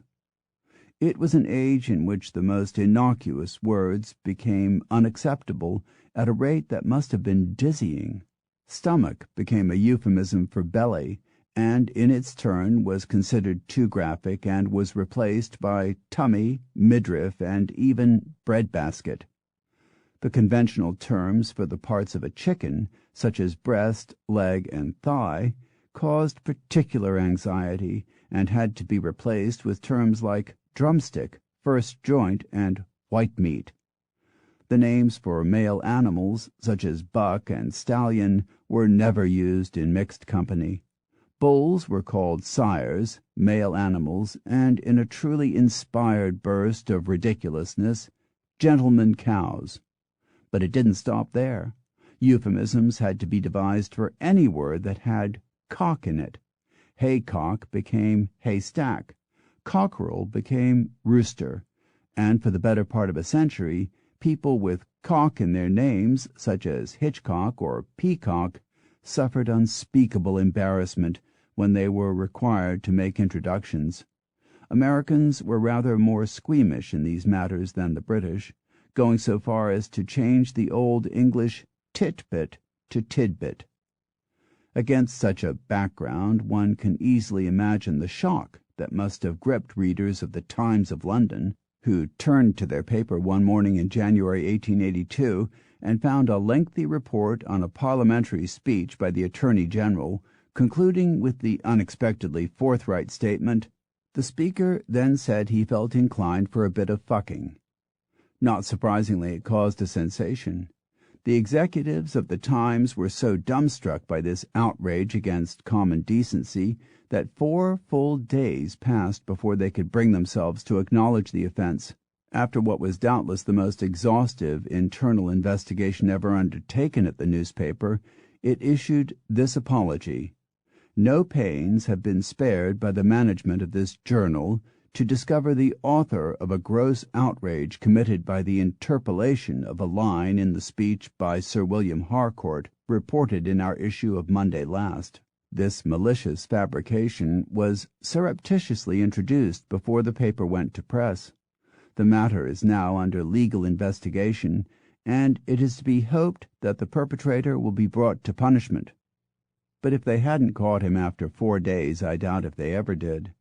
In any case, he, or someone of like sensibilities, struck again 6 months later, when an advertisement appeared promoting a book about everyday life in our public schools, sketched by head scholars, with a glossary of some words used by Henry Irving in his disquisition upon fucking. Whatever soul or souls were responsible for this sequel, they kept their peace thereafter, though I have been told that when Queen Victoria opened the Clifton Suspension Bridge, the sentence, "Her Majesty then passed over the bridge," came out in the Times as, "Her Majesty then pissed over the bridge." Whether this embellishment of the facts was intentional or fortuitous, or even possibly apocryphal, I could not say. The Victorian horror at the thought of swearing in print has lingered up to our own day. According to Ashley Montague, as recently as 1947, Technology Review, a publication of the Massachusetts Institute of Technology, read almost exclusively by scientists and technocrats, changed the expression "doing his damnedest" to "doing intensely his very best." 10 years later, the same author used the same phrase in a book and again had it cut. Montague also cites the instance in 1941 of a federal judge threatening a lawyer with contempt for using a base and indecent word in his court. The word was darn. In 1948, Burgess Johnson actually managed to write a book on swearing, The Lost Art of Profanity, without once mentioning any of the four-letter words. He would not have gotten it published otherwise, and as late as 1949, the Hollywood Production Code banned the word dames. In that year, as Mario Pei notes, a movie called Dames Don't Talk had its title changed to Smart Girls Don't Talk. The editors of the Random House Dictionary of 1966 decided, after considerable agonizing, not to insert any four-letter words. They did not appear until the publication of RHD2 in 1987. The original Oxford English Dictionary, despite its determination to chart every word in the language, contained none of the four-letter words, though they did appear in the supplements to the OED, which began to appear in 1972. They also appeared in the concise Oxford Dictionary from about the same time. In 1988, William Safire managed to write a column in the New York Times Magazine about the expression "the shit hit the fan" without actually mentioning shit. The closest he came was to talk about the use of a scatological noun just before the familiar "hit the fan." During the Watergate hearings, the Times did print the term "candy ass" used by Richard Nixon, but did so only reluctantly. The paper's style book continues to say that "goddamn" should not be used at all unless there is a compelling reason, and the National Transportation Safety Board displayed extraordinary delicacy when it published a transcript of cockpit voice recordings during the crash of a United Airlines jet in Sioux City, Iowa in 1989. An example: "We're not going to make the runway, fellows. We're going to have to ditch this son of a," word deleted, "and hope for the best." The British are relatively broad-minded about language, even in their advertisements. In 1989, Epson, the printer company, ran a light-hearted ad in British newspapers about the history of printing, which contained the statement that a Chinese eunuch called Kai Lun, with no balls but one hell of an imagination, invented paper. I doubt very much that any American newspaper would accept an ad referring explicitly to the testicular condition of the inventor of paper. Most of the quality newspapers in Britain have freely admitted expletives to their pages when the circumstances were deemed to warrant it. Their first opportunity to do so was in 1960, when a court decided that Lady Chatterley's Lover could be printed in full without risk of doing irreversible damage to society's well-being. 3 British publications, The Observer, The Guardian, and The Spectator, took the opportunity to print "fuck" themselves, and were promptly censured by the Press Council for doing so. But the word has appeared many times in the British press since then, generally without any murmur of complaint. Ironically, the tabloid newspapers, though usually specializing in matters of sex and prurience, are far more skittish when it comes to printing swear words. In 1988, British papers were given an outstanding opportunity to update their position on obscenities when the captain of the England cricket team, Mike Gatting, reportedly called the umpire of an important match a fucking, cheating cunt. Only one newspaper, The Independent, printed all the words without asterisks. It was the first time that cunt had appeared in a British newspaper. Some words are less innocent than they seem. Bollocks is commonly used in America to describe a confused situation, as in this quotation from the Philadelphia Inquirer, October 7, 1987. "It was the winless Giants' third loss of the bollocksed, strike-torn season." Or this one from American Airlines in-flight magazine American Way, May 1, 1988. "Our faux pas of the month for February was the crossword puzzle titled Heavy Stuff, which was all bollocksed up." It is probably safe to assume that neither writer was aware that bollocks is a direct adaptation of bollocks or bollocks, meaning testicles. It is still used in England to describe the testicles, and also as a cry to express disbelief, similar to bullshit in American usage. As Piles notes, Barnacle Bill the Sailor was originally Bollocky Bill, and the original words of his ballad were considerably more graphic and sexual than the innocent phrases beloved by generations of children. The American slang word nuts also means testicles, though oddly when used as an exclamation it becomes wholly innocent. Other words concealing unsavory origins include bumpf, which is short for bumfodden or toilet paper in German, and poppycock, an adaptation of a Dutch word meaning soft dung. In answer to the obvious question, yes, they also have a word for firm dung. In fact, two, poep and stront.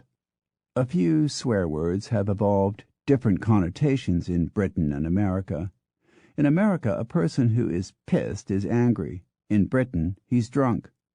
Bugger, a wholly innocent word in America, is not at all welcome in polite conversation in Britain.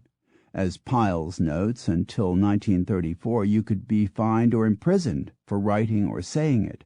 A bugger in Britain is a sodomite. Although bugger is unacceptable, buggery is quite all right. It is the term used by both the legal profession and newspapers when someone is accused of criminal sodomy. Chapter 15. Wordplay. 6 days a week, an Englishman named Roy Dean sits down and does in a matter of minutes something that many of us cannot do at all. He completes the crossword puzzle in the London Times. Dean is the dean of the British crossword. In 1970, under test conditions, he solved a Times crossword in just 3 minutes and 45 seconds. A feat so phenomenal that it still appears in the Guinness Book of World Records.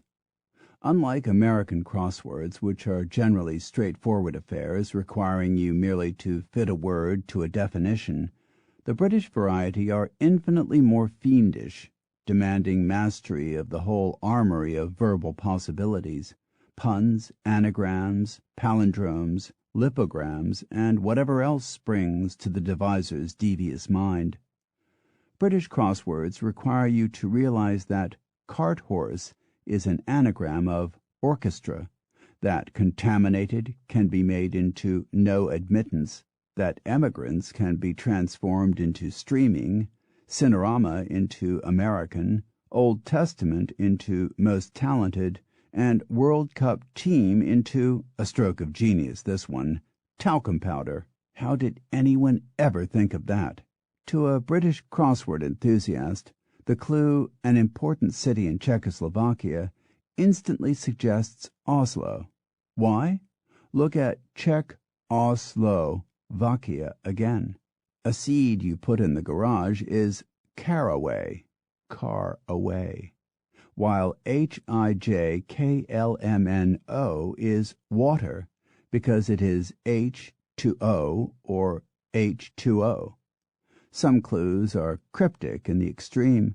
The answer to sweetheart could take non-commissioned officer to dance is flame. Why? Well, a non-commissioned officer is an NCO. Another word for sweetheart is flame. If you add NCO to flame, you get flamenco, a kind of dance. Get it? It is a wonder to me that anyone ever completes them. And yet many Britons take inordinate pride not just in completing them, but in completing them quickly. A provost at Eton once boasted that he could do the Times crossword in the time it took his morning egg to boil, prompting one wag to suggest that the school may have been Eton, but the egg almost certainly wasn't. According to a Gallup poll, the crossword is the most popular sedentary recreation, occupying 30 million Americans for part of every day. The very first crossword, containing just 32 clues, appeared in the New York World on December 21, 1913. It had been thought up as a space filler by an expatriate Englishman named Arthur Wynne, who called it a word cross. Remember what I said about inventors never quite getting the name right? It became a regular feature in the World, but nobody else picked it up until April 1924, when a fledgling publishing company called Simon & Schuster brought out a volume of crossword puzzles priced at $1.35. It was an immediate hit, and 2 other volumes were quickly produced. By the end of the first year, the company had sold 500,000 copies, and crossword puzzles were a craze across America. So much so that for a time the Baltimore and Ohio Railroad installed dictionaries in each of its cars for the convenience of puzzle-solving travelers who had an acute need to know that Iliamna is the largest lake in Alaska, or that Oquasa is a kind of freshwater fish. Despite this huge popularity, the most venerable papers on both sides of the Atlantic refused for years to acknowledge that the crossword was more than a passing fad. The Times of London held out until January 1930, when it finally produced its first crossword, devised by a Norfolk farmer who had never previously solved one, much less constructed one. To salve its conscience at succumbing to a frivolous game, the Times printed occasional crosswords in Latin. Its namesake in New York held out for another decade and did not produce its first crossword until 1942. Only one other word game has ever challenged the crossword puzzle for popularity and respectability, and that's Scrabble. Scrabble was introduced by a games company called Selshow and Richter in 1953, though it had been invented by one Alfred Butts more than 20 years earlier in 1931. Butts clearly didn't have too much regard for which letters are used most often in English. With just 98 tiles, he insisted on having at least 2 of each letter, which means that Q, J, and Z appear disproportionately often. As a result, success at Scrabble generally involves being able to come up with obscure words like Zax, a hatchet-like tool, and Xi, the 14th letter of the Greek alphabet. Butts intentionally depressed the number of S's to discourage the formation of plurals, though he compensated by increasing the number of I's to encourage the formation of suffixes and prefixes. The highest score, according to Alan Richter, a former British champion writing in The Atlantic in 1987, was 3,881 points. It included the word psychoanalyzing, which alone was worth 1,539 points. Wordplay is as old as language itself, and about as various. As Tony Augard notes in his scholarly and yet endlessly absorbing Oxford Guide to Word Games, many verbal pastimes go back to the furthest reaches of antiquity. Palindromes, sentences that read the same backwards as forwards, are at least 2,000 years old. The ancient Greeks often put nispon anomimata mi monan opsin on fountains. It translates as wash the sin as well as the face. The Romans admired them too, as demonstrated by ingirum imus nocte et consumimur igni. We enter the circle after dark and are consumed by fire, which was said to describe the action of moths.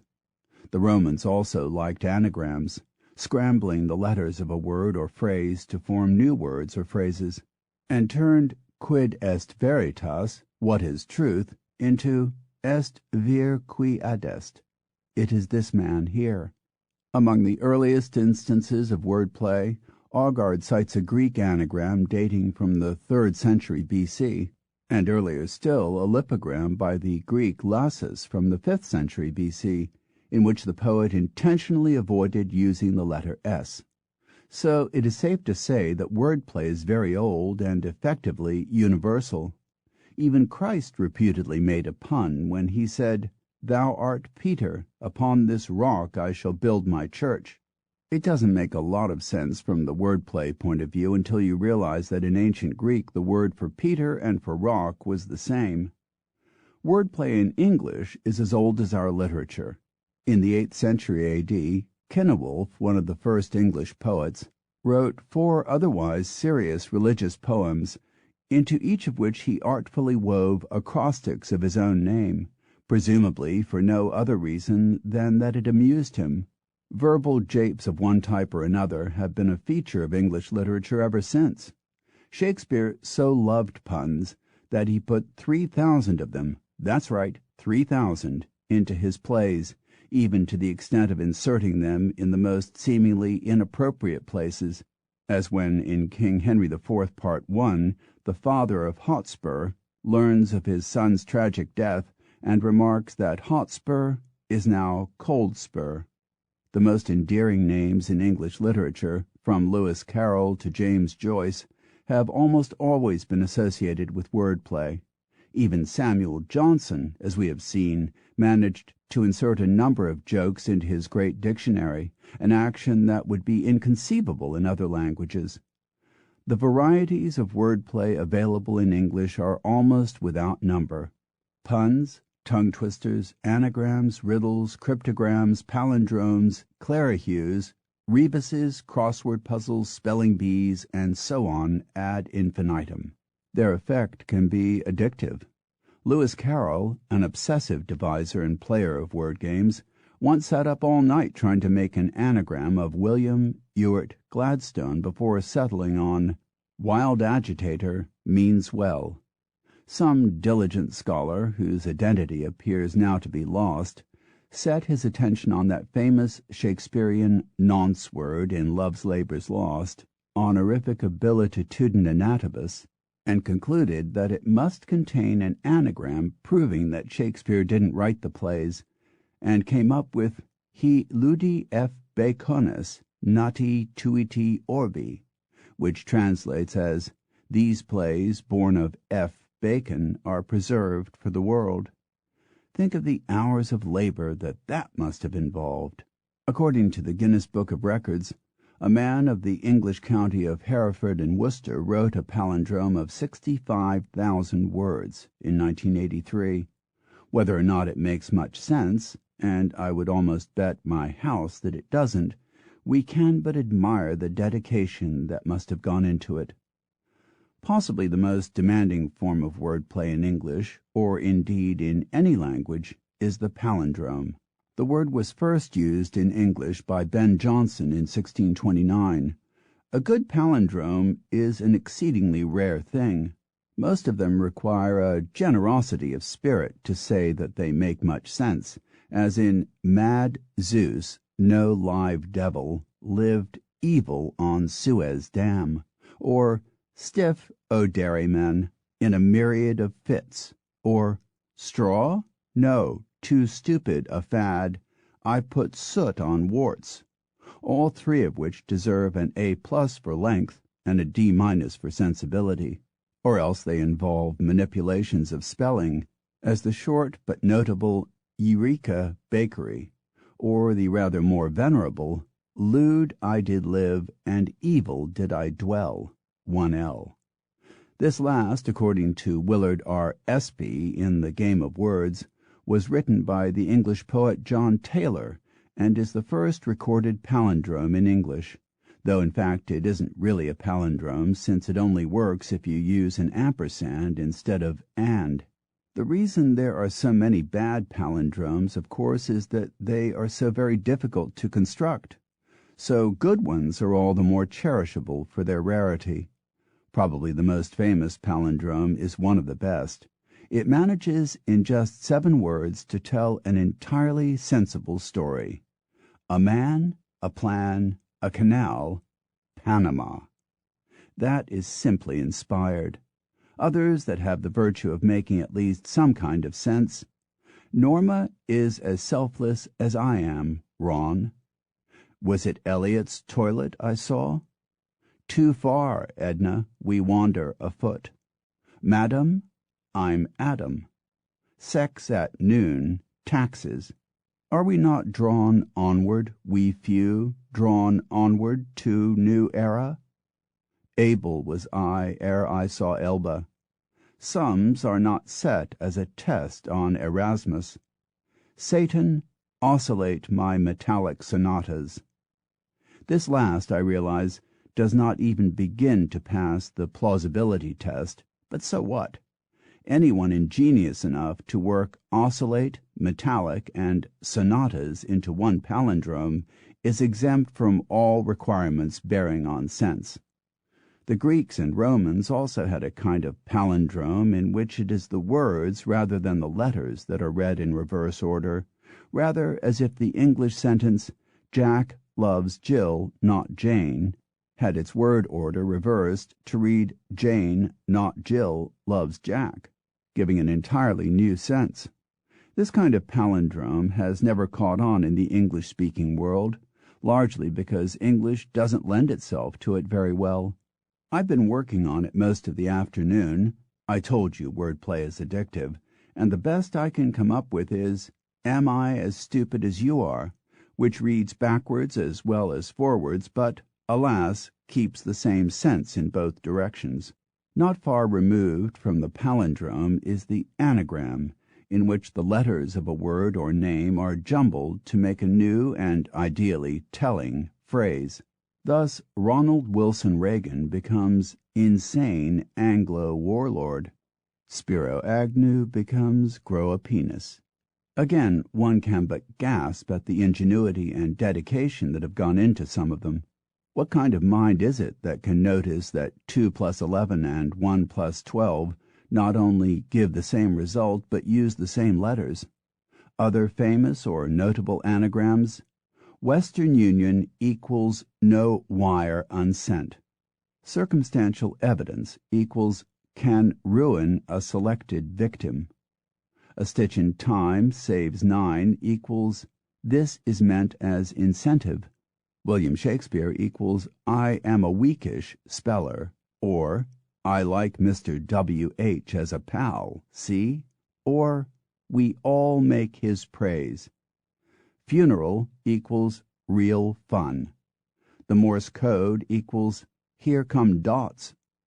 Victoria, England's queen, equals governs a nice quiet land. Parishioners equals I hire parsons. Intoxicate equals excitation. Schoolmaster equals the classroom. Mother-in-law equals woman Hitler. Another form of wordplay is the rebus, a kind of verbal riddle in which words and symbols are arranged in a way that gives a clue to the intended meaning. Can you, for example, guess the meaning of this address? In a vertical column, Wood, John, Mass. It is John under Wood, Andover, Massachusetts. Many books and articles on word games say that such an address was once put on an envelope and that the letter actually got there, which suggests either that the postal service was once a lot better or writers more gullible than they are now. These days the rebus is a largely forgotten form except on American license plates, where owners sometimes feel compelled to tell you their name or what they do for a living, like the doctor who put S-A-Y-A-H, pose a metaphysical question, Y-M-E, or a provocative one, R-U-N-V-S, or just offer a friendly farewell, A-L-L-B-C-N-U. My favorite was the license plate on a truck from a McDonald's farm that just said E-I-E-I-O. If nothing else, these vanity plates tell us something about the spirit of the age.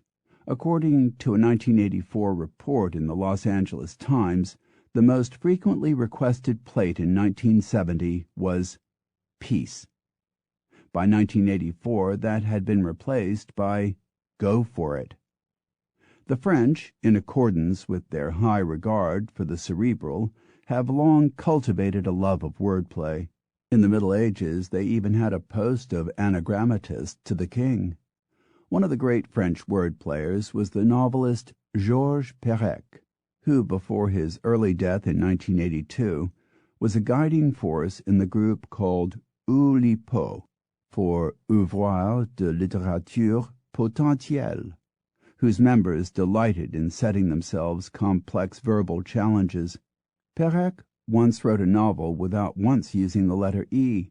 Such compositions are called lipograms, and also composed a 5,000-letter palindrome on the subject of, you guessed it, palindromes. An example of a French rebus is capital G-A, equals I am very hungry. To understand it, you must know that in French, capital G, j'ai grand, and small a petit, are pronounced the same as j'ai grand appétit, n'est-ce pas? But the French go in for many other games, including some we don't have. One of the more clever French word games is the ororime, a two-line poem in which each line is pronounced the same but uses different words. As you will quickly see from the following example, sense often takes a back seat to euphony in these contrivances. Par le bois du gin ou sans tasse de l'effroi, parle. Bois du gin ou sans tasse de l'effroi. It translates roughly as, when going through the gin's woods, surrounded by so much fear, keep talking. Drink gin or 100 cups of cold milk. We have the capacity to do this in English. I love you and Isle of view are holorimic phrases, and there must be an infinity of others. William Safire cites the American grandmother who thought that the line in the Beatles song about the girl with kaleidoscope eyes was the girl with colitis goes by, which would seem to offer rich potential to budding holorimists. A rare attempt to compose an English holorime was made by the British humorist Miles Kington, from whom the previous example is quoted, in 1988 when he offered the world this poem called A Lowlands Holiday Ends in Enjoyable Inactivity. In Ayrshire hill areas, a cruise, eh, lass? Inertia hilarious, a cruise, hélas. From this I think we can conclude that the definitive English holorime has yet to be written. However, an old children's riddle does seem to come close. It is the one that poses the question, how do you prove in 3 steps that a sheet of paper is a lazy dog? The answer, 1. A sheet of paper is an ink-lined plane. 2. An inclined plane is a slope up. 3. A slow pup is a lazy dog. We may not have holorhymes in English, but we do have tricks that the French don't have. Clerihews, for instance. Named after their deviser, one E. Clerihew Bentley, an English journalist, they are pithy poems that always start with someone's name and purport, in just 4 lines, to convey the salient facts of the subject's life, to wit, Sir Humphrey Davy detested gravy. He lived in the odium of having invented sodium. The closest America has come to producing an equivalent to Clerihews were the Burma shave signs that graced U.S. highways for half a century. Devised in 1926 by Allen Odell, son of the founder of the Burma Shave Company, these consisted of 5 or 6 signs spaced 100 feet apart, which gave a witty sales jingle for Burma Shave shaving cream. Some examples. A peach looks good, with lots of fuzz, but man's no peach, and never was. Burma Shave. Or, don't take a curve at 60 per, we hate to lose a customer. Burma Shave. Some of the best ones never made it to the roadside because they were considered too risque for the time. For instance, if wifey shuns your fond embrace, don't shoot the Iceman, feel your face. As recently as the 1960s, there were still 7,000 sets of Burma Shave signs along American roadsides, but the Highway Beautification Act of 1965 put an end to the erection of any new ones, and the old ones were quickly whisked away by souvenir hunters. Now they are so much a thing of the past that a publicity woman at American Safety Razor, the company that now owns the Burma Shave name, had never even heard of them. We have a deep-rooted delight in the comic effect of words in English, and not just in advertising jingles, but at the highest level of endeavor. As Jesperson notes, No literature in the world abounds as English does in characters made ridiculous to the reader by the manner in which they misapply or distort big words. And he cites, among others, Sheridan's Mrs. Malaprop, Fielding's Mrs. Slipslop, Dickens's Sam Weller, and Shakespeare's Mrs. Quickly. All of these were created for comic effect in plays and novels, but sometimes it comes naturally, as with that most famous of word muddlers, the Reverend William Spooner, warden of New College at Oxford University from 1903 to 1924, whose habitual transposition of sounds, metaphasis is the technical term, made him famous in his own lifetime and gave the world a word, Spoonerism. A little-known fact about Spooner was that he was an albino. He was also famously boring, a shortcoming that he himself acknowledged when he wrote plaintively of his sermons in his diary, "They are so apt to be dull." In a profile in the London Echo in 1905, the reporter noted that Spooner has been singularly unsuccessful in making any decided impression upon his own college. But his most outstanding characteristic was his facility for turning phrases on their heads. Among the more famous utterances invariably attributed to him are, "Which of us has not felt in his heart a half-warmed fish?" and, to a delinquent undergraduate, "You have hissed my mystery lectures. You have tasted a whole worm. You will leave Oxford on the next town drain." At an optician's he is said to have asked, "Have you a signifying glass?" and when told they did not, replied, "Oh well, it doesn't magnify." But as his biographer William Hayter notes, Spooner became so well known for these transpositions that it is sometimes impossible to know which he really said and which were devised in his name. He is known to have said, "in a dark glassly," and to have announced at a wedding ceremony that the couple were now loyfully joined, but it is altogether possible that he actually said very few of the Spoonerisms attributed to him, and that the genuine utterances weren't nearly as comical as those he was credited with, like the almost certainly apocryphal, "Please sew me to another sheet. Someone is occupying my pie." What is certain is that Spooner suffered from a kind of metaphasis of thought, if not always of word. These are generally well attributed. Outside the New College chapel he rebuked a student by saying, "I thought you read the lesson badly today." "But, sir, I didn't read the lesson," protested the student. "Ah," said Spooner, "I thought you didn't," and walked on. On another occasion he approached a fellow Don and said, "Do come to dinner tonight to meet our new fellow, Casson." The man answered, "But, Warden, I am Casson," to which Spooner replied, "Never mind, come all the same." Another colleague once received a note from Spooner asking him to come to his office the next morning on a matter of urgency. At the bottom there was a P.S. saying that the matter had now been resolved and the colleague needn't bother coming after all. Spooner well knew his reputation for bungling speech and hated it. Once, when a group of drunken students called at his window for him to make a speech, he answered testily, "You don't want to hear me make a speech. You just hope I'll say one of those things."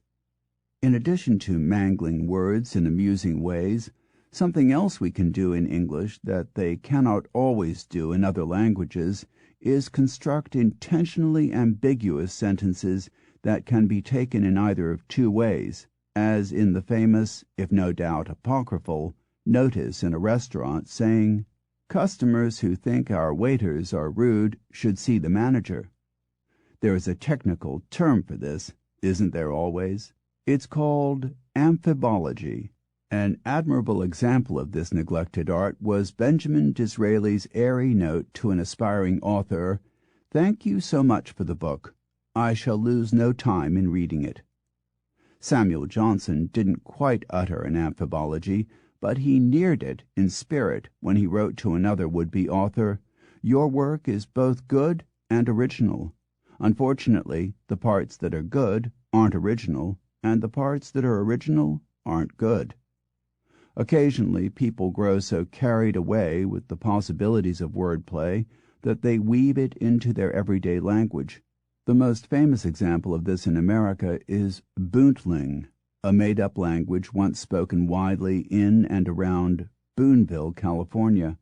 According to one story on how it began, and there are several to choose from, two sets of brothers, the Duffs and the Burgers, were sitting around the Anytime Saloon in Boonville one day in 1892 when they decided, for reasons of amusement, to devise a private language based partly on their common Scottish-Irish heritage, partly on words from the Pomo Indians living nearby, but mostly on their own gift for coming up with colorful secret words. The idea was that no one would be able to understand what they were talking about, but as far as that went, the plan was a failure, because soon pretty well everyone in town was talking boontling, or harpin boont, as they put it locally, and for at least 40 years it became the common linguistic currency in the isolated town 100 miles north of San Francisco. It became so much a part of the local culture that some people sometimes found it took them a minute or two to readjust to the English-speaking world when they ventured out of their valley. With time, the language grew to take in about 1,200 words, a good many of them salacious, as you might expect, with a private language. Many expressions were taken from local characters. Coffee was called Zeese after the initials of a camp cook named Zachariah Clifton, who made coffee you could stand a spoon up in. A hard-working German named Otto inspired the term Otting for diligent work. A goatee became a Billy Ryan. A kerosene lantern was a Floyd Hutzel. Pie was called Charlie Brown because a local of that name always ate his pie before he ate the rest of his meal. A prostitute was a Madge. A doctor was a shovel-tooth on account of the protruding teeth of an early GP. Other words were based on contractions. Forbes for 4 bits, tubes for 2 bits, hairk for haircut, smulch for a small change. Others contained literary or biblical allusions. Thus an illegitimate child was a bulrusher. Still others were metaphorical. A heavy rain was a trash lifter, and a really heavy rain was a log lifter. But many of the most memorable terms were onomatopoeic, notably one of the terms for sexual intercourse, Ricky Chow, said to be the noise bed springs make when pressed into urgent service. A great many of the words had sexual provenance, such as burlapping, a euphemism for the sexual act, based on a local anecdote involving a young couple found passing an hour in that time-honored fashion on a stack of old gunny sacks at the back of the general store. Although some people can still speak boontling, it is not as widely used as it once was. In much better shape is Cockney rhyming slang, as spoken in the East End of London. Rhyming slang isn't a separate language, but simply a liberal peppering of mysterious and often venerable slang words. Cockneys are among the most artful users of English in the world. A true Cockney, the word comes from Middle English cockney, cock's egg, slang for a townsperson, is said to have been born within the sound of Bow bells, these being the famous and famously noisy bells of St. Mary le Bow Church on Cheapside in the city of London. However, for a generation or so, no one has been born within their sound for the elemental reason that they were destroyed by German bombs in World War II. In any case, the rise of the city of London as the capital's financial district meant that Cockneys had long since been dispersed to more outlying districts of the East End, where the bells of Bow rang out exceedingly faintly, if at all. The East End of London has always been a melting pot, and they've taken terms from every wave of invaders, from French Huguenot weavers in the 16th century to Bangladeshis of today. Many others have come from their own eye-opening experiences overseas during the period of empire and 2 world wars. Shufti, for have a look at, and bakshi, for something that is free, both come from India. Let's have a parlez-vous, meaning a chat, comes obviously from the French parlez-vous. Less obvious is the East End expression ça ne fait rien, meaning don't mention it, no problem, which is a corruption of the French ça ne fait rien. The Cockneys have also devised hundreds of terms of their own. Hang about means wait a minute. Leave it out means stop, don't keep on at me. Straight up means honestly, that's the truth. Someone who is misbehaving is out of order or taking liberties. But without a doubt their most singular contribution to English has been rhyming slang. No one knows when Cockney rhyming slang began, but it has certainly been popular since the mid-19th century. As with general slang, some of the terms exist only for a short while before dying out, while others live on for scores of years, sometimes moving out into the wider world, where their low origins and true meanings are often mercifully unappreciated. The 2 most often cited examples of rhyming slang are apples and pears, for stairs, and trouble and strife, for wife. In point of fact, you could live a lifetime on the Mile End Road and not once hear those terms, but there are scores of others that are used daily, such as use your loaf, short for loaf of bread, for head. Have a butcher's, short for butcher's hook, for look. Or how you doin', my old china, short for china plate, for mate. A complicating factor is that the word that rhymes is almost always dropped, and thus the etymology is obscure. Tit for means hat. Originally it was tit for tat, for hat. Tom means jewelry. It's short for tomfoolery, for jewelry. There's a technical term for this process as well, hematileia. A further complication is that Cockney pronunciation is often considerably at variance with conventional British pronunciation, as evidenced by rabbit, to chatter mindlessly, coming from rabbit and pork, for talk.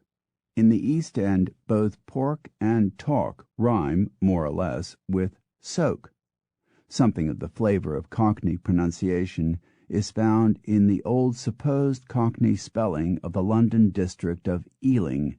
E for Evan, A for what horses eat, L for where you're going, I for me, N for what lays eggs, and G for God's sake keep your ears open.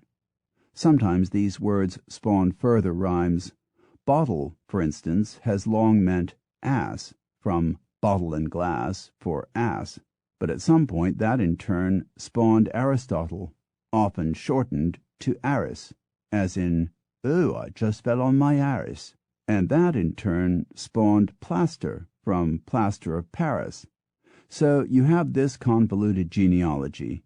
Plaster, for plaster of Paris, for Aris, for Aristotle, for bottle and glass, for ass. I have Americanized the spelling. The last word is actually A-R-S-E, pronounced os, to rhyme with gloss. Several Cockney rhyming slang terms have taken residence in America. In 19th century London, dukes meant hands, from Duke of York's, for forks, for hand.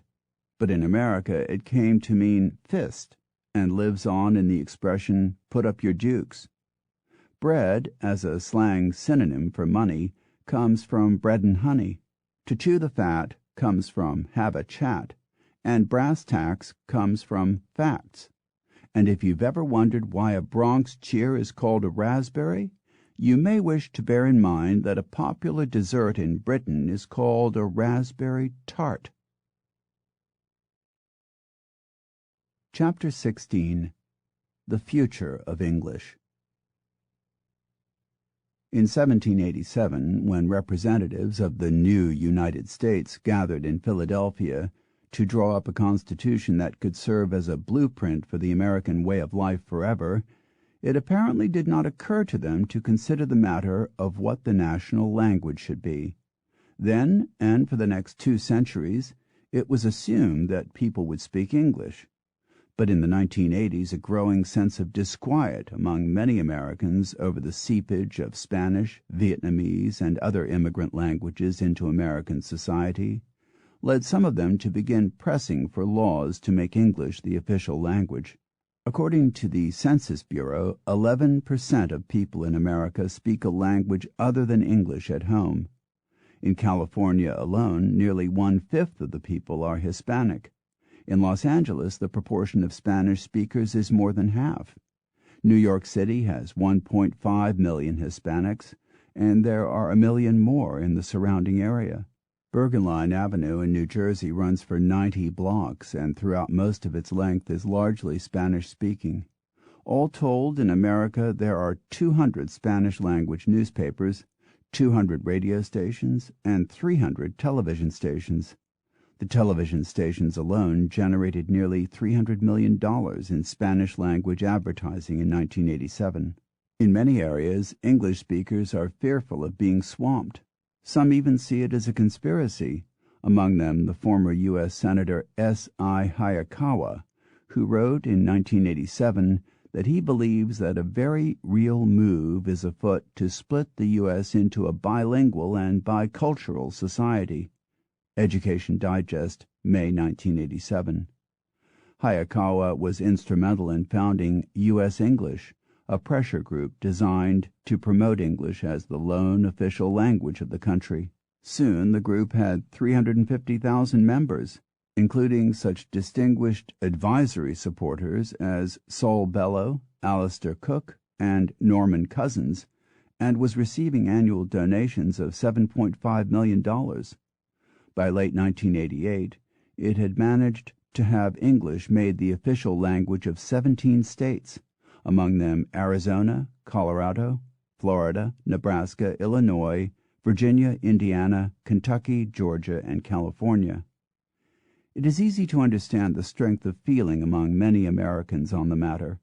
A California law requiring that bilingual education must be provided at schools where more than 20 pupils speak a language other than English sometimes led to chaos. At one Hollywood high school on Parents' Night, every speech had to be translated from English into Korean, Spanish, and Armenian.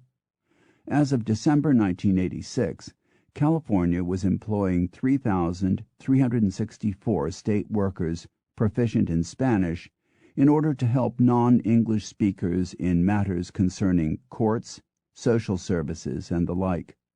All of this, critics maintain, cossets non-English speakers and provides them with little inducement to move into the American mainstream. U.S. English and other such groups maintain that linguistic divisions have caused unrest in several countries, such as Canada and Belgium, though they generally fail to note that the countries where strife and violence have been most pronounced, such as Spain, are the ones where minority languages have been most strenuously suppressed. It is interesting to speculate also whether the members of U.S. English would be so enthusiastic about language regulations if they were transferred to Quebec and found their own language effectively outlawed. U.S. English insists that a national English language law would apply only to government business, and that in unofficial, private, or religious contexts, people could use any language they liked. Yet it was U.S. English that tried to take AT&T to court for inserting Spanish advertisements in the Los Angeles Yellow Pages. That would hardly seem to be government business. And many Hispanics feel that there would be further encroachments on their civil liberties, such as the short-lived 1985 attempt by Dade County in Florida to require that marriage ceremonies be conducted only in English. U.S. English says that it would not ban bilingual education, but would insist that its aim be transitional rather than encouraging entrenchment. The most unpleasant charge is that all of this is a thinly veiled cover for racism, or at least rampant xenophobia. As an outsider, it is difficult not to conclude sometimes that there is a degree of overreaction involved. What purpose, after all, is served by making Nebraska officially English? Nor is it immediately evident how the public good would be served by overturning a New York law that at present stipulates that the details of consumer credit transactions be printed in Spanish as well as English. If U.S. English had its way, they would be printed only in English. Would such a change really encourage Hispanics to learn English, or would it simply lead to their exploitation by unscrupulous lenders? There is little evidence to suggest that people are refusing to learn English. According to a 1985 study by the Rand Corporation, 95% of the children of Mexican immigrants can speak English. By the second generation, more than half can speak only English. There is, after all, a huge inducement in terms of convenience, culture, and income to learn the prevailing language. As the Stanford University linguist Jeffrey D. Nunberg neatly put it, the English language needs official protection about as much as the Boston Celtics need elevator shoes. Perhaps a more pressing concern ought to be not with the English used by Hispanics and other ethnic groups, so much as the quality of English used in America generally. A great deal of newsprint has been consumed in recent years with reports of the decline in American educational attainments, particularly with regard to reading and writing. According to U.S. News and World Report, February 18, 1985, between 1973 and 1983, the proportion of high school students scoring 600 or higher on their scholastic aptitude tests dropped from 10% to 7%. Between 1967 and 1984, verbal scores on the SAT exams slumped from an average of 466 to 424, a decline of nearly 10%. It is perhaps little wonder. Over the same period, the proportion of high school students receiving 4 years of English instruction more than halved, from 85% to 41%. U.S. News and World Report put the number of functionally illiterate adults in America at 27 million. That is about 1 in every 6 people aged 21 or over. These illiterate adults account for an estimated 3/4 of the American unemployed, and their numbers are growing by 2 million a year. What has been generally overlooked in all the brouhaha about declining educational standards is that there is nothing new in all this. As long ago as 1961, a body called the Council for Basic Education, in a report called Tomorrow's Illiterates, estimated that more than 1/3 of all American students were seriously retarded in reading. In his 1964 book, The Treasure of Our Tongue, Lincoln Barnett noted that a professor at Columbia University tested 170 history graduate students on whether they could correctly identify 20 common abbreviations such as BC, AD, IBID, IE, and the like, and one large Roman numeral. Of the 170, Barnett wrote, only 1 understood all 20 abbreviations, only 17 understood more than 15, about half the class understood no more than 4, and of that half, not 1 could translate MDCLIX into 1659. These, remember, were graduate students in history at an Ivy League university. It must be said that it seems a trifle harsh to ask our youngsters to master their native language when we fail to demand the same of our national leaders. Consider for a moment President George H.W. Bush explaining why he would not support a ban on semi-automatic weapons. But I also want to be the president that protects the rights of people to have arms, and that so you don't go so far that the legitimate rights on some legislation are, impinged on. As Tom Wicker noted in an article in the New York Times, February 24, 1988, critically anatomizing the president's speaking abilities, could he not express himself at least in maybe, 6th or 7th grade English, rather than speaking as if he were Dan Quayle trying to explain the Holocaust? But compared with the Vice President, Mr. Bush is an extemporaneous speaker of the first mark. Here is Vice President Quayle speaking off the cuff at a Thanksgiving festival in Charles City, Virginia. I suppose 3 important things certainly come to my mind that we want to say thank you. The first would be our family, your family, my family, which is composed of an immediate family of a wife and 3 children, a larger family with grandparents and aunts and uncles. We all have our family, whichever that may be. Quoted in the Des Moines Register, November 23, 1988. And they said oratory was dead. But perhaps the most important question facing English as it lumbers into the 21st century is whether it will remain one generally cohesive tongue, or whether it will dissolve into a collection of related but mutually incomprehensible sublanguages.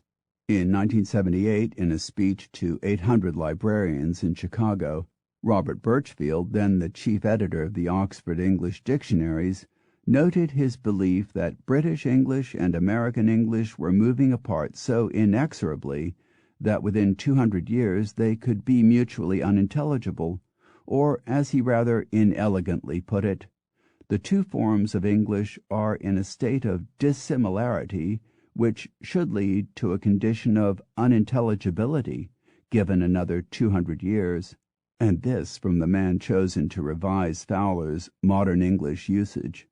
The assertion provoked a storm of articles on both sides of the Atlantic, almost all of them suggesting that Birchfield was, in this instance, out of his mind. People, it must be said, have been expecting English to fracture for some time. Thomas Jefferson and Noah Webster, as we have seen, both expected American English to evolve into a discrete language.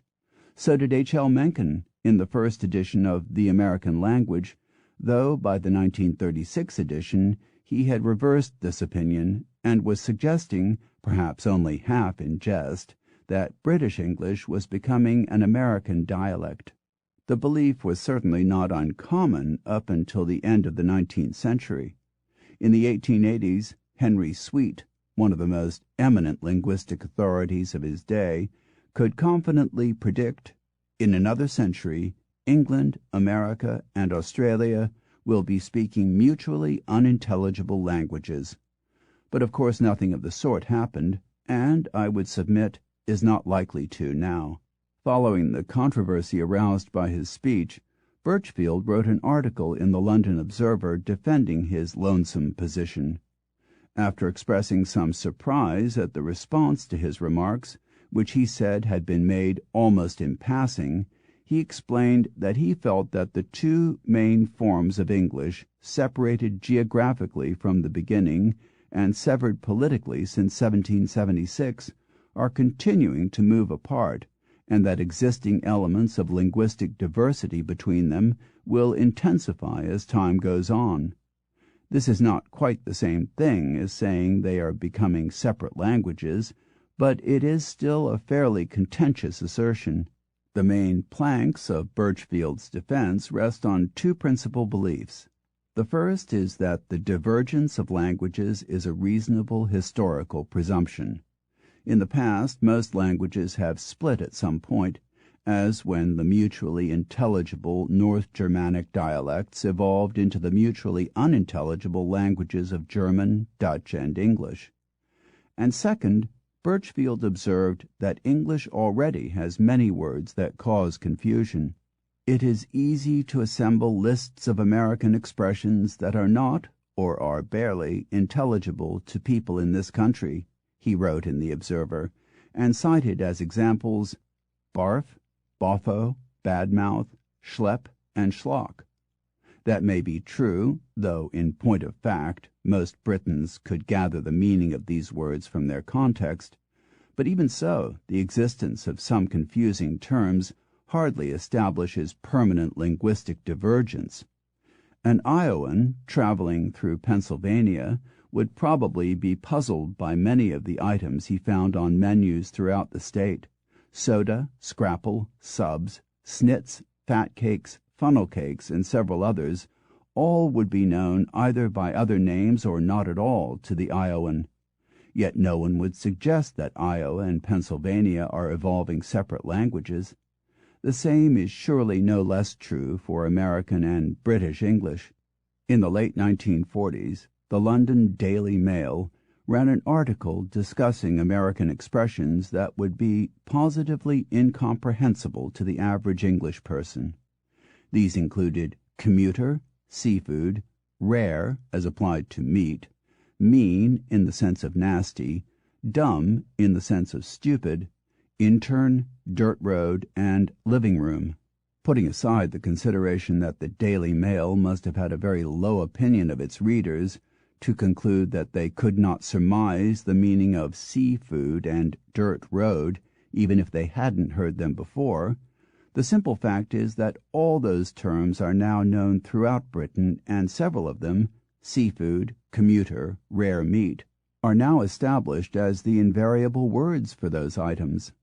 There will no doubt always be a substantial pool of words that will be largely unshared by the two countries, but there is absolutely no evidence to suggest that the pool is growing. As the Daily Mail example shows, what happens is that the unfamiliar words tend to become familiar over time and then are replaced by other new words. The suggestion that English will evolve into separate branches in the way that Latin evolved into French, Spanish, and Italian seems to me to ignore the very obvious consideration that communications have advanced a trifle in the intervening period. Movies, television, books, magazines, record albums, business contacts, tourism, all these are powerfully binding influences. At the time of writing, a television viewer in Britain could, in a single evening, watch Neighbours, an Australian soap opera, Cheers, an American comedy set in Boston, and EastEnders, a British program set among Cockneys in London. All of these bring into people's homes in one evening a variety of vocabulary, accents, and other linguistic influences that they would have been unlikely to experience in a single lifetime just 2 generations ago. If we should be worrying about anything to do with the future of English, it should be not that the various strands will drift apart, but that they will grow indistinguishable. And what a sad, sad loss that would be.